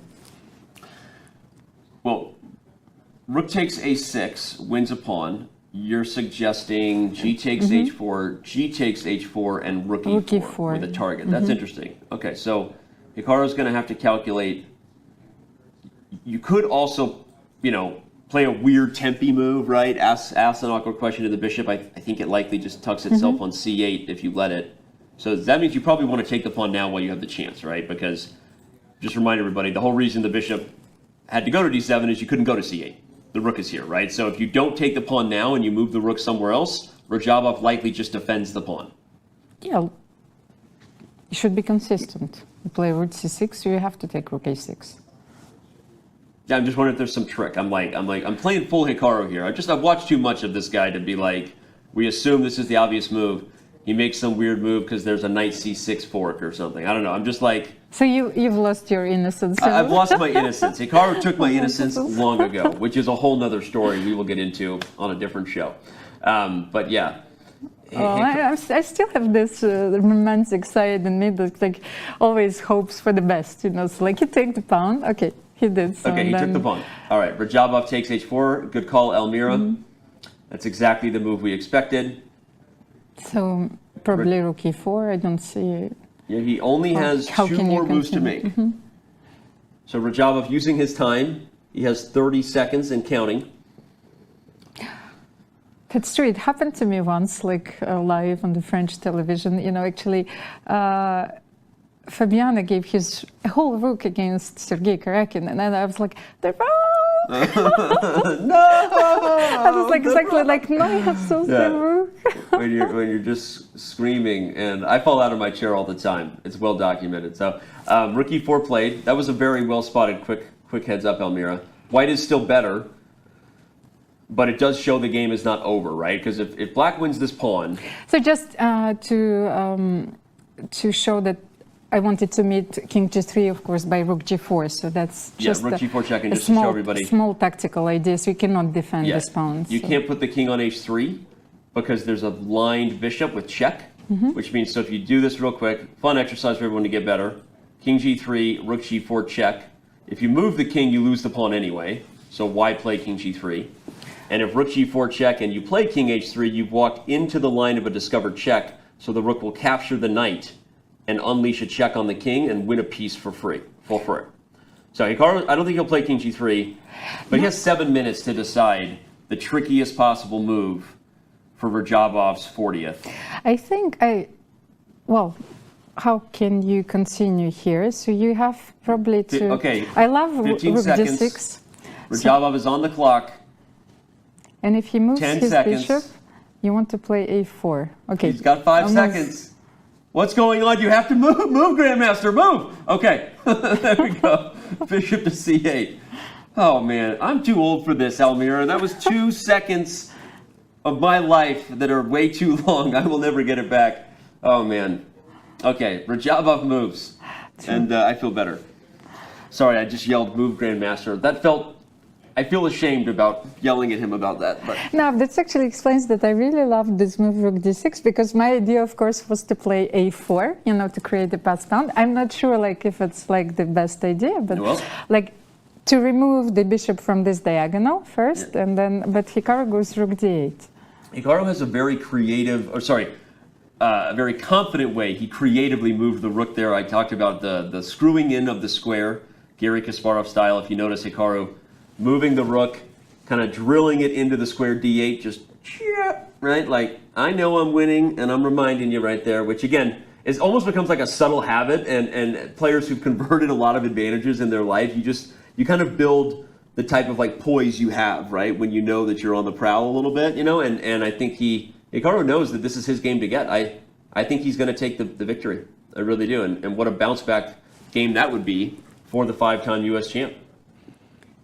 So, man, Sergeant Tom to ground control. Should we go on a break? Major Tom to ground. I don't want to because I don't want to miss. I want to go back to the Firouzja game now. So now that this has reached time control, let's please back up and head back over to the Firouzja game, because we may get a look at Rapport and know very quickly that he's going to be thinking for a while. But that game is moments away from winning. So let's go back here. We're flipping over to Rapport versus Firouzja. And by the way, when are we going to have basketball players, in the chess show?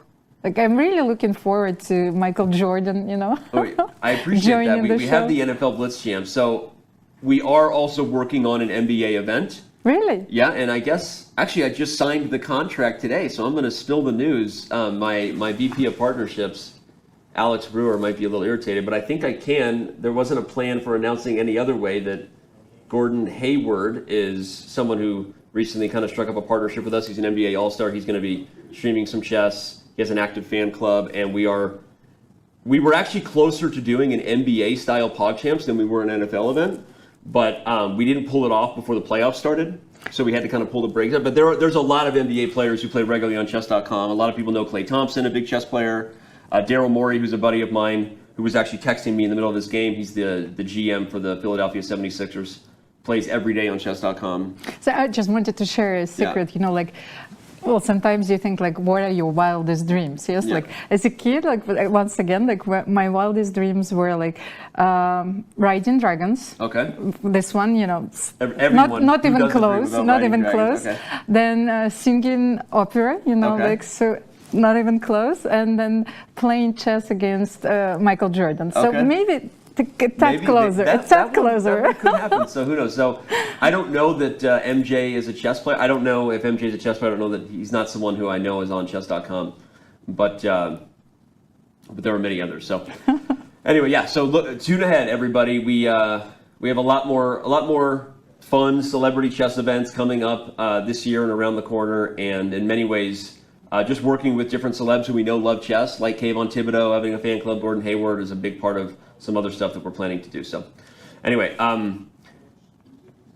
we've got 2 matches remaining. If you just got here, this is round 2 of the 2022 FIDE Candidates. The 2 matches that are in the books were both ended in draws. Fabiano Caruana and Jan Nepomniachtchi, the co-leaders, drew their game. And then we had a very quick and surprising repetition from Jan-Krzysztof Duda and Liren. But of the 2 matches still going, the drama right now is really focused on Richard Rapport, because he knows his advantage is winning, but he knows it might be now or never. So, all right, our break comes now or never, because the Palacio de Santonia, as beautiful as it is, also has restrooms. Can I say that on air? That may not be the most professional thing I've ever done. That's we're gonna take a break, and we will be back with more from Madrid in just a minute. Time to take control of your journey towards chess mastery. Magnus Carlsen introduces Chessable, the definitive solution for studying chess. Move Trainer uses the science of spaced repetition to identify your strengths and eliminate your weaknesses. There's no need to set up a board, remember which page you're on, or keep track of all the moves you miss. Get started now and join our growing community of over 100,000 chess enthusiasts. Chessable. Take control of your journey towards chess mastery. Welcome, everybody. My name is Jan Nepomniachtchi, former World Chess Champion. Are starting a new course here for Chessable. A very special Chessable course. Master your chess with Judith Polgar. You know what? I learned a lot.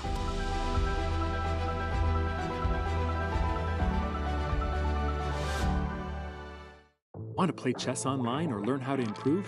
Join us at the #1 chess destination in the world, chess.com. With thousands of people playing at any moment, you'll quickly find a game with someone at your level, whether you're a beginner or a grandmaster. Chess.com makes learning fun and easy. Sharpen your tactics with puzzles and enhance your strategy with our lessons by top masters. Learn from your own games with our easy-to-use analysis tool. Chess.com has everything you need to take your game to the next level. Signing up is free and easy. Join Chess.com today.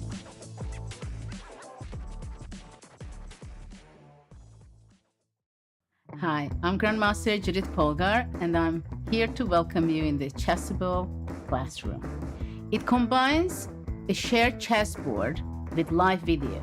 Teachers get to interact on the chessboard with their students and even run quizzes and tournaments. I really love what Chessable Classroom can offer. I use it myself all the time. Just invite students to your classroom and start teaching right there. No downloads needed, and it's for free.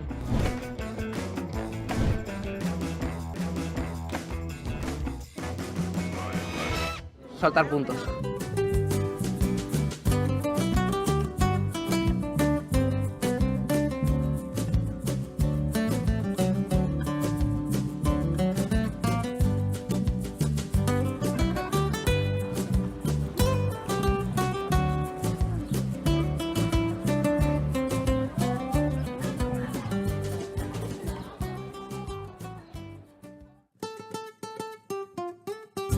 The oldest player in Madrid at age 35, Teimour Radjabov is competing for the third time at the Candidates and for the first time in 9 years. Once ranked in the top 5 in the world, Radja qualified for the Candidates 2 years ago, but was unable to compete due to COVID concerns. For this year's tournament, FIDE offered Radja a wild card, which Radja accepted. Born in the same Azerbaijani city as former world champion Garry Kasparov, Radja beat Garry Kasparov at age 15. In fact, he has never lost to the former world champion. One of the peak achievements of Radjabov's career was his victory at the FIDE World Cup. In that tournament, he defeated the top seed Ding Liren in the final to qualify for the 2020 Candidates Tournament. In Madrid, Radja hopes that he can lean on his experience at the Candidates to post some impressive performances, even though expectations for him here are not as high as they once were.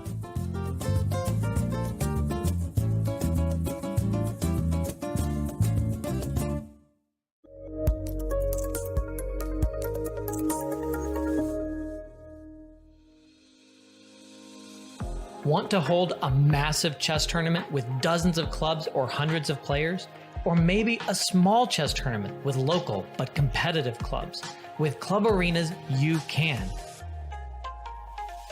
Club Arenas allow for tournaments of any size with any number of clubs and players. Customize the arena with any time control, with standard chess or mini chess variants, and with any starting position you want. Club Arenas are the most flexible tournament format on chess.com. Try one out today.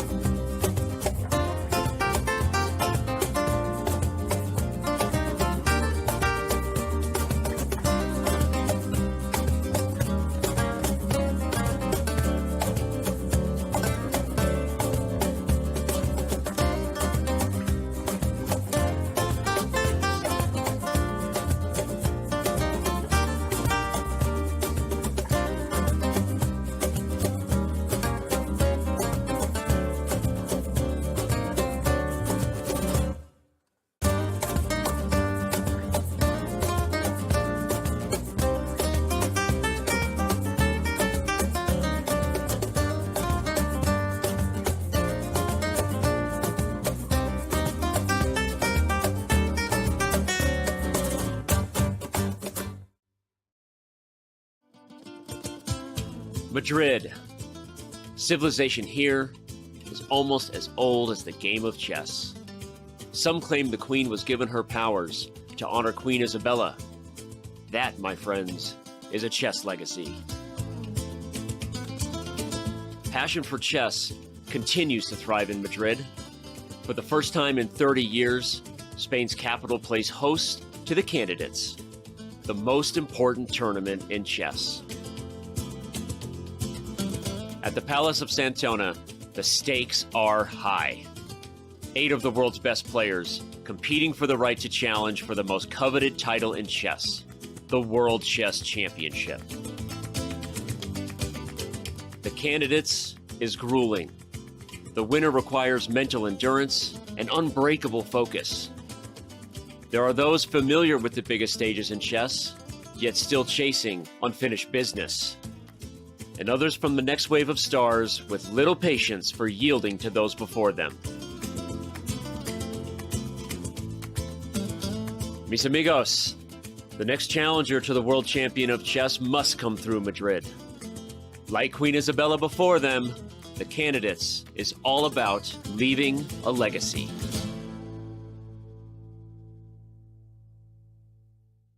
We're back. We are back in Madrid. Rapport focused on his game. I love this view. I love just looking at it. Makes me feel like I'm right there in the playing hall with him. Richard Rapport, of course, is still in the position we left. We kind of had the sense. We knew we could take that break, so we took it. It's round 2 of Chess.com's coverage of the 2022 FIDE Candidates. In case you missed it, with me here, Almira, Skripchenko, International Master Danny Rensch. Our man Hammer is taking a little bit of a break right now, but we're going to continue to have the action for you. We have 2 more games still going. If you missed it, high-level reset. 2 games are already in the books. The 2 tournament co-leaders drew their game, Nepomniachtchi and Caruana, respectively. And then Liren held with black versus Jan-Krzysztof Duda. So, will Alireza Firouzja be able to hold with black here? That would be a birthday miracle, Almira. Well, and, you know, Richard is still thinking. Yeah. It means that maybe the win is not so clear. He certainly has to find the winning variation. But look at his face. He's looking puzzled. So maybe it's something that Alireza calculated that has a finesse. What do you think? Let's try do something like. Okay, let's give a check on this. Analyze. Yes, we're not of going course. to calculate. 1, because I'm too lazy for that. No kidding. 2, I think it's easier for the fans to show on the board. So let's try to analyze what we think he's calculating. Again, we've highlighted several times that e6 is not on the agenda because with this pawn controlling the f5 square, white would simply lose the pawn. So that's key. But what else can you do? So what if you just move the king first?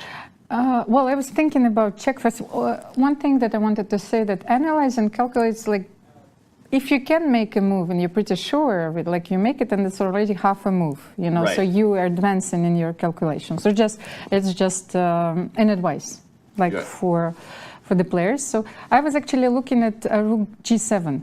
Rook bg7 first, not let the king on e4. Part of my idea of this, because we'll come back to it, was that if I make the rook choose, maybe there's an idea that I'm running in, right, for the mating net, and I'm not actually winning this game with a pawn push, just to show like some fantasy lines. If we get something like this and you come in, you're actually threatening both the rook and you're threatening to mate with check and mate. Oh, I didn't see rook h5. That's the move. Okay, that holds everything together. That's the only move, by the way, I think, because otherwise I'm attacking the rook and threatening rook g7, and then rook h8 is checkmate. So what an idea. Okay, so that doesn't work. So now we're on to Almira's idea, which is rook b to g7, king f8. Well, so now I cannot play e6 still because you will take the pawn. So now we have to find like what is the follow-up. Can we? No, we cannot exchange. Wanted to play rook d7, but this is not easy at all because. What happened? We'll just show it so that we establish. Then it. it's just a draw, of course. If takes. Yes. Then But how is it a? No, because you will always exchange the pawns because you cannot go like easy. My idea was to go king d5, king e6, but it's way too slow. But that was my idea too. Like if you go here, here, and here, is it not? But I guess black is holding. This just feels so scary for black, but apparently it's holding. Okay. No, that's not enough. Of course, like you have two dangerous rooks, of course, so you have to keep them. Yeah, okay. But like my first idea was to play rook d7, but of course it doesn't work as usual. By the way, he's played the move king f4. So king f4. Probably won't be my idea. He'll have something better than that. But I do like this idea in theory. You force the rook here before you've advanced, and kind of give your king a touchdown run ahead from checkmate, right? It doesn't mean it works, but you are now within striking distance of ending the game with a forceful variation. So we have to play rook e3. Okay, the rook is hanging, first of all, and we have to keep the rook on the e file to attack the e pawn. So that's very important. So I will always take with the check on e5, and then I will have this defensive resource rook h5. So that's very important. So, like, I think we are almost forced to play rook e3. So you have to play this. Well, now that I know your idea, of course, it reminds me, by the way, of the game Nigel Short played against Timon, you know, in a completely different like context, where the king came from g1, h2, g3, and came to h6 mating, like with the whole board of the board, of course, yes, the most the famous, board, yes, full of pieces. The most famous king walk of all time. If you've never seen this game, chat, just do yourselves a favor and just Google Nigel Short, Jan Timon. Just look and up the that King's game. March, yes. What? King's March, like King's March. If you just Google Short Timon, like it's like the first result, even before King's March, because it's such a beautiful, elegant display of what a king can do to help a checkmate attack succeed. Rook e3 has been played. So Rapport not going to go for king g5, and you see the more the engine thinks, the more it thinks, as we said, that it's closer and closer to potentially holding. So it is Alireza Firouzja's birthday. Again, we've been talking about it. Happy birthday to the young man. He would love a birthday present of holding this game. we need to find like the idea how to proceed, because we have all these checks, you know, but like there is nothing concrete once again, and it's very strange because when you have these powerful rooks, you think that you're on the verge of winning the game like in 2 moves. And the passed e-pawn, and that like from now, you know, this was a brilliant defense. I mean, seriously, it was such a risky defense, right? And obviously we're both us and the eval bar, we weren't alone in saying, what are you doing, right? You're giving white this massive advantage. But I wonder how deeply Alireza was looking ahead, right? Where did his evaluation, because part of calculating is 2 parts, right? There's the I go there, he goes there, I go there, he goes there. You go as far as you can. And then at some point you're evaluating in an abstract way a position that is not in front of you, and you have to make your decision about whether you can hold it, whether it's an increase of your advantage. So I wonder, like, did he just go to this point and just realize that, look, this isn't as easy as it looks. I know he has a draw, but there's no mate. And if he doesn't have a mate, I got a d-pawn, right? I wonder what the abstract sort of goal was that he had in mind. If there was a chance to talk to him about it, we might ask him. We might ask him that if we get a chance to after the game. So what is the position that we have in mind? Because like that's why I wanted to exchange rooks, you know, to win the d-pawn and to keep both pawns. That's like something that I was aiming for. Is this something that we can obtain? Yep. So rook e3. Can we play?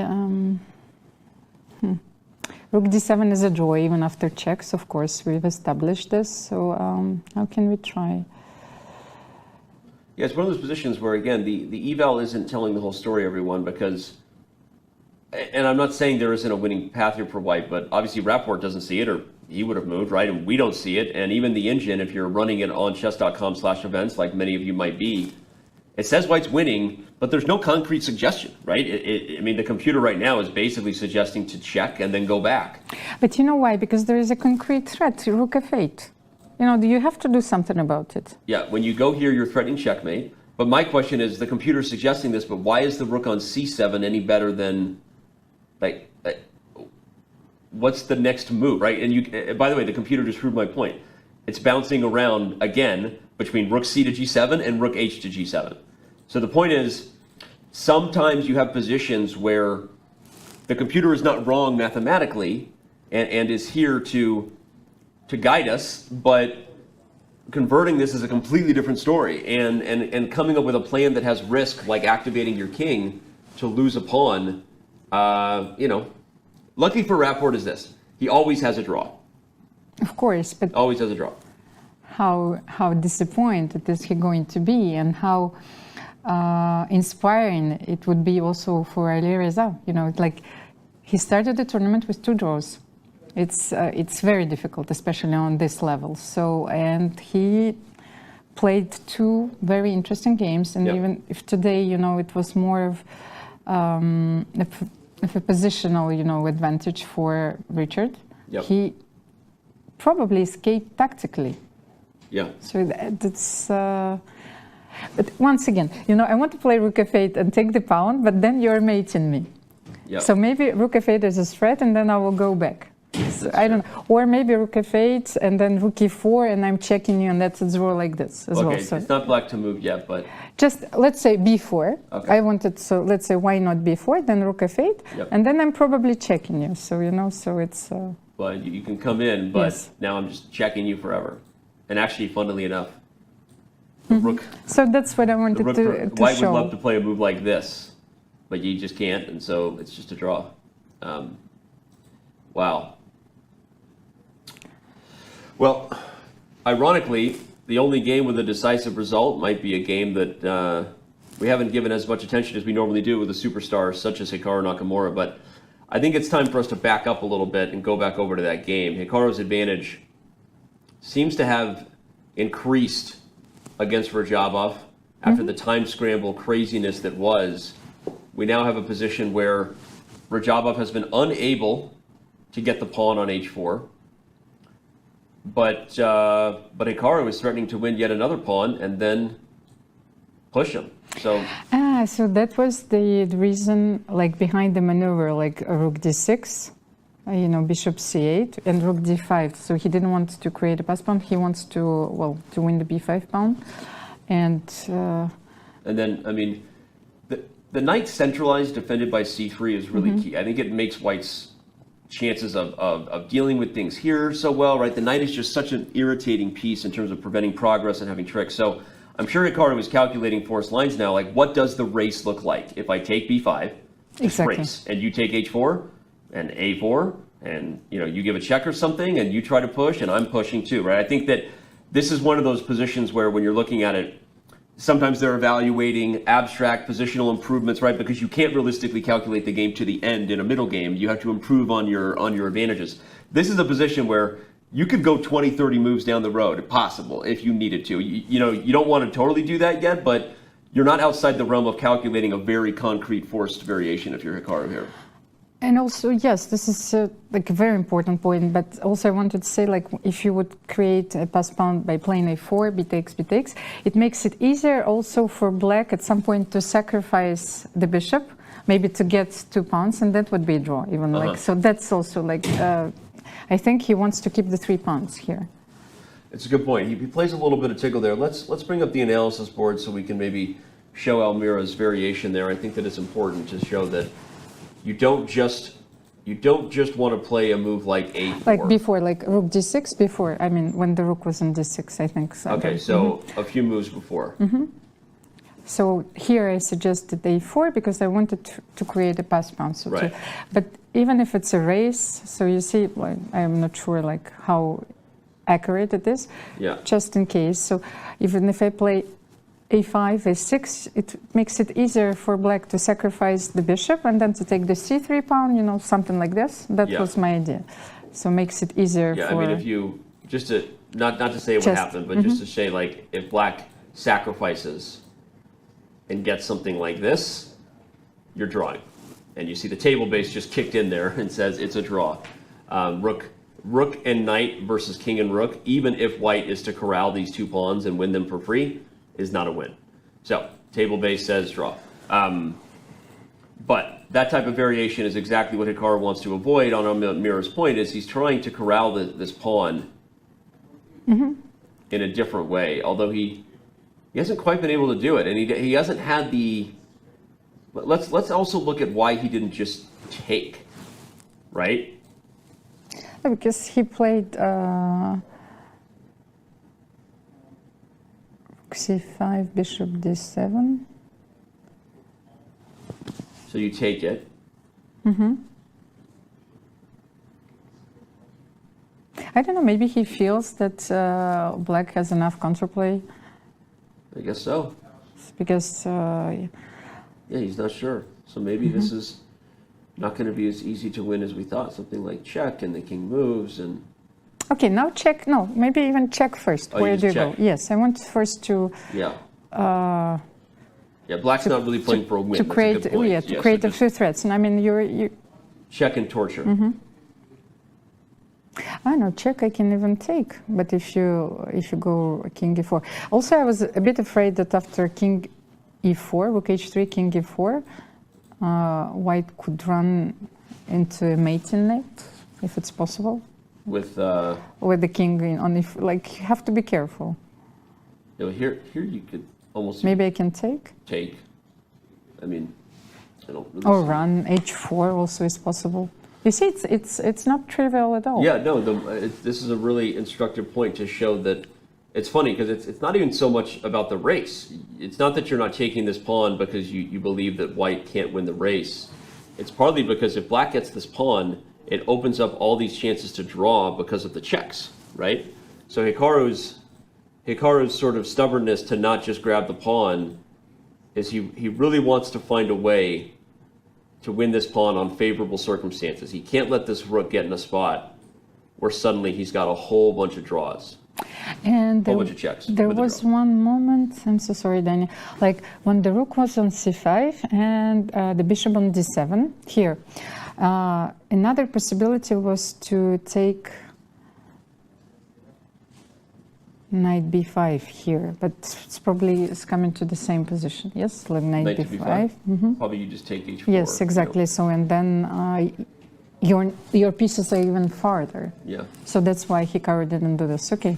Yeah, there's no, I mean, whether you push a4 or bring the knight back and directly transpose, right? Then you go, yeah, So- rook h2. Okay, so then it doesn't work. So now we understand. Now we understand. No, it's So good to knight understand. f3 is a very good move. Knight f3 protects the pawn, even more importantly, prevents potential counterplay for a draw of some kind. And unfortunately, if you're Hikaru, it also removes the knight from the central position that was threatening to win the pawn, so he's sort of back to square one. But I'm going to stay with my prediction that I think Hikaru is going to find a way here, because this is a two-result game for white. He's going to grind it. If he finds a way to get him and his opponent back in mutual time pressure, who do you take in a mutual time scramble, Hikaru Nakamura or the field? Right? Of course, it's not even a question, right? So I feel like this is okay, Radjabov, incredible player, and if he's proving as we look at it that there's some sort of optimal defense here. I mean, look at this. It's kind of funny, right? There's some geometry here. The rook defends the bishop is holding, the rook is keeping everything at bay. It keeps the king out, right, of the e-file. It keeps the knight back of guarding the pawn. So this is knight f3 is like it's a perfect prophylactic move. Yeah. Like this is even though like it was very beautiful on d4, like I have this feeling of how important it is to deprive your opponent of any kind of counterplay once again. Yeah. Even in the endgame. So it's like I like this move very much. So he could keep on increasing the pressure and maybe even playing till the very end in the time trouble. So, and win the game in the time trouble because he... I think that's what he wants to do, right? If he can find a way to keep this exact position and just put both players under 2 minutes, he'd be happy. That's what Hikaru would like. So, okay. Well, we'll see whether he can do it. If you're just tuning in, of course, we know that Richard Rapport is also trying to see if he can do it and deliver the birthday boy a very unwanted present with a loss there, but we've got a lot ahead. We had 2 games finish, and on that note, we also had an interview with one of those players earlier today, Liren and Jan-Krzysztof Duda. They played their game to a draw, and it came out of nowhere. Moments after the match, our own Dina Belenkaya caught up with Jan-Krzysztof Duda about the game. Jan-Krzysztof, thanks for joining. We just had your opponent Liren here in the studio. You have heard everything that he said about the game. Is there something that you would like to object? Yeah, Yeah, I'm not very satisfied with this game, to be honest. I prepared the idea in the opening, which of course didn't give me any objective advantage, but I hoped actually to get a playable position and outplay him somehow in the process. But the thing was that I wasn't feeling very comfortable in this position, and I mean, I basically didn't know what to do. So I think I was worse. I mean, I really didn't like my position and didn't know what to do, and yeah, but I think that he was better. He probably could have played something better. I think 8xb3 maybe wasn't the best move in the position. Yeah, but I mean, I miss a lot of stuff also in this game. Like, he played some moves I wouldn't have found in a million years, you know. So yeah, I'm quite content with the draw. Even in the final position, I guess it's sort of balanced, but I mean, he has two bishops, he's better, and I have to just, you know, do nothing and not to worsen my position. So you're taking the road very smoothly, step by step, game by game. Yeah, I mean, today's draw is nothing. I mean, yesterday, of course, I spoiled totally winning position and was very upset about this game, especially that I did see a winning continuation, but at the very last moment I changed my mind and I actually spoiled it totally. So yeah, yesterday was kind of painful. Today, I mean, it's just, you know, very boring game actually. Recovering from yesterday. Yes. Right. You are actually the first player who knew he was going to play the candidates, so you had almost 1 year to prepare. How does it feel to finally be playing the tournament of the year? Yeah, it's very nice. Actually, I didn't know how much time I had because the candidates weren't announced at the time I qualified to them.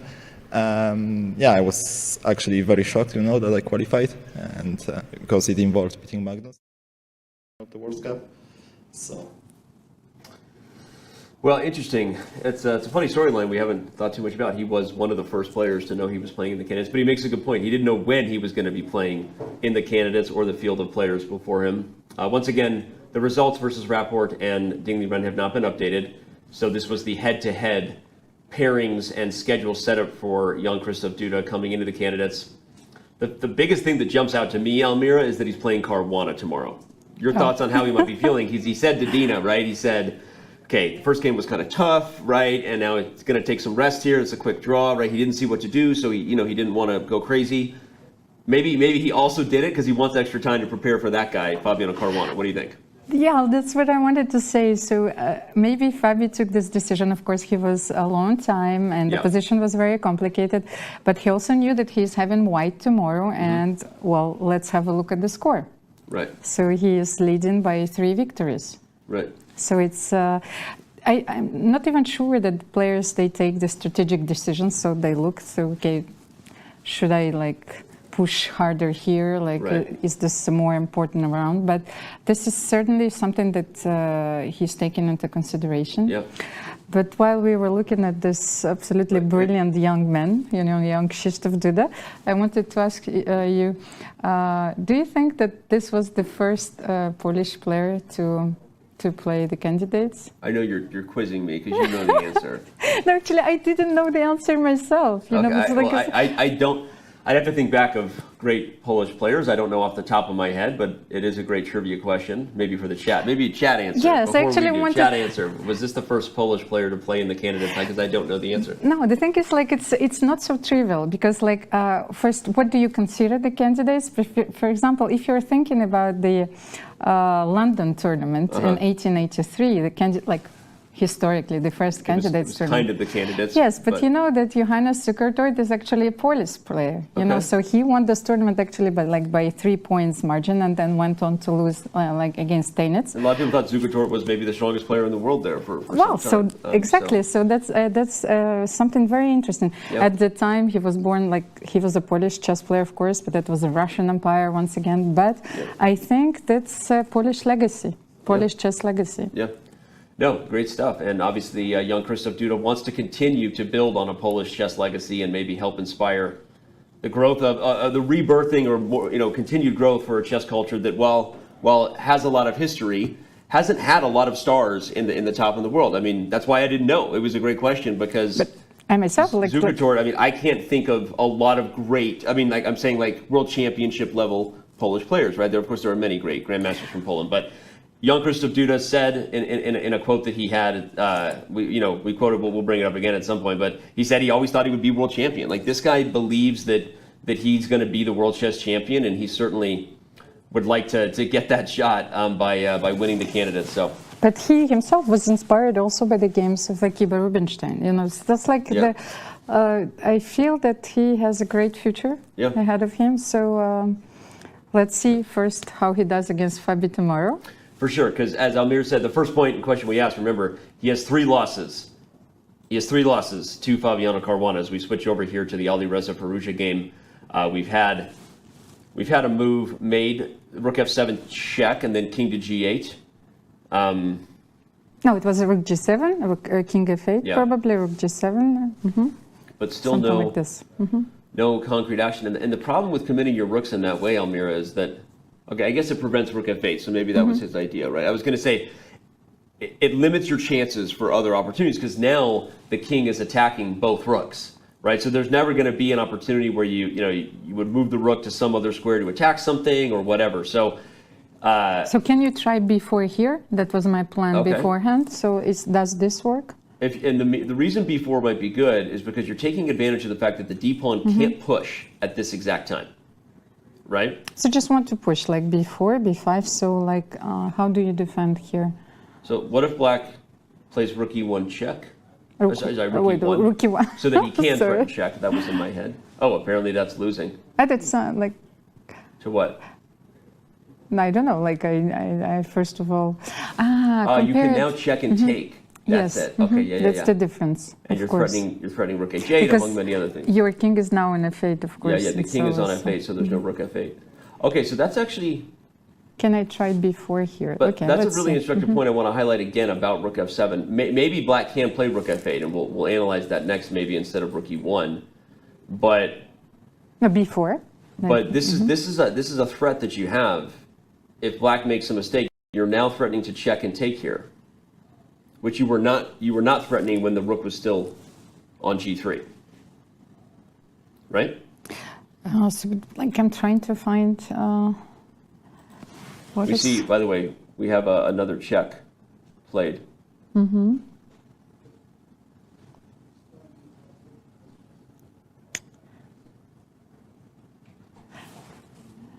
So if rook h8, then it leads to the same position than with rook d7. So it's the same.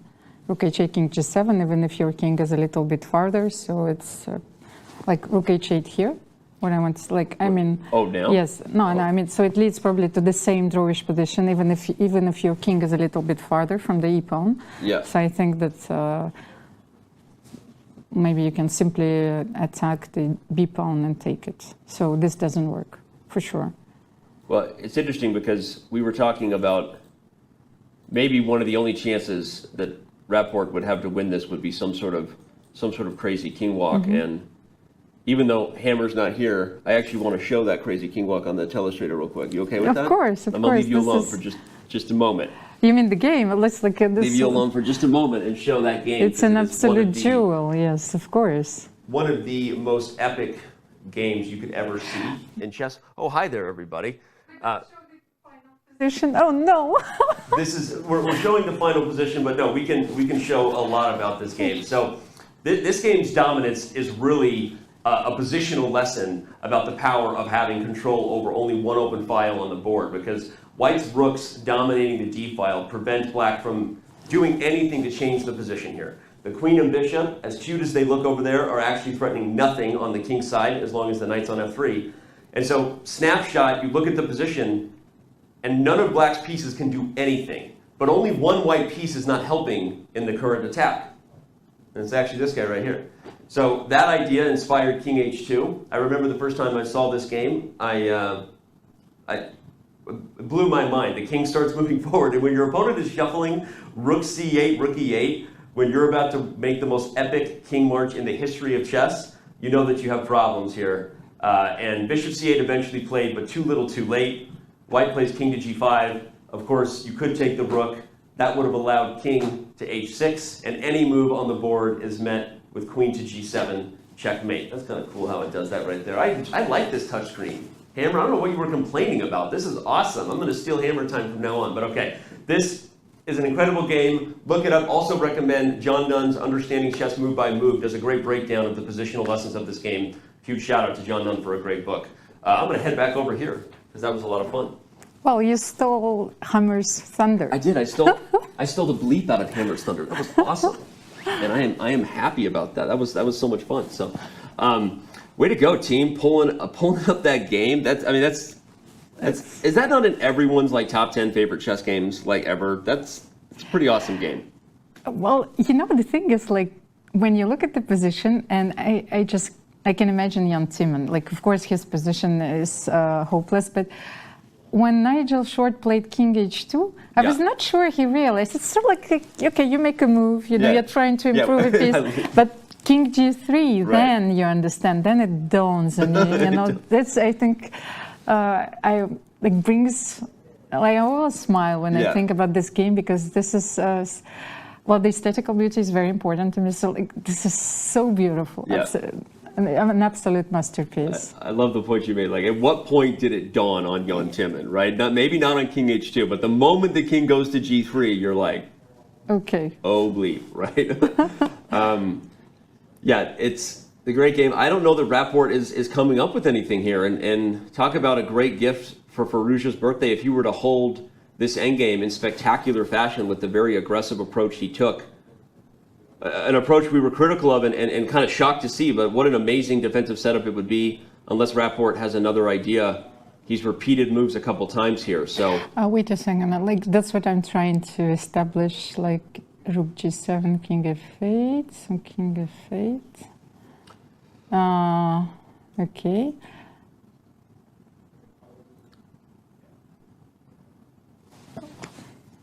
I don't know. No, it's not a threefold repetition yet, but he cannot. He can play. He cannot even play Rook H7 then, because then he will have to repeat, and then so. That's what I was saying. The risk of this is okay. Initially, I was highlighting that the king is attacking them. Oh no, I think he is taking the draw. No, he like took a. He has to play this rook. The other rook would have been. He will probably take on G6 then. I don't know, like. Okay. Well, King H8 is the only move, so it'll be played here in moments.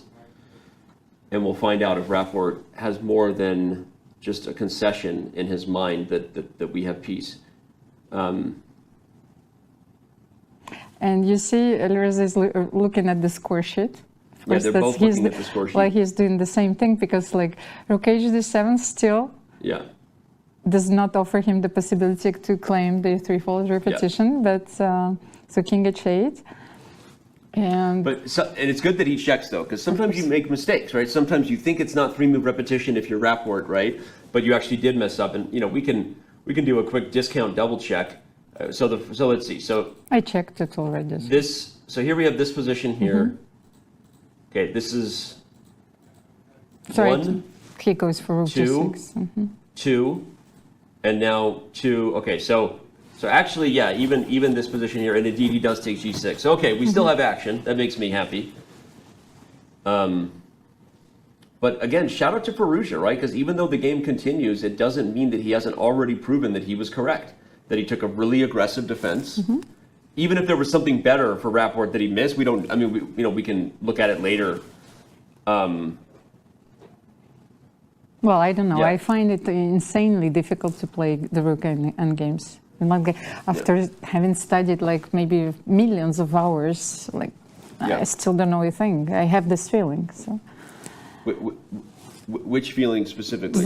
It's very difficult to play these Rook endings. I don't know. I feel like if I have an opponent, I will make a draw, and then like if I'm defending, I will lose. You know, so it's a very unpleasant feeling. So well, he took a lot of time on that move. He's actually, in hindsight, managed his time well, even though he was under time pressure, Almira. How impressed have you been with his nerves just at this point, right? I mean, it's only 2 games in. We may be applauding a rather brilliant active defense, which you were saying earlier. Dvoretsky always talks about active defense versus passive. But I mean, how impressed have you been with the young man's just poise at this point? Actually, like just active defense also very often implies also sacrificing something. Like when you activate your pieces, you usually give up a pawn or something, but it's like sort of much better defense than a passive one. So for example, they have a material balance like until now. And I feel that Alireza still has to be very precise here, of course. So after rook g6, I was thinking about stalemate ideas, but I cannot create two crazy rooks. Yeah, you can't sacrifice both rooks and a g-pawn at the same time. So the point, everybody, Almira is saying, if you just took away all of black's pieces, it's a draw. The king is stalemated. But you can't get rid of everything at once, so you have to play a very precise move here. And okay, moving the rook, let me just make this makes because sense. It makes sense because we want to play g3. Yeah. Either rook e2 or rook e1 both make sense because you're threatening rook f1 check, first of all, and d3. Right, so I'm expecting him to move his rook to either e2 or e1. They both threaten kind of the same thing. And so the question is... maybe rook e2 is a better option because you want also to take the pawn. Ah, okay, so yeah, so now we have a reason to favor this one. So we favor rook e2 because it has a third threat. 1, 2, 3. Well, at least when you're weighing the options, probably this is the most rational one. I don't know if it loses on the spot or not, so... And then the question is, where does the rook go to deal with this threat? Again, we're not considering lots of checks here, everyone, because Rapport has a draw if he wants. That's not what we're going for. Question is there some other way for him to coordinate? What if I save my rook and guard the b pawn at the same time? Okay, d3, that's now my d3. idea. So like... Oh man, this is going to be so spicy. It's a spicy one. So if you're not taking a draw here, it might be too late. Exactly, that's why I said that. I'm like, maybe now it's time for me to just check my way into a okay, let's check. try. No, but we cannot, like g2 is coming, like there's nothing we can do. No, I mean seriously, you might just take a draw with checks. And note the king is held back by the invisible fence. Electric fences haunted me as a kid, as many people know. You ever been shocked by an electric fence? No. You ever like touched an electric fence and like not know it's electric and get shocked? You know, we are not bearing arms either. You know, so. That's happened to me more than a few times. Guns. It was a kind of an inside shout out to Fabiano and Hess. We talked about it at the World Championship. As a kid, I have a scarring memory of running away playing tag and jumping onto a fence because I was going to climb it and get away. And I jumped onto an electric fence and was like blown off of it. Yeah, it's a real thing. It happens. It happens when you're trying to keep out wild animals. Don't judge me. We're moving on from this conversation. Okay. Anyway, reminder everybody, there are still 2 games left. This one here with Rapport and Alireza Firouzja. But I really like your suggestion. So rook e2 and then d3. So there's nothing you can do against this. Yeah, I think rook e2 is a great move from Firouzja. And he didn't play it yet. It was like we were supposing it. Yep. I think so. Let's back out real quick and take a look at all 4 games as they were. Ooh, I like this view. This is my favorite view. This is fun. We got the players, we got all 4 games, we got results on the board. Hikaru Nakamura. Yeah, this is all right. So we want to go over to that game with Hikaru. Let's do it. Yes, let's have a look because let's do it. Knight f3, king f7, rook d8 happened. Okay, so how does this improve the position? All right, so I made predictions that Hikaru would win. Now it's time for me to put my money where my mouth is. What is a plan for white? Exactly. So like what? How are you improving it? Yeah, Radjabov has really shown how coordinated black's pieces are, which is kind of where I left it. I was like, oh, bishop guards everything. Yeah, and now this bishop and the rook on a4, it prevents you from playing a4 and having a postpone. So the rook guard, it keeps the knight imprisoned, keeps the king at bay, prevents a4, guards the bishop.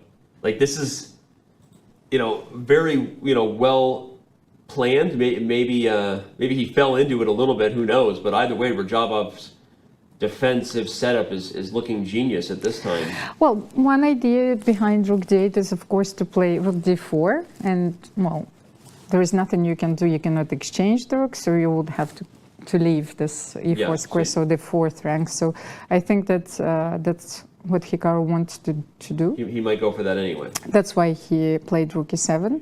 Yep. I like that idea. Okay, and then, but now you're also threatening rook c7 maybe, and you will. So you're thinking rook d4, rook a7, just attack the pawn, and also you can't play a4 again because I've got. Yeah, you have both rook c7 and rook a7 as well. So I was not so concerned about rook a7 because I always had rook d2.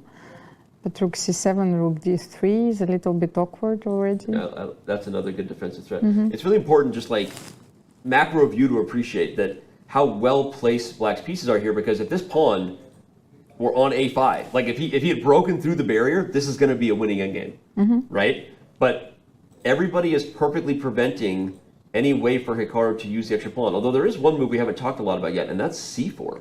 Yes, but I want to take with a piece on c4.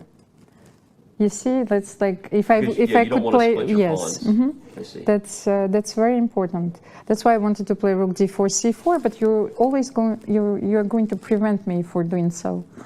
That makes sense, and maybe that's why he's going for something like this. As slow as it looks, maybe this is the plan. Actually, the more I think about that, like, how do you stop that? That's interesting. That's a very slow, but. So Almira's point, everybody, is when c4 is played, if you take with the pawns, you've given yourself split targets, right? And the bishop is actually still very perfectly placed to prevent both. But if you can take on c4 with the rook, for example, you have two connected pass pawns. And connected pass pawns are way more powerful than split because they protect each other as they move up the board. And step by step, they're almost impossible to stop without some sort of counterplay or awkward blockade. So as slow as this is, threatening to play c4 and take with the rook, and Almira, like, if you get this and I threaten it, can you actually trade rooks? No.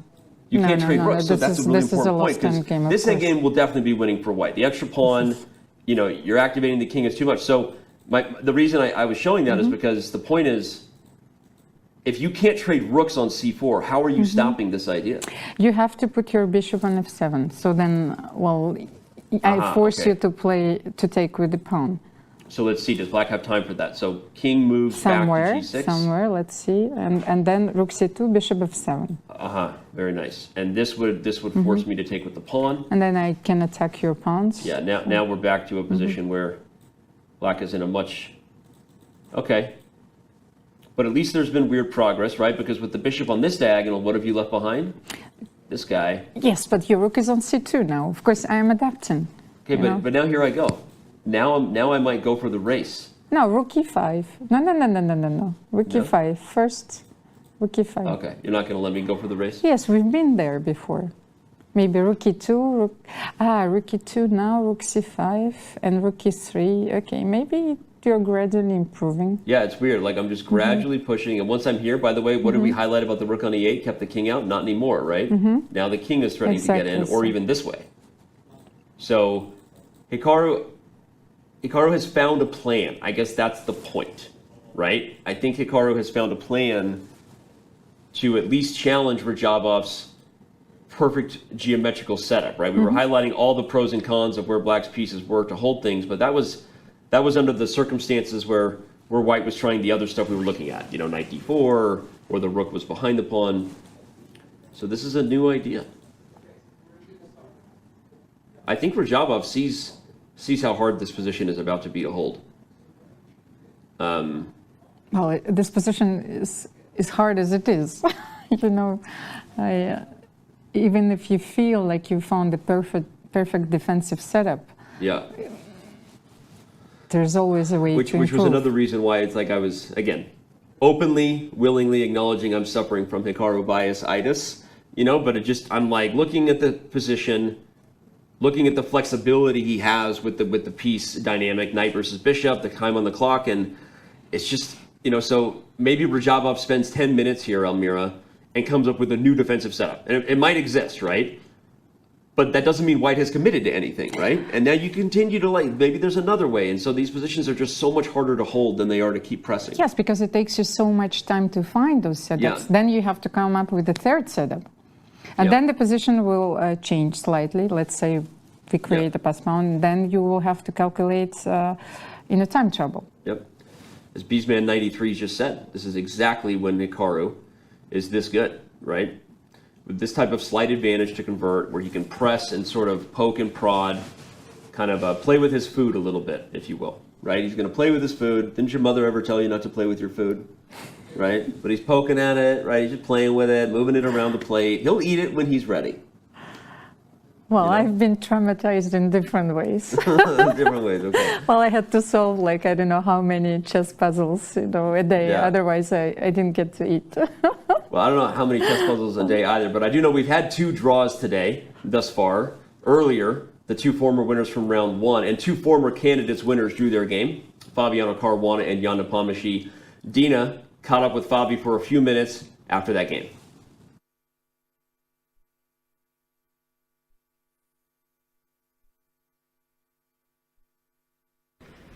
Fabi, thanks for joining. When you saw Nepo took a pause, in a way got surprised, what was happening in your mind? Did you have like some kind of confidence boost? Well, I knew that knight g4 would come as a surprise. I don't know if many people have analyzed this move. It's a novelty. I played the position myself against Wesley So in a blitz game or rapid game, I forgot. And I played knight h7, which is the common move. And knight g4 is borderline losing. It was a huge gamble. It's not losing. It's probably not even very bad, but it's definitely a very dubious move. But I was kind of counting on the surprise factor, and I also thought that he would go for what he did, which is the most natural way, putting his knight on g3 and everything. And then he shocked me with this rook a3 move. I didn't see that one coming. So that was like a cold shower for you. Well, you expect at some point that you're going to be surprised, and that was the moment when I had to start thinking very hard. But I thought my position was very good at some point. I thought I was much better, but I couldn't find the way to exactly coordinate my pieces, because I'm up a lot of material, but he has this very lasting initiative. My king is weak. I thought there should be some way to prove an advantage, but I just couldn't find it. So now you're waiting until you get to the room to find what was the right way to finish him off. I don't think I'll check the game. Pretty fascinating comments there from Fabi. I mean, that was fascinating, right? He's like, he knows he played a bad move at the Candidates, the most important tournament in chess, right? And everything he said he thought would happen, happened. That's experience right there. No, it shows you exactly what I told you, that because this first place justifies everything. Right. So like you have to go for it. Yeah. But what surprises me the most is just that Fabiano, and even here in the studio yesterday, I felt that he was so tired and that, Yeah. but he's like such a darling, you know, when he talks to you, everything is like so soft, and then, Yeah. but when you sit across him like on a chessboard, Not fun. sort of serial killer. Yeah, I mean, he played knight g4, a dubious move, then predicted how Jan would respond, and predicted kind of the further response, eventually said rook a3 kind of took him by surprise, and of course, huge shout out to Nepomniachtchi. That's why he's also one of candidates, right? Because he was surprised but kept his cool. The game never got away from him, and ultimately it ended in peace, as you can see here on the boards before you, between the 2 tournament leaders. They will remain the 2 tournament co-leaders, because no one... Well, okay, Radjabov could win and catch them, but Radjabov isn't going to win this game. Nobody else could catch them to tie for first. Even if Hikaru Nakamura was to go on to win this endgame, he's much more likely to do so than Radjabov would be to win. So let's dive back into that game. Hikaru and Radjabov are where it's at, right? Radjabov is still on the clock. And what's he thinking about?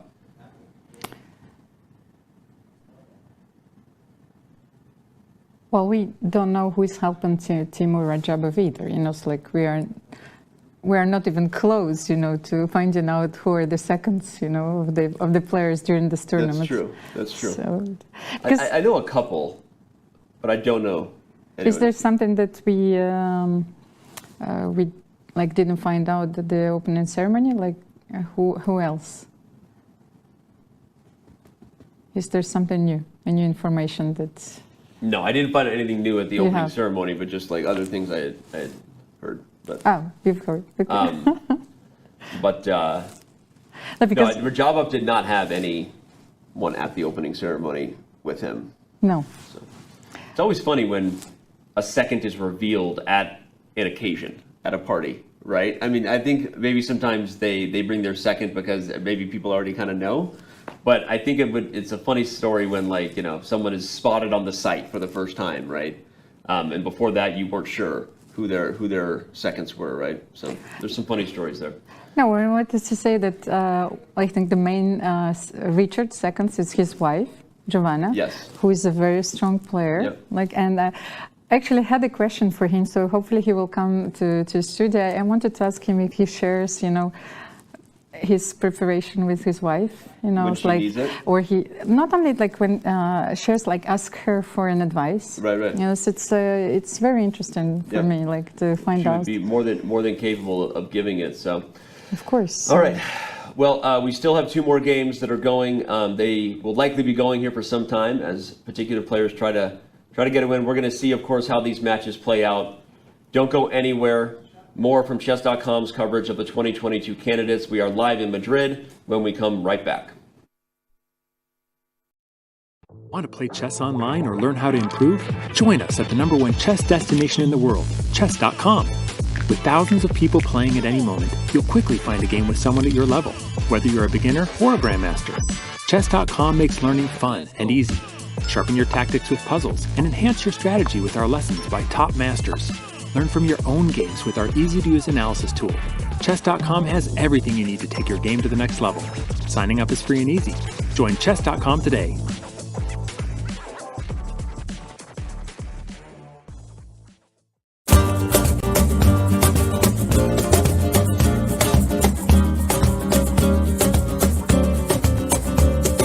Good afternoon, ladies and gentlemen, and welcome to the opening ceremony of the World Chess Championship Candidates Tournament.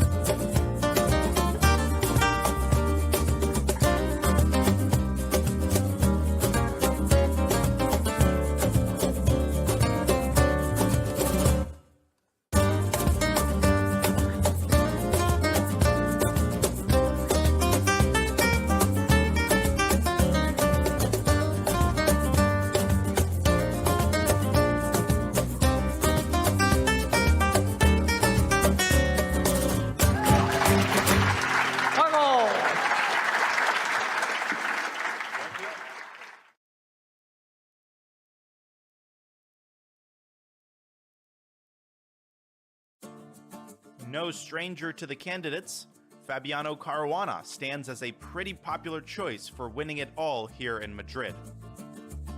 Fabi won this prestigious tournament 4 years ago in Berlin.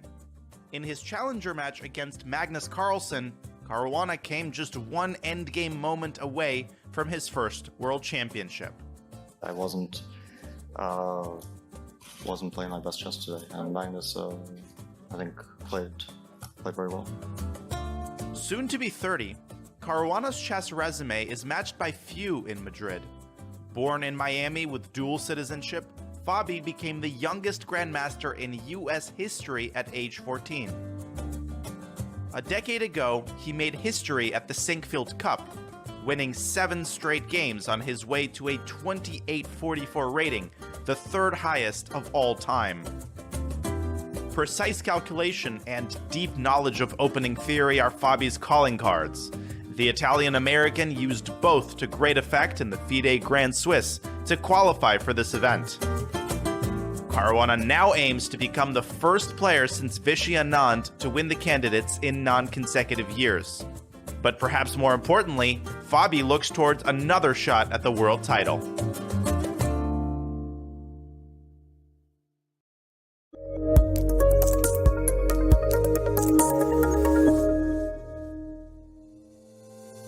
How many brilliant moves have you played? When do you play your best chess? How many games have you won by castling in the in-game? How many opponents have you played from New Zealand? And most importantly of all, how many Botez gambits has Alexandra Botez played? Find the answers to all of these questions and many, many more at chess.com/insights. Our new tool that lets you dive deep into all of the fun and instructive data behind your chess. Try it today.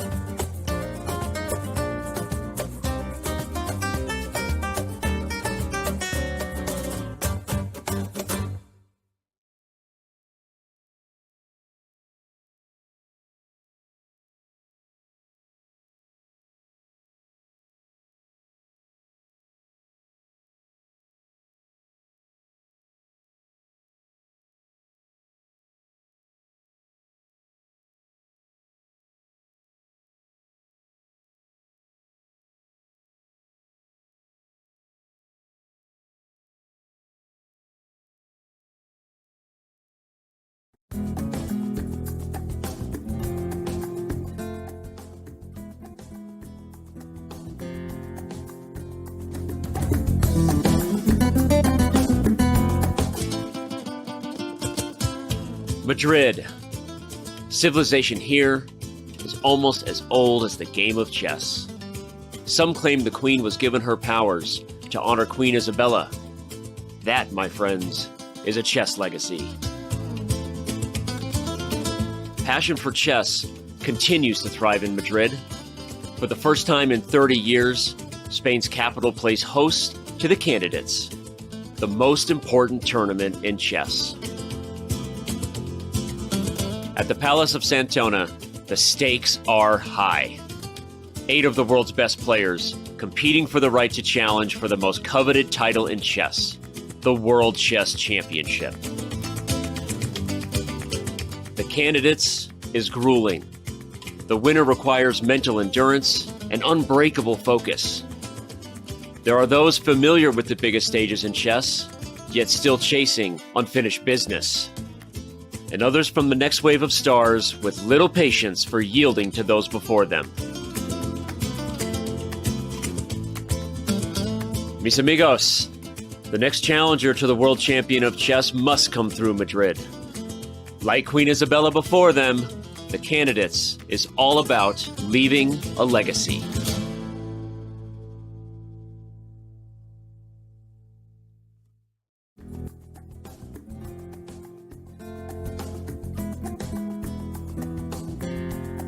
Almira, you talked about how I would play in such a beautiful scenic location. How would you play in such a beautiful place?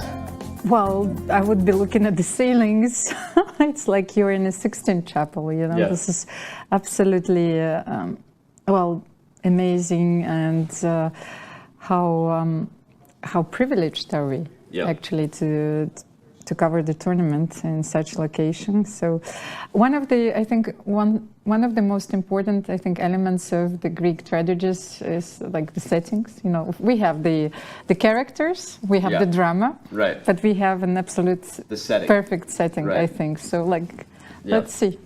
No, that's a great point, because you said the character, right? The plot, yes, right. But then it's why, like, when you see in movies, the epic sword fight happens, you know, in like a stormy thing, and like a, you know, castle or whatever, right? It's like we've got a scene that is worthy of the gladiators who are here before us playing some incredible chess. This has been another amazing drama-packed day here, day 2.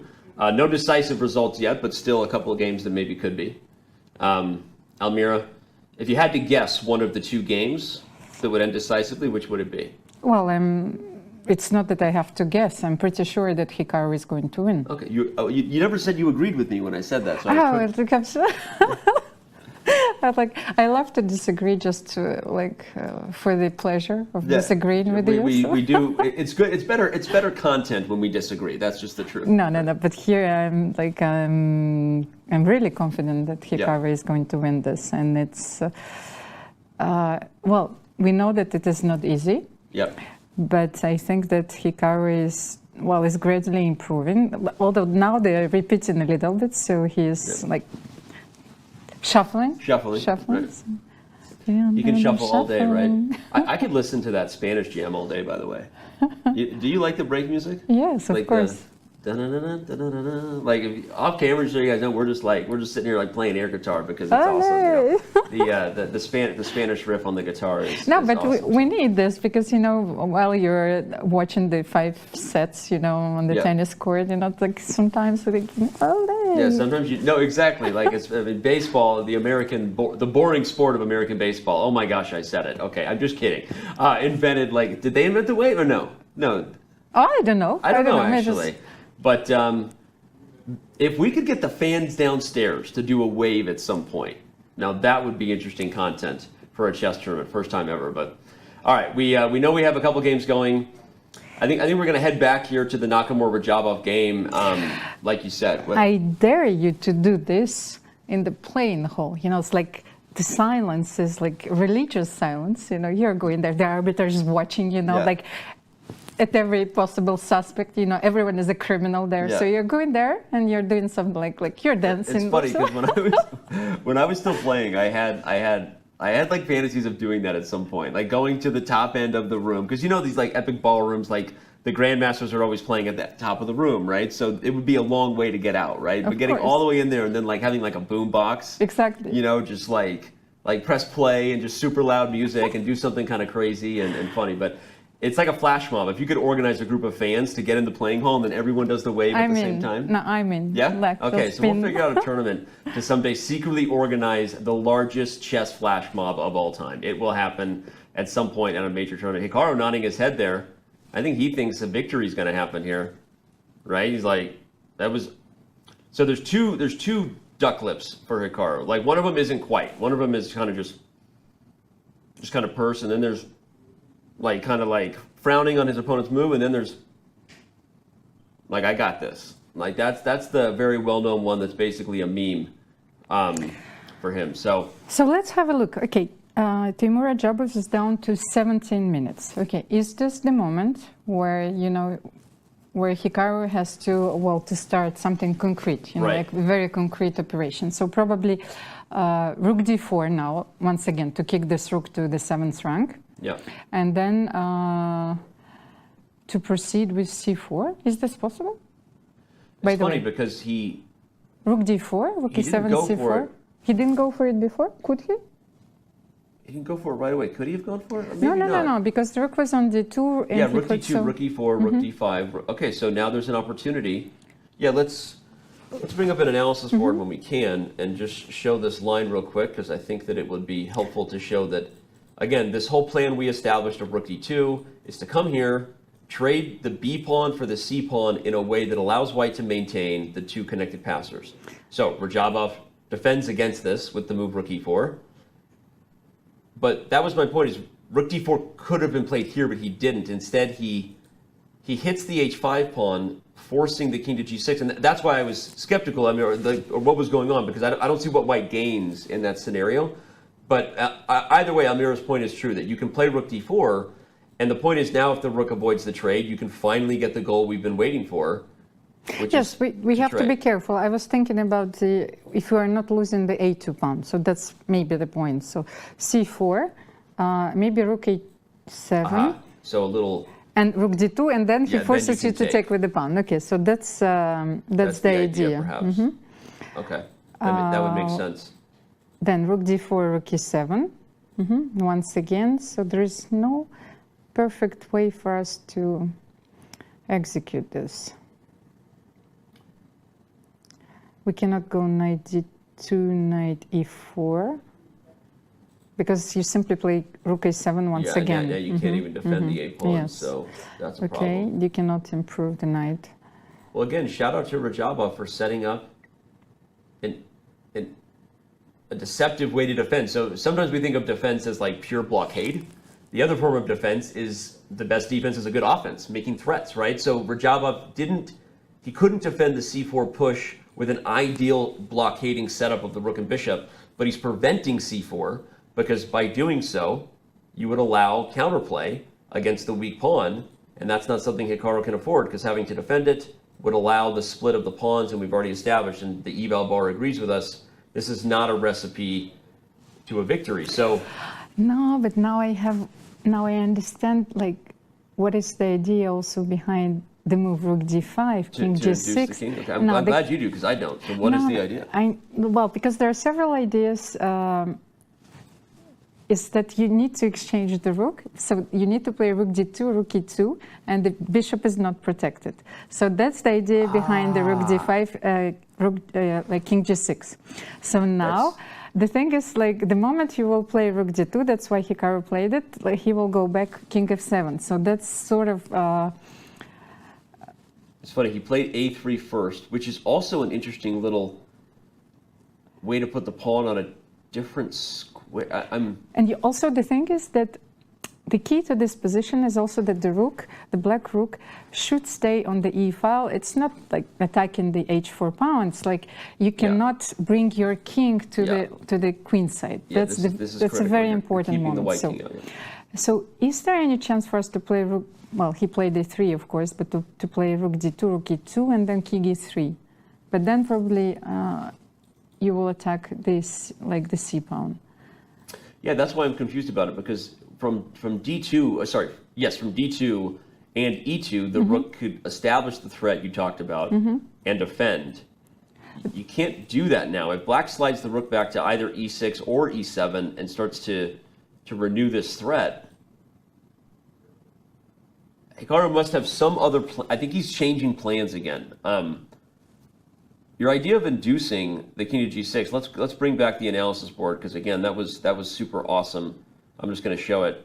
Rook to d2 was the idea that Almira had, and if the king had gone back, that's maybe why he didn't do it, because then what am I doing next? I'm just repeating. No, if the king would be on g6, let's say. But if the king makes some other move, maybe now we can play this, given that the situation is... You'd have to, although now the king's so active, maybe it doesn't work anymore. I saw the eval bar slip, and I'm like, it's probably because of just a super active threat. Now the black king, so actually, maybe that's another reason why. But okay, this is fascinating stuff for Hikaru to throw in a3. I want to go back to the first question you asked, and then we got lost in chess analysis, which was, is now the time to strike? Because speaking of time, Radjabov is now down to 15 minutes, right? And at some point, even if you haven't established what the clear winning plan is yet, at some point you have to cash in your chips. If you're the person, if you're the aggressor, right? You have to go for some sort of plan to capitalize on your opponent's time pressure where they might blunder. Is now the time, right? Is at some point he going to do something that objectively might be a draw, but forces Radjabov's hand? Look at this. Like he glanced at his opponent, Teimour. You know, he glanced at Hikaru. And he's trying to find out what's the idea behind. He's confused about this a3, move. Exactly. And I think that might be genius by Hikaru. Exactly. Take a couple more minutes off the clock. You know, I know I'm not going to win. I know I'm not objectively winning on the board. I've been unable as of yet to prove I have a clear plan. So let me just get you under time pressure. That's why it's a game. So once again, he's not going for anything concrete because like he's maintaining the pressure and he's waiting for the time trouble. So 10 more moves to go. I like it. I like it a lot. Sometimes I slip into an Australian accent. This is Australian? So should I say something in German? Absolutely. Like, what? Something in German, like the... You don't have to. No, because there's... Absolutely. King's about to go on a walkabout. This is wunderbar. What was that? This is wunderbar. This is wonderful. Was that a German accent? No, wunderbar is like, this actually, Boniem is using it in the song, like, but they're saying like he is dancing wunderbar. So. I like it. We can just start speaking in different accents. I don't speak too many languages, but I do speak, I am fluent in over 72 different accents. So, all right. Wow. Well, for those wondering, there's still 2 games going. There were 2 games in the book. Sorry, I was just having a mental reset of where we are. Where am I? I'm in Madrid. Hello, everybody. Two games have finished, and 2 games are still going. While we wait for Radjabov to make his next move and decide how he's going to deal with Hikaru's A3, let's take a look at the career he's had to get here. Remind you in our chess.com player profile of who the other boy from Baku is.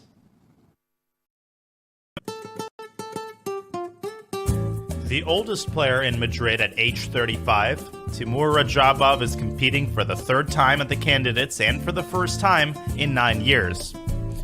Once ranked in the top 5 in the world, Radja qualified for the Candidates 2 years ago, but was unable to compete due to COVID concerns. For this year's tournament, FIDE offered Radja a wild card, which Radja accepted.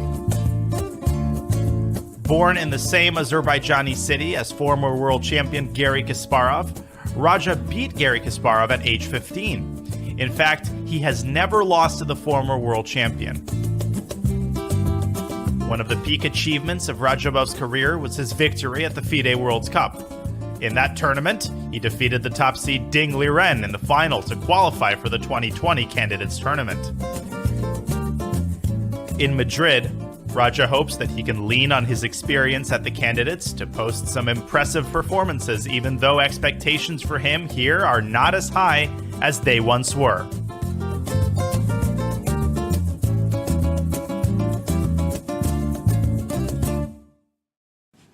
You know, it was a funny last comment in the video that Danya says expectations on Radjabov are maybe not as high as they once were, but you think he feels that way? You think Radjabov feels that way? Well, I don't know, like I'm not in John Malkovich's mind, so not in Teimour's mind, but I remember this game actually when he was 15 and he beat Garry Kasparov, and I was so impressed because to beat Garry Kasparov in Linares, you know, at this age, you know, first of all, it's like you're you're killing a myth, you know, and showing your strengths at the same time. So, so I believe this is also maybe a question of motivation, because like, what else is there to win? So the candidates tournaments. So once again, I repeat myself, but I think that he is trying really hard at this tournament. Yeah. Well, it's interesting because we keep talking about it. You know, he was a child prodigy, and I mentioned the other boy from Baku, and no disrespect to Radjabov, but literally Garry Kasparov is the boy from Baku, and Radjabov was kind of anointed as a young prodigy coming out of Azerbaijan, and maybe the expectations are different because he's just been around for so long, but we keep talking about the fact that if not for the fact that he stepped out because of COVID, he would be the other player here, like Fabiano Caruana, competing in his 4th Candidates Tournament. Yeah, so this is his 3rd Candidates appearance. It's his 3rd, but it's his 4th that he's qualified for, I guess, in a weird way. Although, I guess that's not totally fair because he was given the spot because he didn't play there. So, but it's funny because if he had played half that tournament, he'd be able to say that, oh my gosh, we have a big change. So this is exciting. All right, we have liftoff, everybody. The question we've been asking, would Hikaru Nakamura at some point cash in his chips? A3. You don't have rook h2 and rook a2. Ah, okay. Okay, now Very he took the nice. pawn. Of course, that's the idea. Okay, he prepared everything to take the pawn on b5 to transpose to a rook game just in case, and there is no rook h2, rook a2.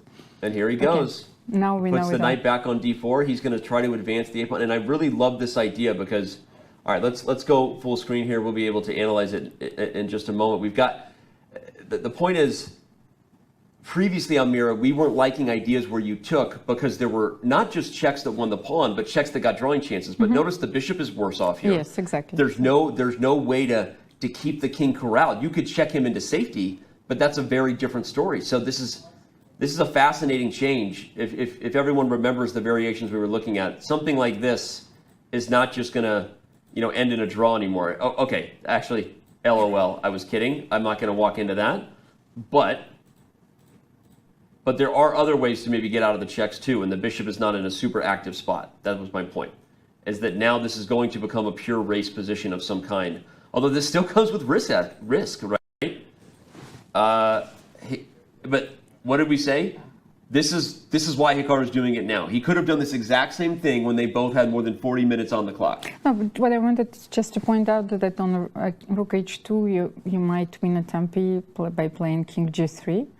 And you cannot take the pawn on a2. Yeah. So there are just king g3 here. We'll go king g3. G3, yes. sorry, the mouse slip. Yeah. So that's I think that's the point behind the move. So there is the perpetual is not here. Well, you still have to defend. And you can't attack the c2 pawn. Because the bishop is no longer on the h3 c8 diagonal, so you cannot give these checks and. Wow, that's amazing. If you go to a2, you can play a4. If you go to b2, you're not threatening anything because the knight guards it. And you can't go to c2 because the knight prevents it. So... And once again, Hikaru has chosen this moment while Teimour is in the time trouble. Yep. Yeah, and again, that's how you win games. That's why I made the comment. It's a game, not a science, right? It's not a perfect thing because even if a position is objectively should be able... you should be able to hold. Holding it is a whole nother question, especially when you don't have a lot of time on the clock. And try to hold it against Hikaru. Against Hikaru Nakamura. That's not something I ever want, or get excited about. So here we've got, but Radja's pawns have momentum too. Okay, actually that's an interesting comment, Almira. We'll come back to that from Bosenber. Radja's pawns do have momentum too. And we'll talk about why I don't think they're going to be as fast. But what were you about to say, Almira? No, just that was a pure question. Like, if you were given a chance facing Minotaur in the labyrinth or defending this position against Hikaru, what are you choosing? I mean, one of them maybe involves death, unless it's like a safe word. If there's like a safe word that I can get out of the labyrinth, then okay, maybe. There's always a way. Yeah, but the question is coming in from chat, and now my head is kind of spinning with calculation. How can Black's pawns compete? And so I think, first of all, just for the educational takeaway, one of the biggest differences is that White's king is in a position to deal with Black's pawns.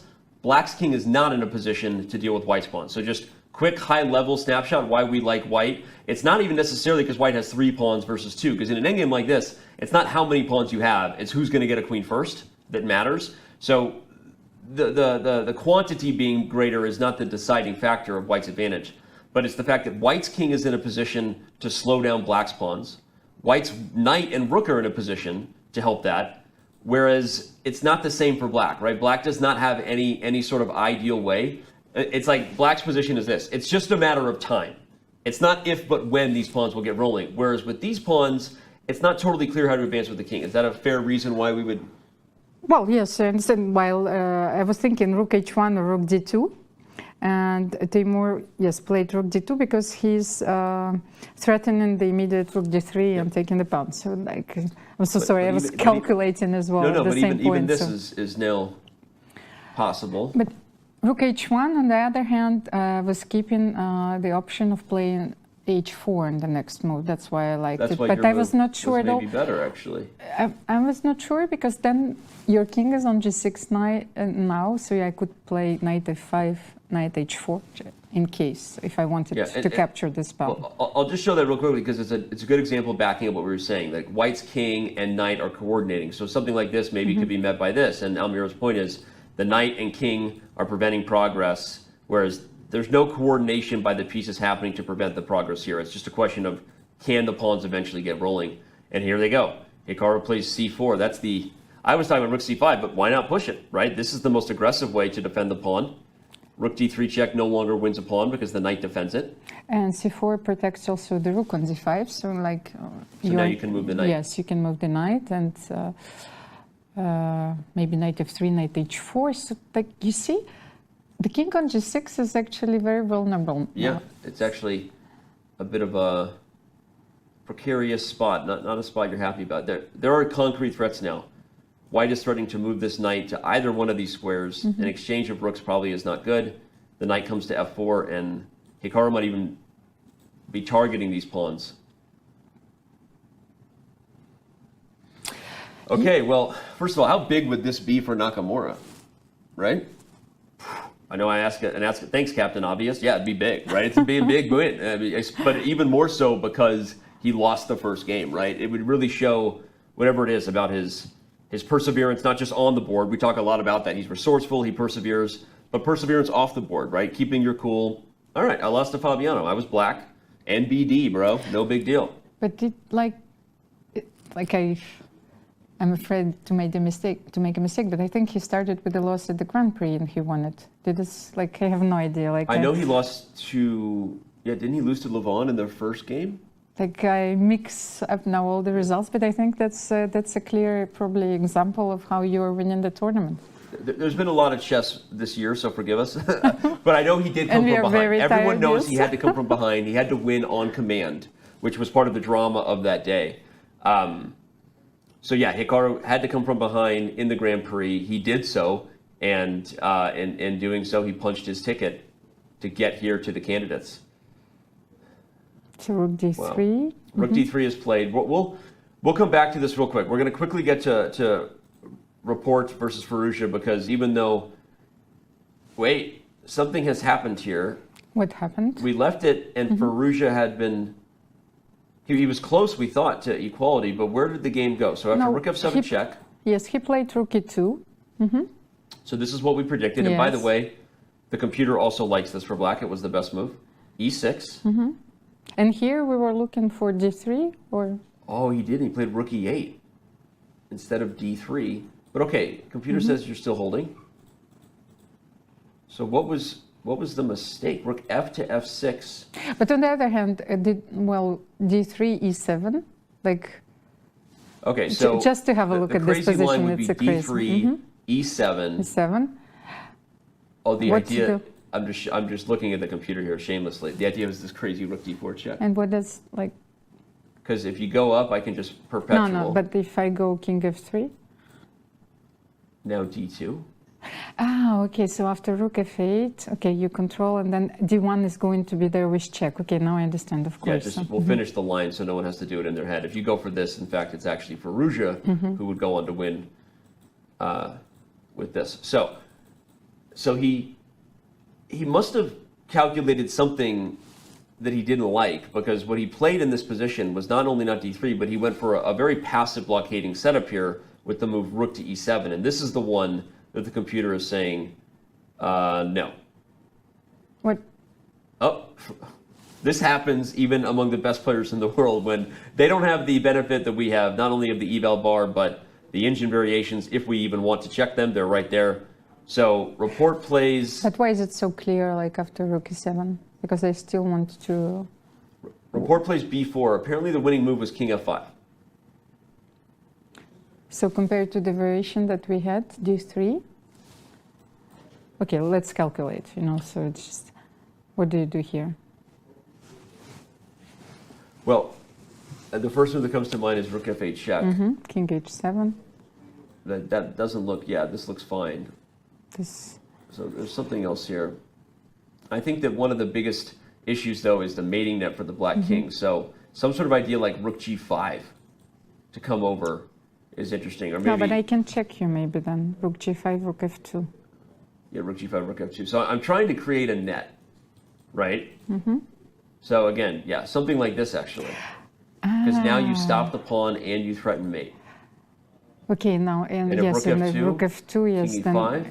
and okay, and the e6 pawn is protected, Yeah, yes, yeah, of you course. trade, So you're rook g1 is like a very beautiful move. Okay, rook g1 threatening mate, well, or Okay, not rook f8, rook g1 threatens mate. it's not and, yet mate. You still have rook h7. Okay, my But apologies. then my king is close, simply Yeah, yeah. closer, and I'm keeping an eye Okay, on we have a d-pawn. move from Alireza. It was d3 after b4, and we're back to a position that the computer says should be held. In fact, what a critical tempo that b4 is to lose, because the fact that the pawn is not protected, Almira, means you can't do any of that stuff. There is no rook down because you lose the pawn. So king f5 was a massively important move. And But on the other hand, Alireza didn't play d3 like for 2 moves. So yes, for sure. No, it's hard to, no reason to paint the storyline like it was a one-sided Rapport blew it, but the point is he did have a win there with that interesting king f5 idea. But these positions are some of the hardest in chess. Like from my perspective, like the open board, multiple passed pawns with rooks, these positions are just impossible for humans to calculate. Because it implies so many variations, Yeah. like in a very direct sequence of moves where the whole board is like open once again. So like pawn endgames. Yeah. Very difficult to calculate. Like rook versus passed pawn, those positions where you're trying to make a decision if you can queen, your opponent's going to give up their rook for the queen, and then are you able to get back in time, yes, right? Of course. Like these are the positions that give chess players anxiety because the engine here will make it look easier than it is. This is a super difficult position to calculate, and obviously, as we saw, in the open board with all kinds of checks, all types of racing going on, you're knee deep in the weeds, and it's hard to see your way through the forest. So I think it's going to be a draw now. I think the d3 is just in time. I think we don't be surprised if we see a bailout, meaning he plays, he brings the rook back, and we just get a big exchange. There's one outside thing though. If the rooks are traded on e6 and white wins d3, yes, but that endgame is actually winning for white. Yes, but because the king is too far from the b pawn. the thing is, like, you have to deal with my d pawn. Like d2, d1 is a real threat. Of course, so, okay, let's just show it real quick. So if rook to g3, the move has to be d2 probably. D2, I'll show the line because if rook takes, this is the point. If you take, everything gets taken, and then you take. Wow, the table base says this is a draw. Initially looking at this, I would think this is a winning endgame for white because you're putting the rook behind the pawn and you're pushing. But I guess black is just in time. If you try this stuff, the king gets to f6 and you blockade. Okay, so I was assuming it was winning, but the king is actually just in time to shoulder the white king. Okay, wow. So that really says this is going to be a draw then. Because if you can't go for that, what are your winning chances if you're Rapport? Rapport? The Colbert Rapport? I keep putting different emphasis on a different syllable each time. Richard Retzi, you know, so Richard Rapport. Yes. I apologize. It's a. Well, French, you know, they would say Richard Rapport. I don't struggle with like Jan-Krzysztof or Nepomniachtchi, but then like it's Rapport. Easy. No, but this is easy. Okay, these are easy. Well, you're Russian, right? I'm not. So like learning to. But Jan-Krzysztof is Georgian as well. So okay, like. I apologize. You're right. But anyway, I don't know if I'm saying his name right. I'm just going to apologize to all the Rapport. And also, like, I'm like half Ukrainian, half Armenian. Yeah. I did. Yeah, and now he's Romanian. That's right. Well, he's playing for Romania. No, I mean me. Like, yes, well. like I'm this crazy mix. You know, you put this like. Yeah. For those who don't know, it's not officially represented in this event because FIDE would have to acknowledge and approve the federation application to change before it becomes official. But Rapport has requested to change federations to Romania rather than Hungary. So interesting. Well, I have a question, like, because like I had some thoughts on this. Do you think that the number of times that the player should be allowed to well, switch federations should be limited? That's an interesting question. Because I'm thinking that this is a very important decision for me and for the players, I suppose. So probably there is a moment in life where they have to take this difficult decision and to represent like another federation. That could be marriage, you know, you're changing the country. Right. So, but how many times could you do be it? allowed to do because like I was thinking maybe it should be limited to 2 times. That would make sense. You know, you don't want someone bouncing around and kind of leaving a trail, you know, behind them in turn, because there's a lot that goes into that, right? Especially for top players, it affects the Olympiad team. It affects all kinds of selections. You know, when you change federations, you affect the top players in that country. If you're, you know, there were all kinds of controversies that I won't speak of. You know, when certain players switch to U.S. federations, right? Young, up and coming, talented Americans weren't totally thrilled about that in some ways, right? Denying them the opportunity to maybe compete, you know, on Olympic teams and these sort of things. So there's a lot to it. I don't think a player should be denied the opportunity, but I think it's interesting. I also think that we should get back to the Hikaru game. Let's have a look. By the way, it looks like, okay, Rook G3 was played by Rapport. I think we're going to have a draw very soon. So we need to switch back to the Hikaru game as soon as we can, because the advantage has gotten bigger for Nakamura. So he went with his king to h4. Okay. Yeah, so after we left it was Rook D3 check, King H4. It's funny because if you could put the bishop on this diagonal, checkmate. Anyway, that's not a thing. Bishop F7, Rook D8, and now Rook D1. And again, what do we have? Less than 5 minutes. Okay, 5 minutes for how many moves? Yeah, we should actually check into the format of that. I think it is move 60, so it's 2 more moves. 2 more moves, yeah. So in 2 moves, he will get more time, and we quickly remind everybody that 60 minutes was added after move 40. Another 15 minutes will be added, plus we finally have an increment on the clock at that benchmark. So reaching move 60 is a huge threshold for Radjabov to hold this, because once you start getting 30 seconds back on the clock with every move, you know, not to say that the position might be losing, but at least the clock is way less of a stress. To be honest, I find this time control like very logical, especially like when you're adding the 30 seconds only at the last stage of the game. So because like what was the purpose of the increment initially? So like you wouldn't lose it when you're queen up, so we convert to winning endgame. So like it's not to assure that that would be such an easy way through a time trouble.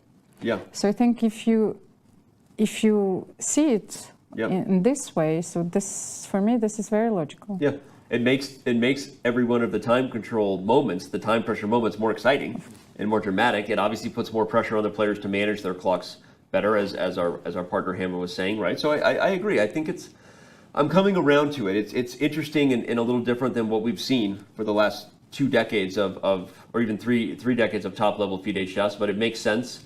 And again, not Dina, excuse me, I'm reading Dina because we have an interview coming with Dina soon, but not right now. So as Almira was saying, the whole purpose of increment initially was to kind of get away from the rule we used to have of insufficient losing chances, right? Where a player couldn't just get flagged, right? And that was a big thing, because before we had digital clocks, we had big analog clocks. I've been flagged before in a drawn position. Doesn't feel good, right? And so increment was designed to ensure that what was on the board would ultimately be the deciding factor. So, to avoid this kind of absurd situation, and probably not fair as well. And so Almira's point is great, that it only really makes sense that you have to have increment should the game go to very long extent, like after move 60 when you're in an endgame. I agree. It makes a lot of sense. Insufficient losing chances is a rule that is so unique to chess. All right, Rook H1 check. The king quickly moves to G3. Here comes H4. Shout out to our Twitch user who said, well, what about black spawns? Well, here they go. The problem is that now we'll see King G2, I think, with tempo, or do you just go to F4, actually? F4? I like King F4 better, because I just want to point out something funny, that if you play King F4 and black plays H3, black isn't even really threatening H2, because white can just come back to G3, and black is stuck. Right? Yes, I agree with it. It's like I was considering King G2, of course, naturally. So King f4 is probably more active, really. Like if this works, h3, king g3.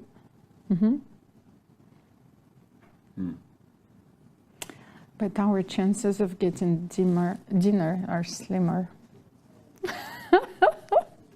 Rhyme time. I'm normally the host who forces unnecessary rhymes onto a show. Well, I was not even sure that was a rhyme before. It's like how Chances tired. of a winner is slimmer. That's definitely a rhyme by today's modern standards of the urban art form known as hip hop, R&B, and rap.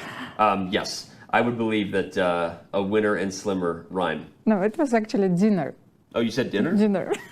Dinner also rhymes with both.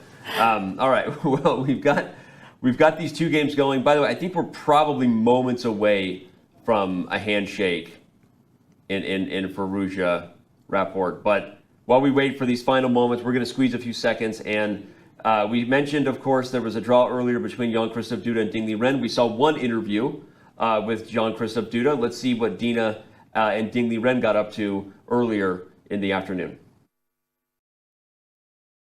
Thank you for joining us. Please take us through your emotions during the game. Oh well, it's a quiet game, but quite interesting. I think at some point I thought I was better, but he played a very good move, Rook b1. I think that's a very good idea he found. So it looks my move g5 is not that good, but I don't know where I went wrong. It turns out my position is slightly worse in the final position, I think. But I don't know how to process for white. At least comparing to yesterday. Yesterday I played, I think, one of the worst games recently in my career. But today I feel much better. I think the draw is a quite good result for me. So you're going like between it. After a loss, a draw is a good result. Yeah, especially after yesterday's defeat. And do you think for your opponent, draw was also a good result, judging that you had 3 times repetition afterwards? At first I thought he is slightly better, since maybe he can try for more, but I don't know. All right, on another note, we were wondering, what were your first thoughts when you realized you actually could be the candidates, that you actually had a chance to be in the candidates? What were the first things you thought about? Well, at first, they told me that I only need to play 30 games to qualify. Even if I lost all the games, I can still play the candidates. But then somebody told me that it depends on the average ratings. So I not only need to play 30 games, but I need to get a quite good results. So I feel I'm not sure if I'm going to play these games, but after in the end, they convinced me that I had good chance here. So I just. So you didn't accept immediately, but you had a thought. Yeah, but in the end, I take the challenge. Yes. Do you? He sticks to the challenge. He's so sweet. He is. He's the sweetest, right? Yes, but at the same time, once again, he's one of the strongest players in the world. He's the top seed in this tournament, and I'm actually glad he did. Yeah. He was. So he qualified for this tournament and he has a chance. When you look at the rest of his matchups, and we know how strong he is, we know he's trying to right his own ship, right? What do you think the biggest challenge is ahead for him? Well, I have to look at the bigger screen. So, that's disappeared. I can barely see the results. Yes. A great score against Caruana. Mm-hmm.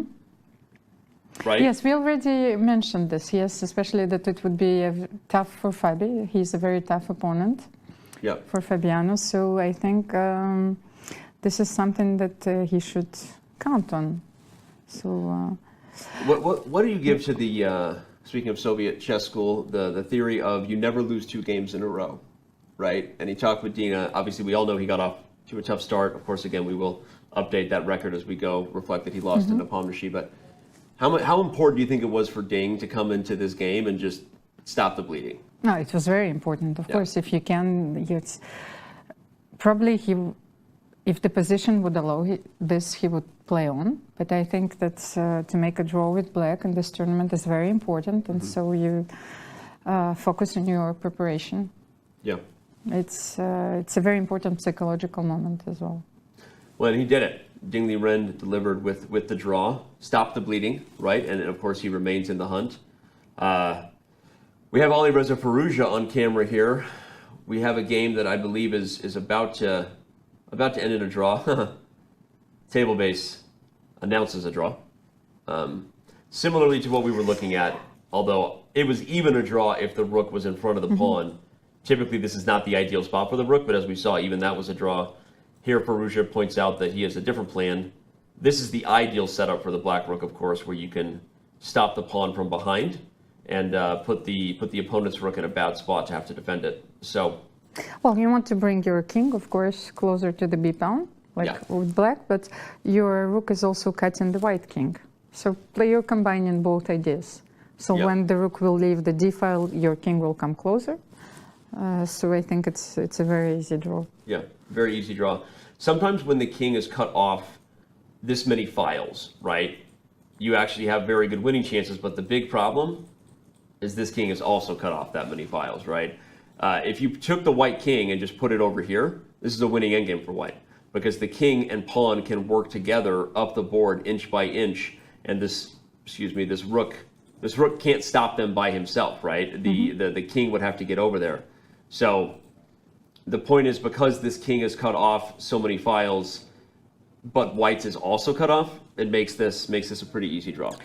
Well, and you will have to defend the b pawn in a way. So you will have to play either rook b2, rook d4, rook d6, or rook b6, and then so. Yeah, makes sense. So I think Firouzja knows it's a draw.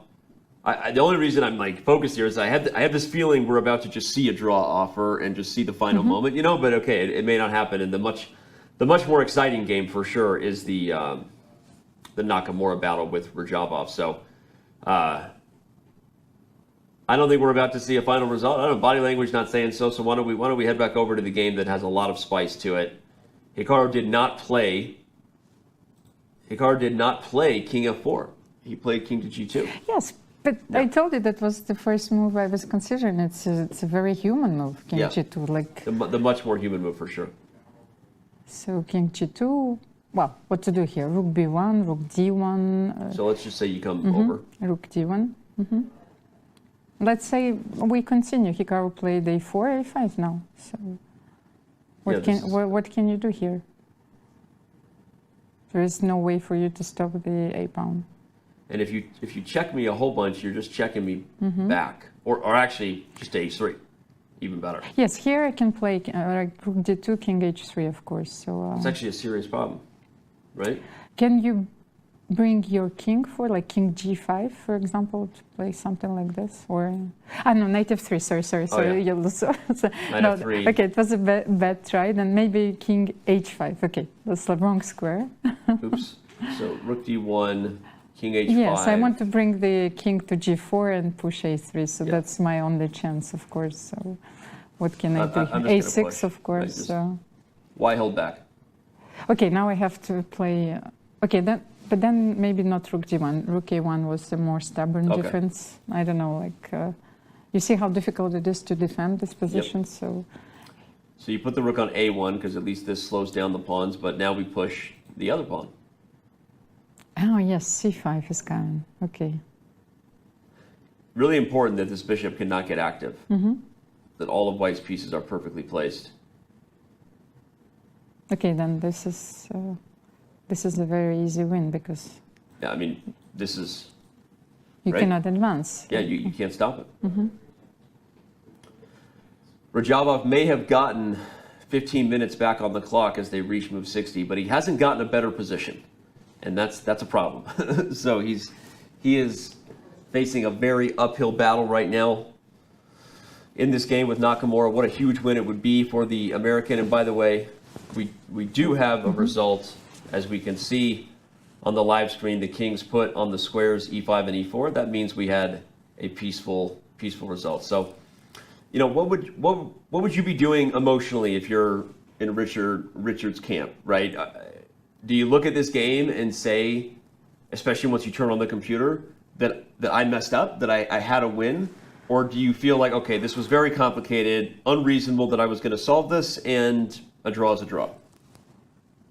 Well, I would certainly analyze, but I wouldn't draw all these conclusions. I think that, okay, you had some winning chances, you missed it, but I think that it was very complicated, first of all. And once again, you have a game tomorrow. Yeah. So it's very important to focus on your next challenge. So you have dinner with your wife. That's what you do. You have dinner with your wife, yes, and then you think about it. No, it makes sense. You have a romantic dinner. Like, it's much more important than to analyze with computer. Yeah, for sure. And you know, yeah, it's just interesting because for those just tuning in, there was a very exciting moment in that game where Firouzja took this active defense that was at the time looked like a decision that might cost him the game, and ultimately it proved much more difficult, right, to convert, and so it's hard to beat yourself up. I would agree. Firouzja is here with his family. His whole family came to Madrid, so now probably they will have a well-deserved celebration. Yeah, well, a great draw on a great birthday. So I guess because this might be our last chance to talk about it, happy birthday, Alireza Firouzja. A good present you gave yourself, defending what looked to be a tough spot in some moments. So he is still in a great position with 2 draws to start his first ever candidates campaign. So, all right, let's, well, we're gonna have one more game, and that's where our full focus is gonna be. Let's give a quick shout out to our Chess Kid team once again, here doing amazing stuff in Madrid, if you can hear me downstairs. But Chess Kid is excited to announce the first ever FIDE and Chess Kid unrated girls only tournament.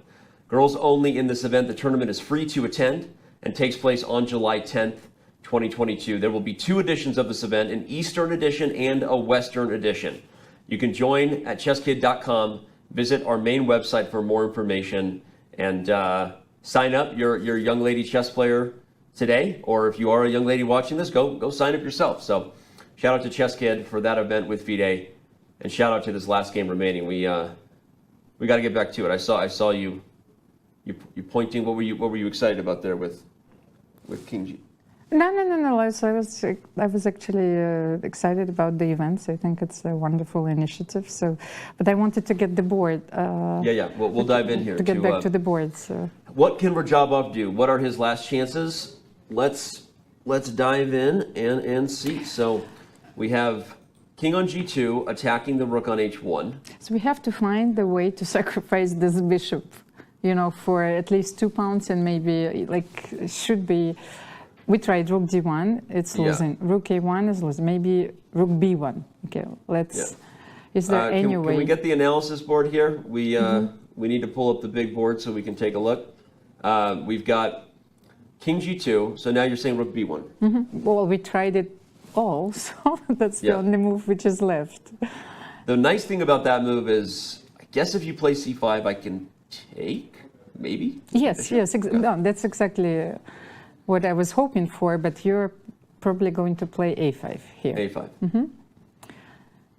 And also it allows me to bring my king without being checked on f3. So maybe that's like, because we've tried all the variations, so maybe here I can play king g5. Yeah. What do you think, Penny? King g5? If knight f3, then I still have king g5. This looks like you're getting aggressive. This is not what I want, right? So I don't like knight f3. And the pawn on b3 is like. I just want to push until I learn that I can't. Okay, now you're forcing me to play rook a1. And now that my b pawn is no longer attacked, my knight is free to do some. But can you push c5 here? Ah no, a6 is like hanging. Wait. Well, it's not totally crazy because, I mean, it's not how many pawns you have left. I'm threatening to take on a6. We forget. Like, with the rook? Yes. No, but I agree. The thing, I'm saying it's not a crazy idea in the sense that in the end, it's not going to matter whether you have any pawns left if you get a queen. So it's kind of a funny line, like c5 takes, c6. You know, that's all. I agree with you. I saw it was hanging, but it's interesting. I think more likely you should try to do something like defend the pawn and then look to give like some sort of check with the knight or something. Okay, but now that's what I wanted to achieve. I will play king g4 and I want to push h3. Yeah. That's okay. the only chance I have in this position. The hardest part of the situation is it's easy for us to analyze, two brains together, an eval bar with it, right? Radjabov only has 8 minutes on the clock. And it's not going to make his task easy at all. Here it is, big moment, and he actually... Where? He chooses rook to c1, okay? So... Ah, but now we know that... now we already know that a5 is... Yes, Hikaru can play a5. Yeah. Wait a second, but did we... what was the difference between rook b1, a5, and did we try, like... We can still try rook c1, a5, king g5 here. What is the difference exactly? That the b pawn was hanging, that you couldn't play? Yeah, so what is the difference? Knight, the b pawn was hanging before. Although this is still a threat. This is not clear to me, yes, because king g4 is still a threat, so I don't see what is the difference. Because we didn't try king g5 in this variation. Yeah, we did. When the rook was on d1, we tried it, and then it was a blunder of a check. Of course, I was blundering. So you're right. This is definitely not something we've totally analyzed yet. So king g5, what does white do? Do you just push a... So what happens if I just push a6 again? Just push until I learn that I can't? Well, rook a1, I have no other option. Okay, yeah, we're back to that same scenario. And so we don't want to push too far away. So maybe rook c1 also works. So it's the same idea. Yes, it was the same idea that you had with rook to b1, but preventing the move c5, I guess, made a lot of sense. And Hikaru he was about to move there, it looked like, right? And now he's pulled back and he's reconsidering. So what if I play check right away? And my idea is that now you have to go to g4, because if you move elsewhere, I think I can take the pawn, now that your rook is in here, I think. Ah, yes, and that was the difference, of course. So, and now if you play here, I also have rook to d4, right? Yeah, okay. So, yeah, I changed the move order. Okay, then knight f3, king f4, Oops, of course. Knight f3, yeah. I'm probably losing F4. here anyway. I'm given this pawn, but I'm coming with my king. So now I simply check. Okay, where do you go? Yeah. If I go here, you win. It'd be a very, very good birthday present for Alireza Firouzja. You would love to see that. So rook c2, and where do you go now? I run here. Ah, yes, we run here. Okay, so I have to attack. I will have to sacrifice my bishop at some point. I'm obsessed with this idea, so I can give up my bishop, but I have to stop. Okay, rook a2 now. Bishop c4 doesn't work, I think, because you will have time. Okay, rook a2. Rook a2.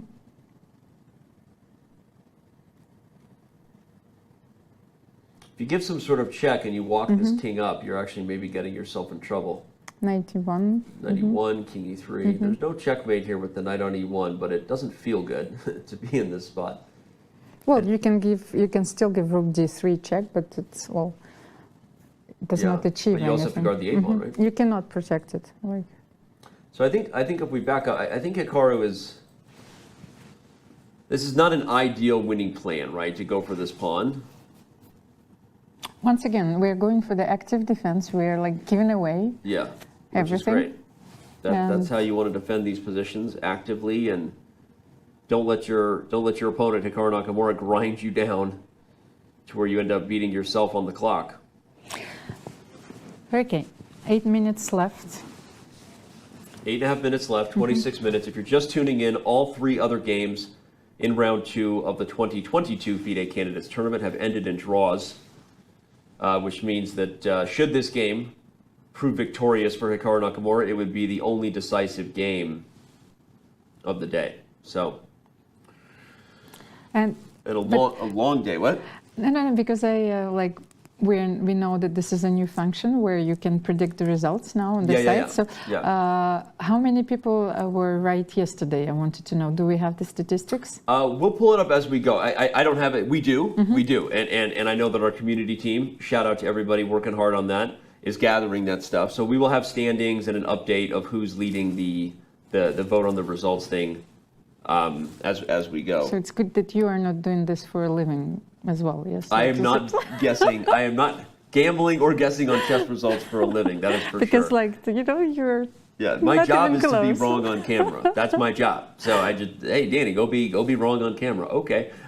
So thankfully, my job is not on the line about whether or not I predict the results correctly. But okay. You see, I'm feeling like third days we will be even better. So. We will be even better. At some point, I do think you get a little better when you're in the flow of it. You're no longer just guessing for content. In the beginning, I'm kind of just guessing for content. Like, hey, although I did predict a Hikaru win here today, for the record.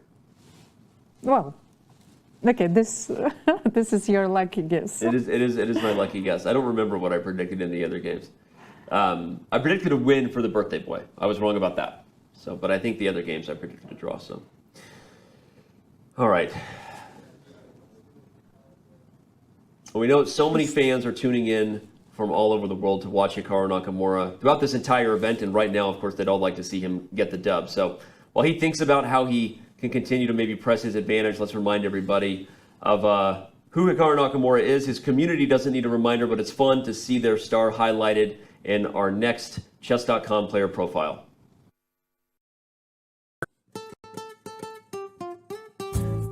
In qualifying for the candidates, Hikaru Nakamura ratcheted up the level of interest in what is already considered the most important tournament in chess. With millions of followers as a popular content creator, Hikaru brings along his sizable community while also attracting more casual chess fans. Although once ranked number 2 in the world, most believed Nakamura's best days competing in classical chess were behind him. That changed when this Japanese-American grandmaster leaned on his exceptional calculating ability to win the FIDE Grand Prix. The unexpected victory earned him a bid into the candidates for the first time in 6 years. A 5-time US champion, Hikaru has stayed sharp of late by dominating in speed chess formats. Nakamura is currently ranked by FIDE in the top 2 in both Rapid and Blitz. A chess giant on Twitch and YouTube, Hikaru brings a special buzz to a tournament that already holds the keys to becoming the next world champion. And there are certainly those who have yet to rule out Hikaru from catching lightning in a bottle here in Madrid. I have definitely not ruled out lightning in a bottle for Hikaru Nakamura to win this tournament, for sure. I mean, he's playing arguably the best chess in his career right now. Shocking as that might be for those who thought he literally didn't care. Almira, he does care, right? And what would be your thoughts on his chances, especially if he rebounds with a victory here?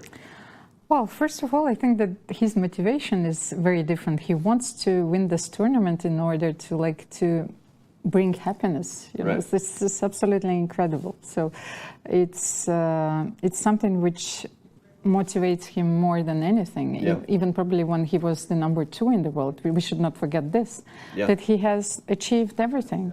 So it's probably, and now he has another shot at the candidates and probably at the world title. So it's interesting, and you know, yesterday you talked about it, and I agree. He's playing for more than himself, right? And that's not a knock before. I mean, chess is a very individual game. Players for a long time are playing for their own ambitions to prove to themselves and get as good as you individually can.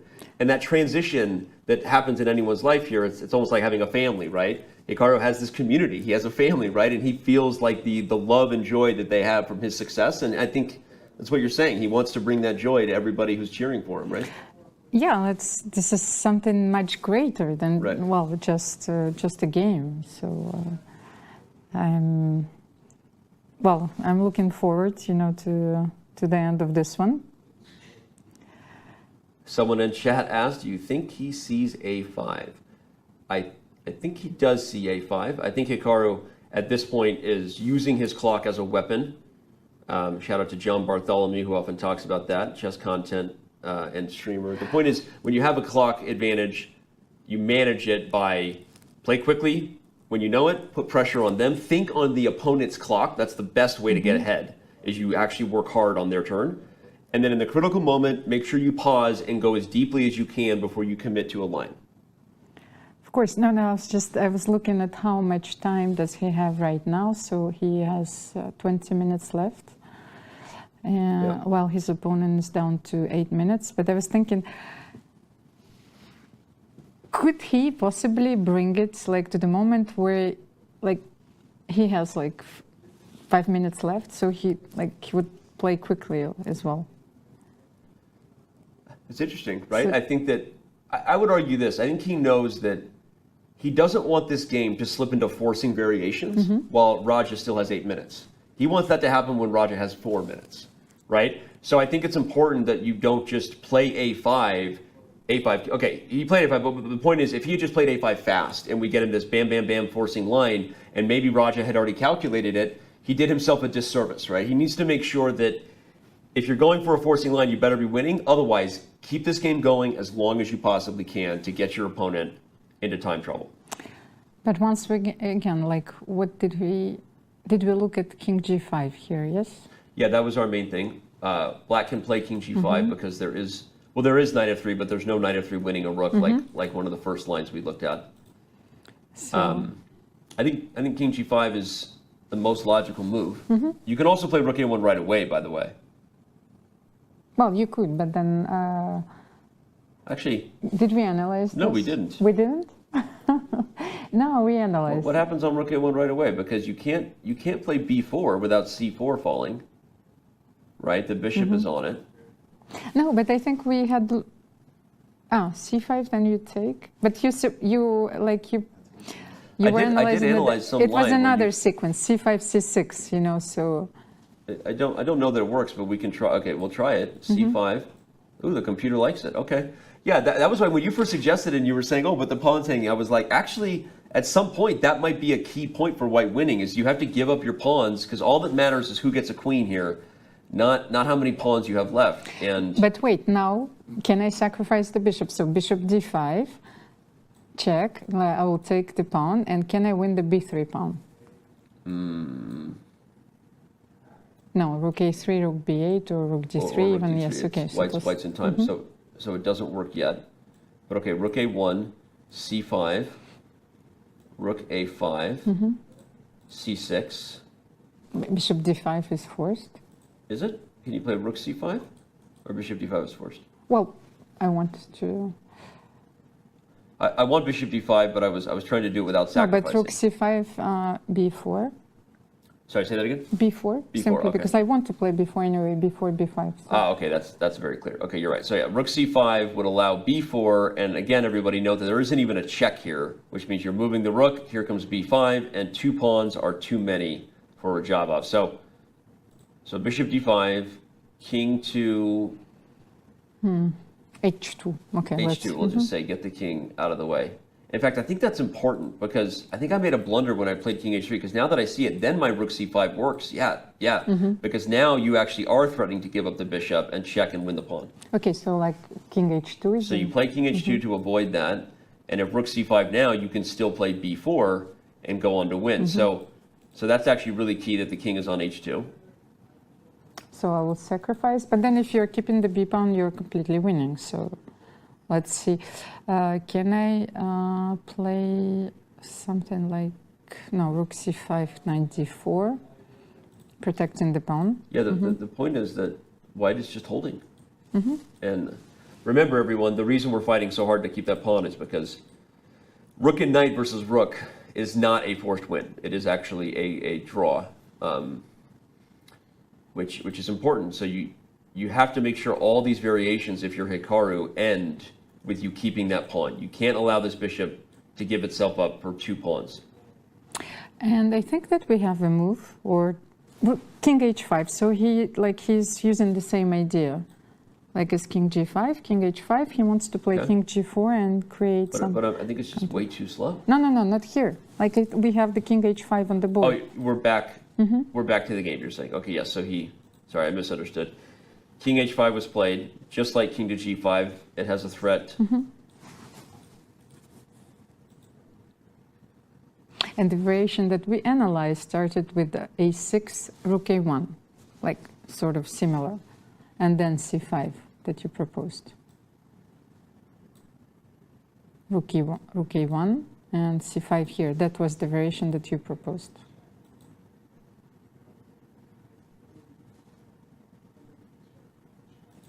So. Yep. Oh, big moment for Hikaru. Still has a time advantage, right? Up 10 minutes on the clock, but is he going to win and quickly write his candidates ship? What do you think, chat? Let's ask chat. You know, on a rare occasion, chat knows all the answers. No, I'm kidding. Chat, there's a lot of people in chat, so they often come up with good answers, and, so and I'm curious. So it's like this, you know, wonderfully big computer, like where we can ask him about the sense of life, yes? Yeah, the meaning of life. The meaning. What is the meaning of life, chat? That's a different show. But okay, seriously, The not just 42. whether Hikaru wins this game, but I'm curious if people have a feeling about whether you think he can catch lightning in a bottle, so to speak, or maybe you don't even think it's lightning in a bottle. We know how talented Hikaru is and how much he wants it. So let us know what you think about his potential to not just win this game and turn things around. But we'll read some of your questions on air. So they got it. They put 42. Oh, a lot of yeah, we see a lot of comments coming in. Give us a thoughtful answer.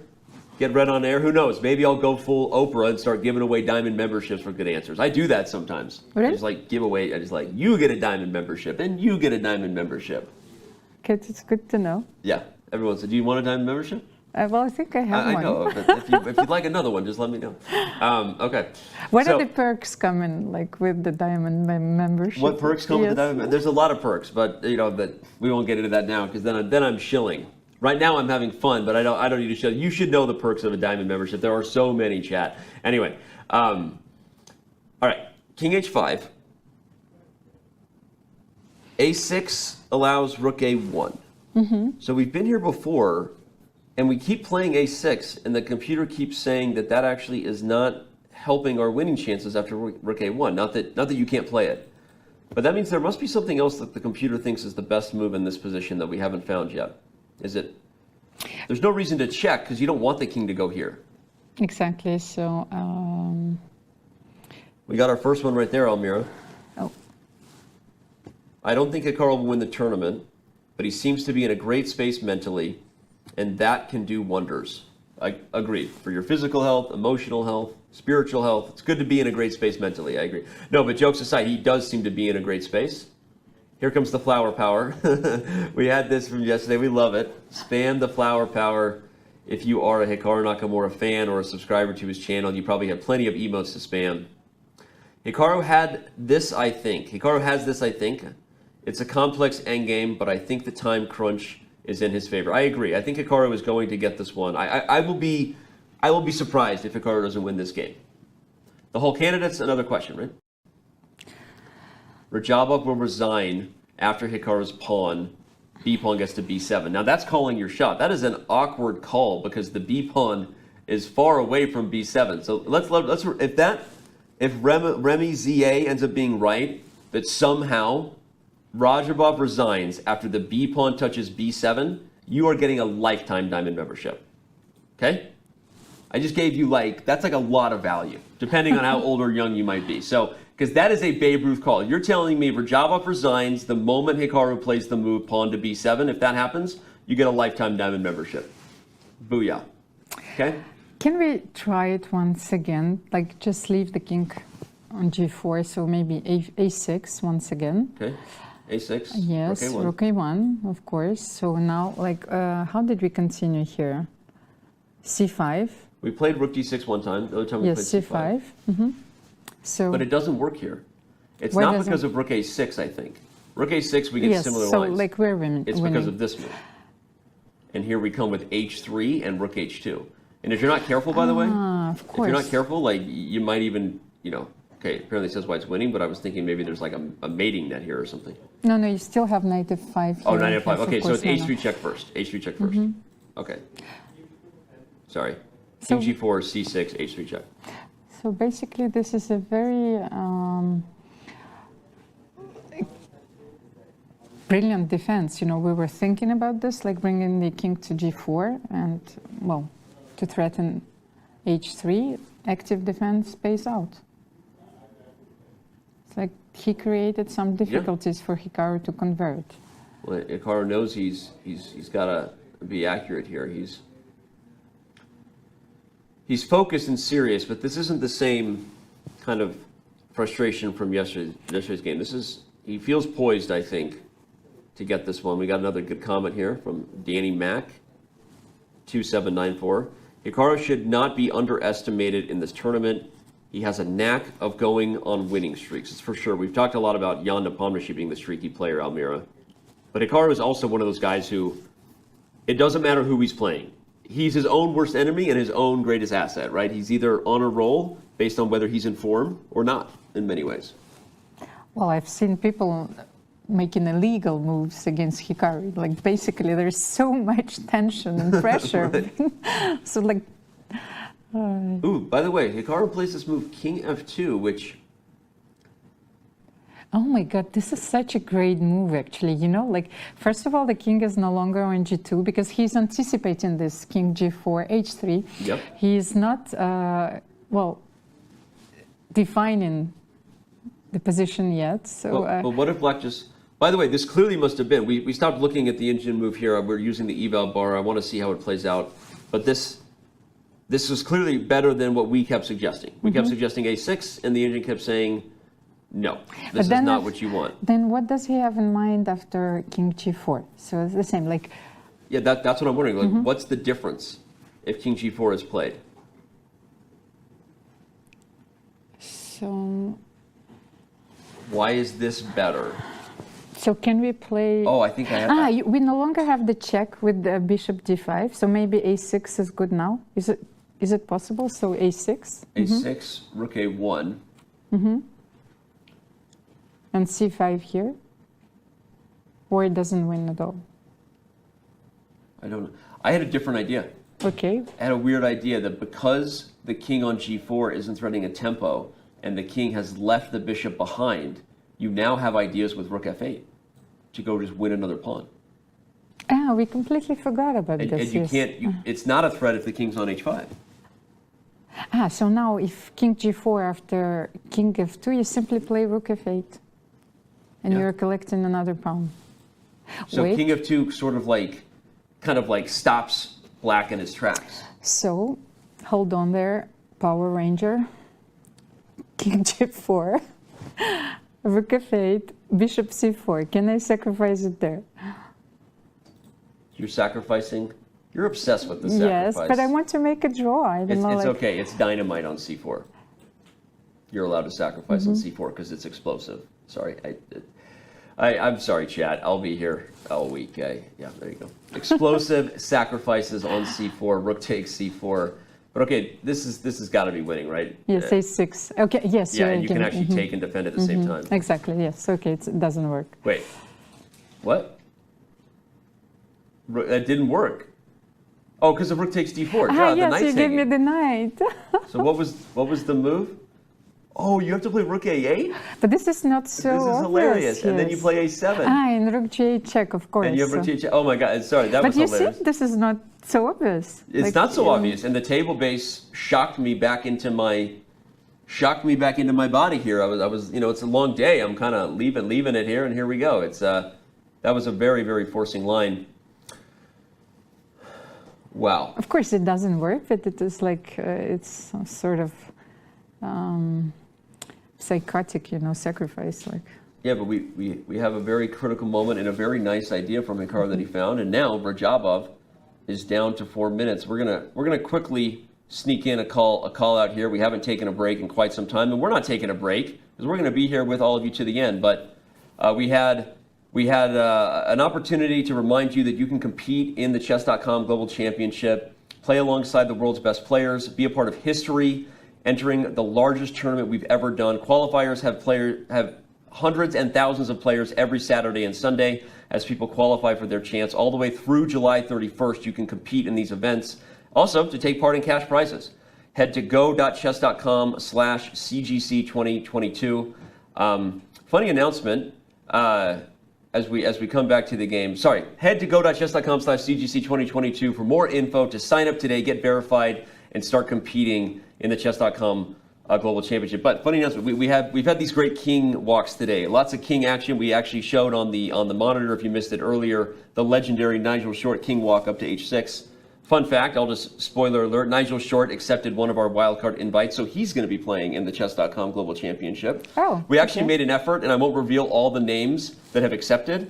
I am so excited to announce the field when we get to the round of 64, because 32 players will qualify in the Global Championship. 32 are invited. And we didn't just do a 1 through 32 of the current list. We went to some of the champions and some of the players that people will be absolutely thrilled. Kramnik is another player who's accepted to play. And there are many others, and I'm not going to reveal more, but Short, Kramnik, and many others are going to be competing. It's going to be epic. So seriously, the round of 64 is going to be bananas. It's not just a current list. Not to say there's anything wrong with the world's current 32. We like them. But I'm very pumped about where we're headed with that. So, Rook F8, was that on the board? Yep. Okay, so, well, now he did it. He did it, so he will win this game for sure. But what a nice, I mean, we couldn't solve it. We didn't, we kept trying a6, right? We were beating our head against the wall here, and he plays this really subtle king of 2. What a trick, right? You get the king to leave g6, and when you do... And especially it's not under attack, like h3 is not coming with check, so king g4 and now rook f8. This is very subtle, and I really love this idea. Super instructive and just super accurate, right? This is where Hikaru thrives. There was a comment earlier from Twitch chat that Hikaru thrives in these sort of slight edges that he can grind, get his opponents under time pressure, and guess what?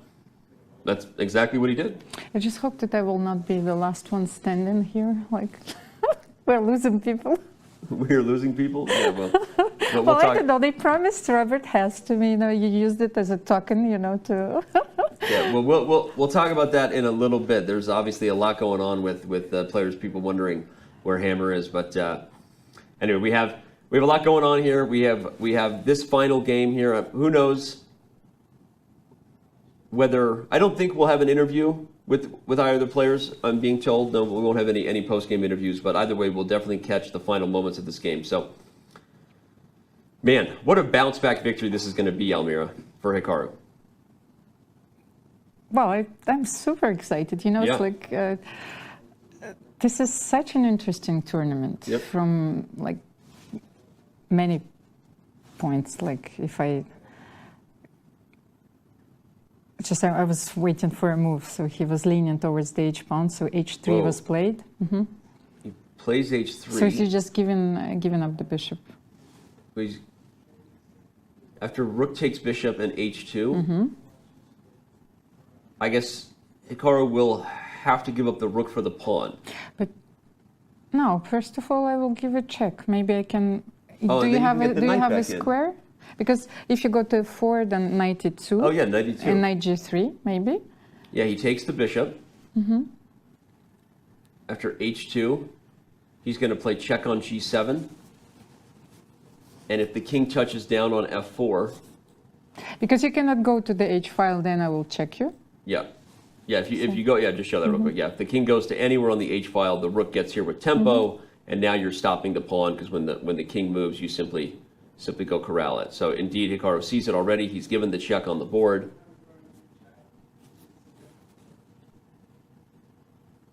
And after king f4, we will see knight e2 check. And knight g3. The knock and nod, never a good sign to the opponent. Agreed, agreed. That is knock and nods to himself, that he sees it. Knight to g3 comes. This protects the h1 square. Black is obviously... would be happy to promote, but not if the queen is immediately taken. What a game, how many difficult moves Hikaru found, a3, king f2, not even mentioning, the opening phase of this game. So he fully deserves not only this victory, but even Well, you lose and you bounce back. Yes. You get a win, right? You are a half a point behind the lead. It doesn't matter how you got there. Scoreboard, as the kids say, right? All that matters is what the score is. and it is still anybody's candidates. And what an entertaining first 2 rounds we've had, right? The show has delivered, the chess has delivered, and will Radjabov resign, or will he play it out? I don't quite know. I mean, at this point, okay, he's hoping for one trick. There's one way to go wrong here. If you put the king anywhere but g2, there was rook takes g3. I'll just show it, right? And then you get a queen, and that's a problem. So, but Hikaru, of course, already aware of that, puts the king on g2. And after the next check, if it happens, oh, he took b3. If he checked again, the king could put itself on h1. Okay, a6 even. What? You can even play a6 here. Yeah, a6 looks good enough. Hikaru agrees with Almira. It's nice when the players agree with you. Right? From time to time. From time to time. From time to time, it feels good. It's so polite, you know, on their behalf, feels, you know, it's like... Yeah, when they're winning and they agree with the moves you're suggesting, it feels good. Okay, a6 is played. I think we're going to get a resignation here from Radjabov in just moments. And you know, I want to highlight one of the storylines to this game that could be forgotten, because it of course we'll probably get distracted here in moments with the resignation and congratulations, but before we let this one go, we should definitely highlight that we were talking about Radjabov, who had this incredible career. He has not won a classical chess game in 3 years. He's drawn a lot of classical chess games.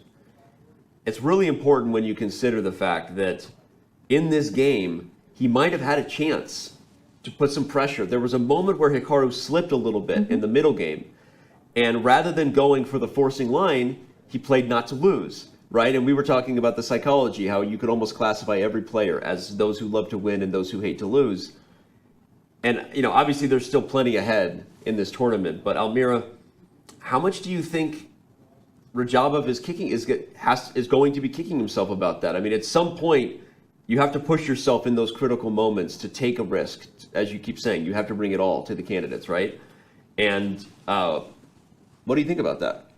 Well, I'm pretty sure about this, that he will, of course, analyze this game, but he will regret this bishop c6. Yeah. The moment where he could seize the initiative, probably. Like, I'm not sure, like, you know, once again, we didn't analyze it deeply, so maybe the computer analysis will prove us wrong. Well, I don't know. I mean, we were on the position for a while. There were many other, it wasn't just bishop c6. There was also rook d5. Yes, rook d5. There were 3 possible moves. There were 3 possible moves, and he took on a position willingly that only Hikaru could win. Now, he did so thinking he can hold. Nobody goes for a position they think they're going to lose, right? But you get what I'm saying, right? He took on a position that he thought he was going to hold, but he didn't have any chances to win. And it's an interesting decision, right? Because there was a moment where he could have been the aggressor, and he didn't take the opportunity, so... But okay, it would have been unclear. I'm not saying he's winning, right? But it looked dangerous for Hikaru, and certainly it would have kept pieces on the board. So, and Hikaru once again is taking his time. Yep. So he's completely winning, and he simply wants to be sure once again. Yeah, you have to be, because there is an outside scenario of horrificness if you're Hikaru, where black wins this pawn and then suddenly gets here. And then rook takes pawn is a draw, right? So Hikaru has to be accurate right now. So how do you win this, Almira? Do you get the knight in to help? Yes, we need to have the knight. We need to bring the knight into play. So how to do it? First of all, we have to secure that the king doesn't come to b6 as well. While our king is guarding the h-pawn, it's okay. We can always play king h1, so on the check. So knight f5, for example. Yeah, he goes... Okay, he did it. Same idea. And after takes, I think that... We cannot allow king b5, king b6. Yeah, this is a draw if black can take the pawn. So how do we do this? So you could actually play rook b7. And if king c5, knight to e7, and there's no way to get king c6. So that's one way. I don't know how you went from there. Maybe it's knight to c8, knight b6 or something. Where eventually you try to get a queen. But when you play knights... Okay, let's have a look at this position. It's a very interesting endgame. Okay, so, oh, by the way, he does play rook to b7.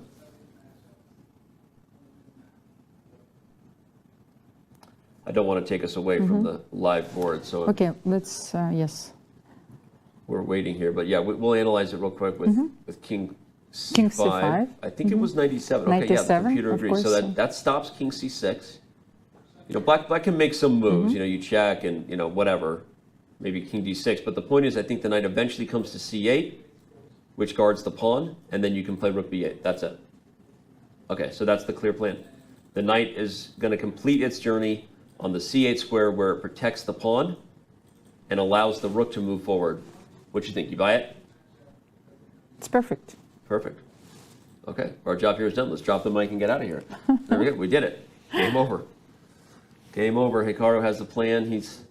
As he said, like once said in an interview, so like finally you could have as many seconds as you want, but the players are, well, playing the game and they are working the magic. It's true. And this is purely, like this game, especially in the end game, this is a pure magic. Yeah. Like king f2 is probably the most difficult move in this game.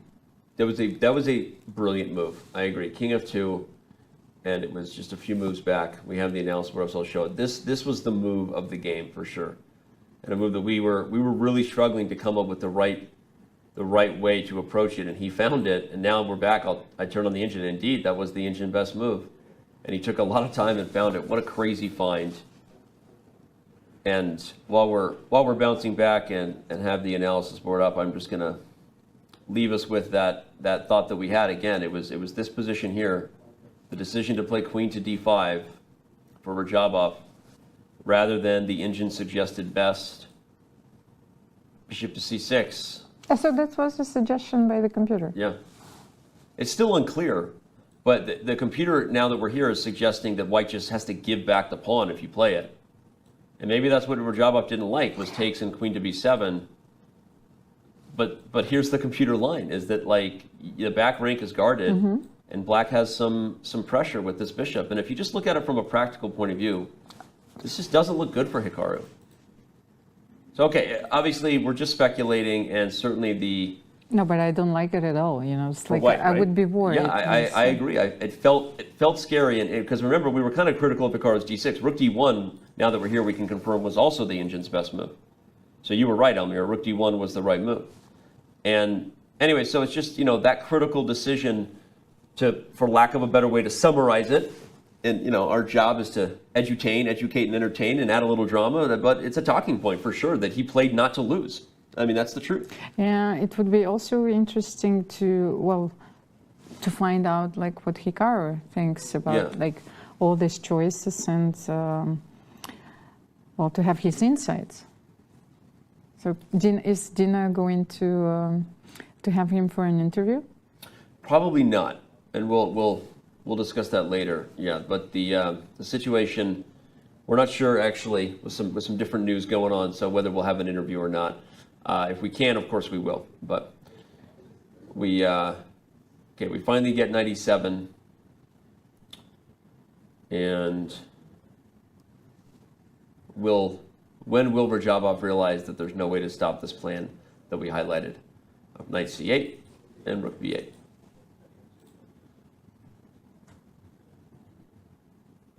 Oh, right now. I asked the question. Ask and you shall receive an answer. Both players smile. Radjabov has asked Hikaru a question. Here you are. The arbiter is staying on the other side of the board. By the way, look at that. They got the cue. So I wasn't crazy to say it out loud. Someone was watching the show and maybe asked the arbiter to go to the other side of the cameras. Thank you, mythical person who was watching the show and delivering messages downstairs. We appreciate your efforts. But to come back to my question, I think you would have better chances against the Minotaur. Than Hikaru in a slightly worse position? In this position. Okay, thank you. That's an insult to my chess, but I will take it as a compliment to my ability to run for my life from a Minotaur in a labyrinth. To fight. Wow. Well, huge win for Hikaru. We cannot understate this moment, right? He lost game one, in a game that he played well, right? I mean, he played really well against Fabiano at one point, was maybe even a little better as black, took a risky decision, ultimately lost, but it didn't knock him down. He perseveres, he's right back in it, tied for second with a number of other players with plenty of chances to become the candidate who competes for the World Chess Championship. So, clean win for Naka, as chat says, completely agree. A start to finish victory. Naka is so happy right now. He should be. He should. This is a. It's not to say you wanted to lose game one, Almira, but how big is it to win after you lose, right? Well, first of all, I really liked the way he played yesterday. We talked about this game and how complicated it was, and once again, like the level of, like, what is he showing? Like, is really incredible. Yeah. Well, anyone can lose against Fabiano with black, you know. But he came right back. Well, and he was even better at some point once again. So. Wow. Well, huge win for Hikaru Nakamura. You see, he was the only decisive game today in our four-board view, and now you see it in the results table before your eyes. Rapport and Firouzja drew. That was also a very interesting battle. Shout out to the birthday boy for holding that endgame. Nakamura beat Radjabov. Nepomniachtchi and Caruana also had an interesting game. Duda and Liren. Almira, your thoughts? The game of the day, obviously the decisive game, but any other thoughts here?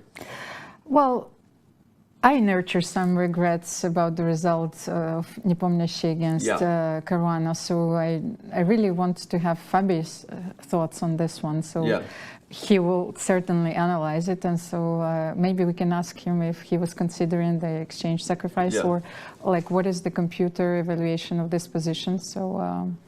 For sure. This was such an interesting game, and it's like we didn't have a chance like to to go through it till the end. So I feel like something is clearly missing. Yeah, no, and for those who don't know the moment, there was a very interesting opportunity for that game to not end in a draw. Ultimately, they did choose to repeat moves, Nepomniachtchi and Caruana. So surely we'll catch up with them at some point about that game, but. We see the results from today. What does that do for the standings? And where do the players now sit? Let's move over and take a look at our co-tournament leaders, Jan Nepomniachtchi and Fabiano Caruana, but followed closely by several players at one point, Almira, including the only winner of today, Hikaru Nakamura.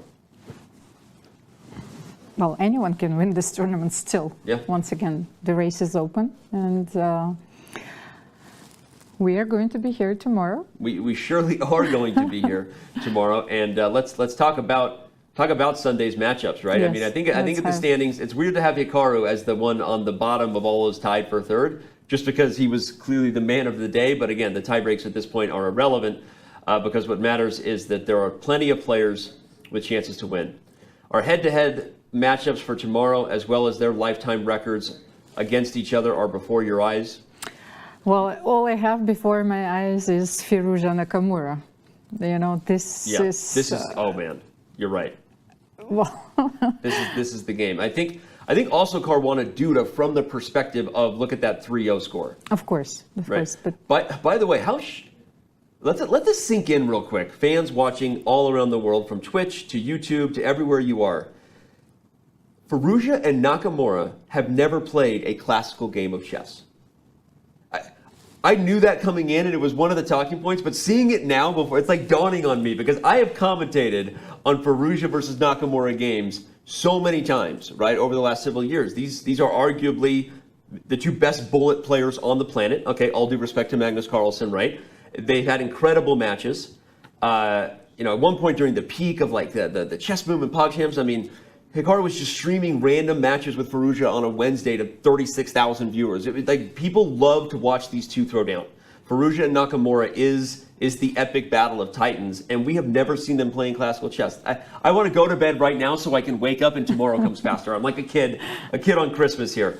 That is going to be epic. Cannot wait. So, are we done? I think we are. Almira, you did an amazing job. We'll remind everybody real quick of when it will be. Of course, it is 3 o'clock local time here in Madrid, 6 a.m. on the West Coast, almost midnight if you're in Sydney, Australia, down under. I only slipped into that accent a couple times today. I want to have a few countries like added in this memo. Okay, let us know if you have countries you'd like us to add. We definitely will. Almira, for sure. Moldova, like the country where I was born. Yeah. Okay. So we will. So we'll add some countries, but either way, right now, just mark whatever time zone you are closest to. And for my partner here, Almira Skripchenko, for myself, International Master Danny Rensch, and everyone working super hard here every day, we're going to continue the coverage. Round 3 for the Madrid 2022 Candidates Tournament will be here tomorrow, and we will see you then. It's time to take control of your journey towards chess mastery. Magnus Carlsen introduces Chessable, the definitive solution for studying chess. Move Trainer uses the science of spaced repetition to identify your strengths and eliminate your weaknesses. There's no need to set up a board, remember which page you're on, or keep track of all the moves you miss. Get started now and join our growing community of over 100,000 chess enthusiasts. Chessable, take control of your journey towards chess mastery. Welcome everybody. My name is Jan-Krzysztof, former World Chess Champion. Are starting a new course here for Chessable. A very special Chessable course. Master your chess with Judith Polgar. You know what? I learned a lot.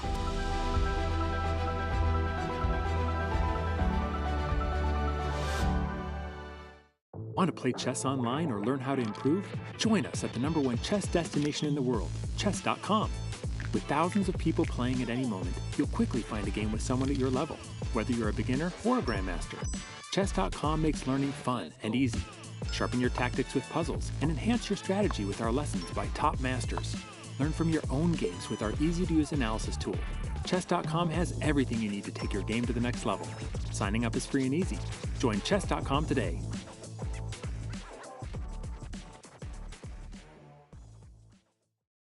Hi, I'm Grandmaster Judith Polgar, and I'm here to welcome you in the Chessable classroom.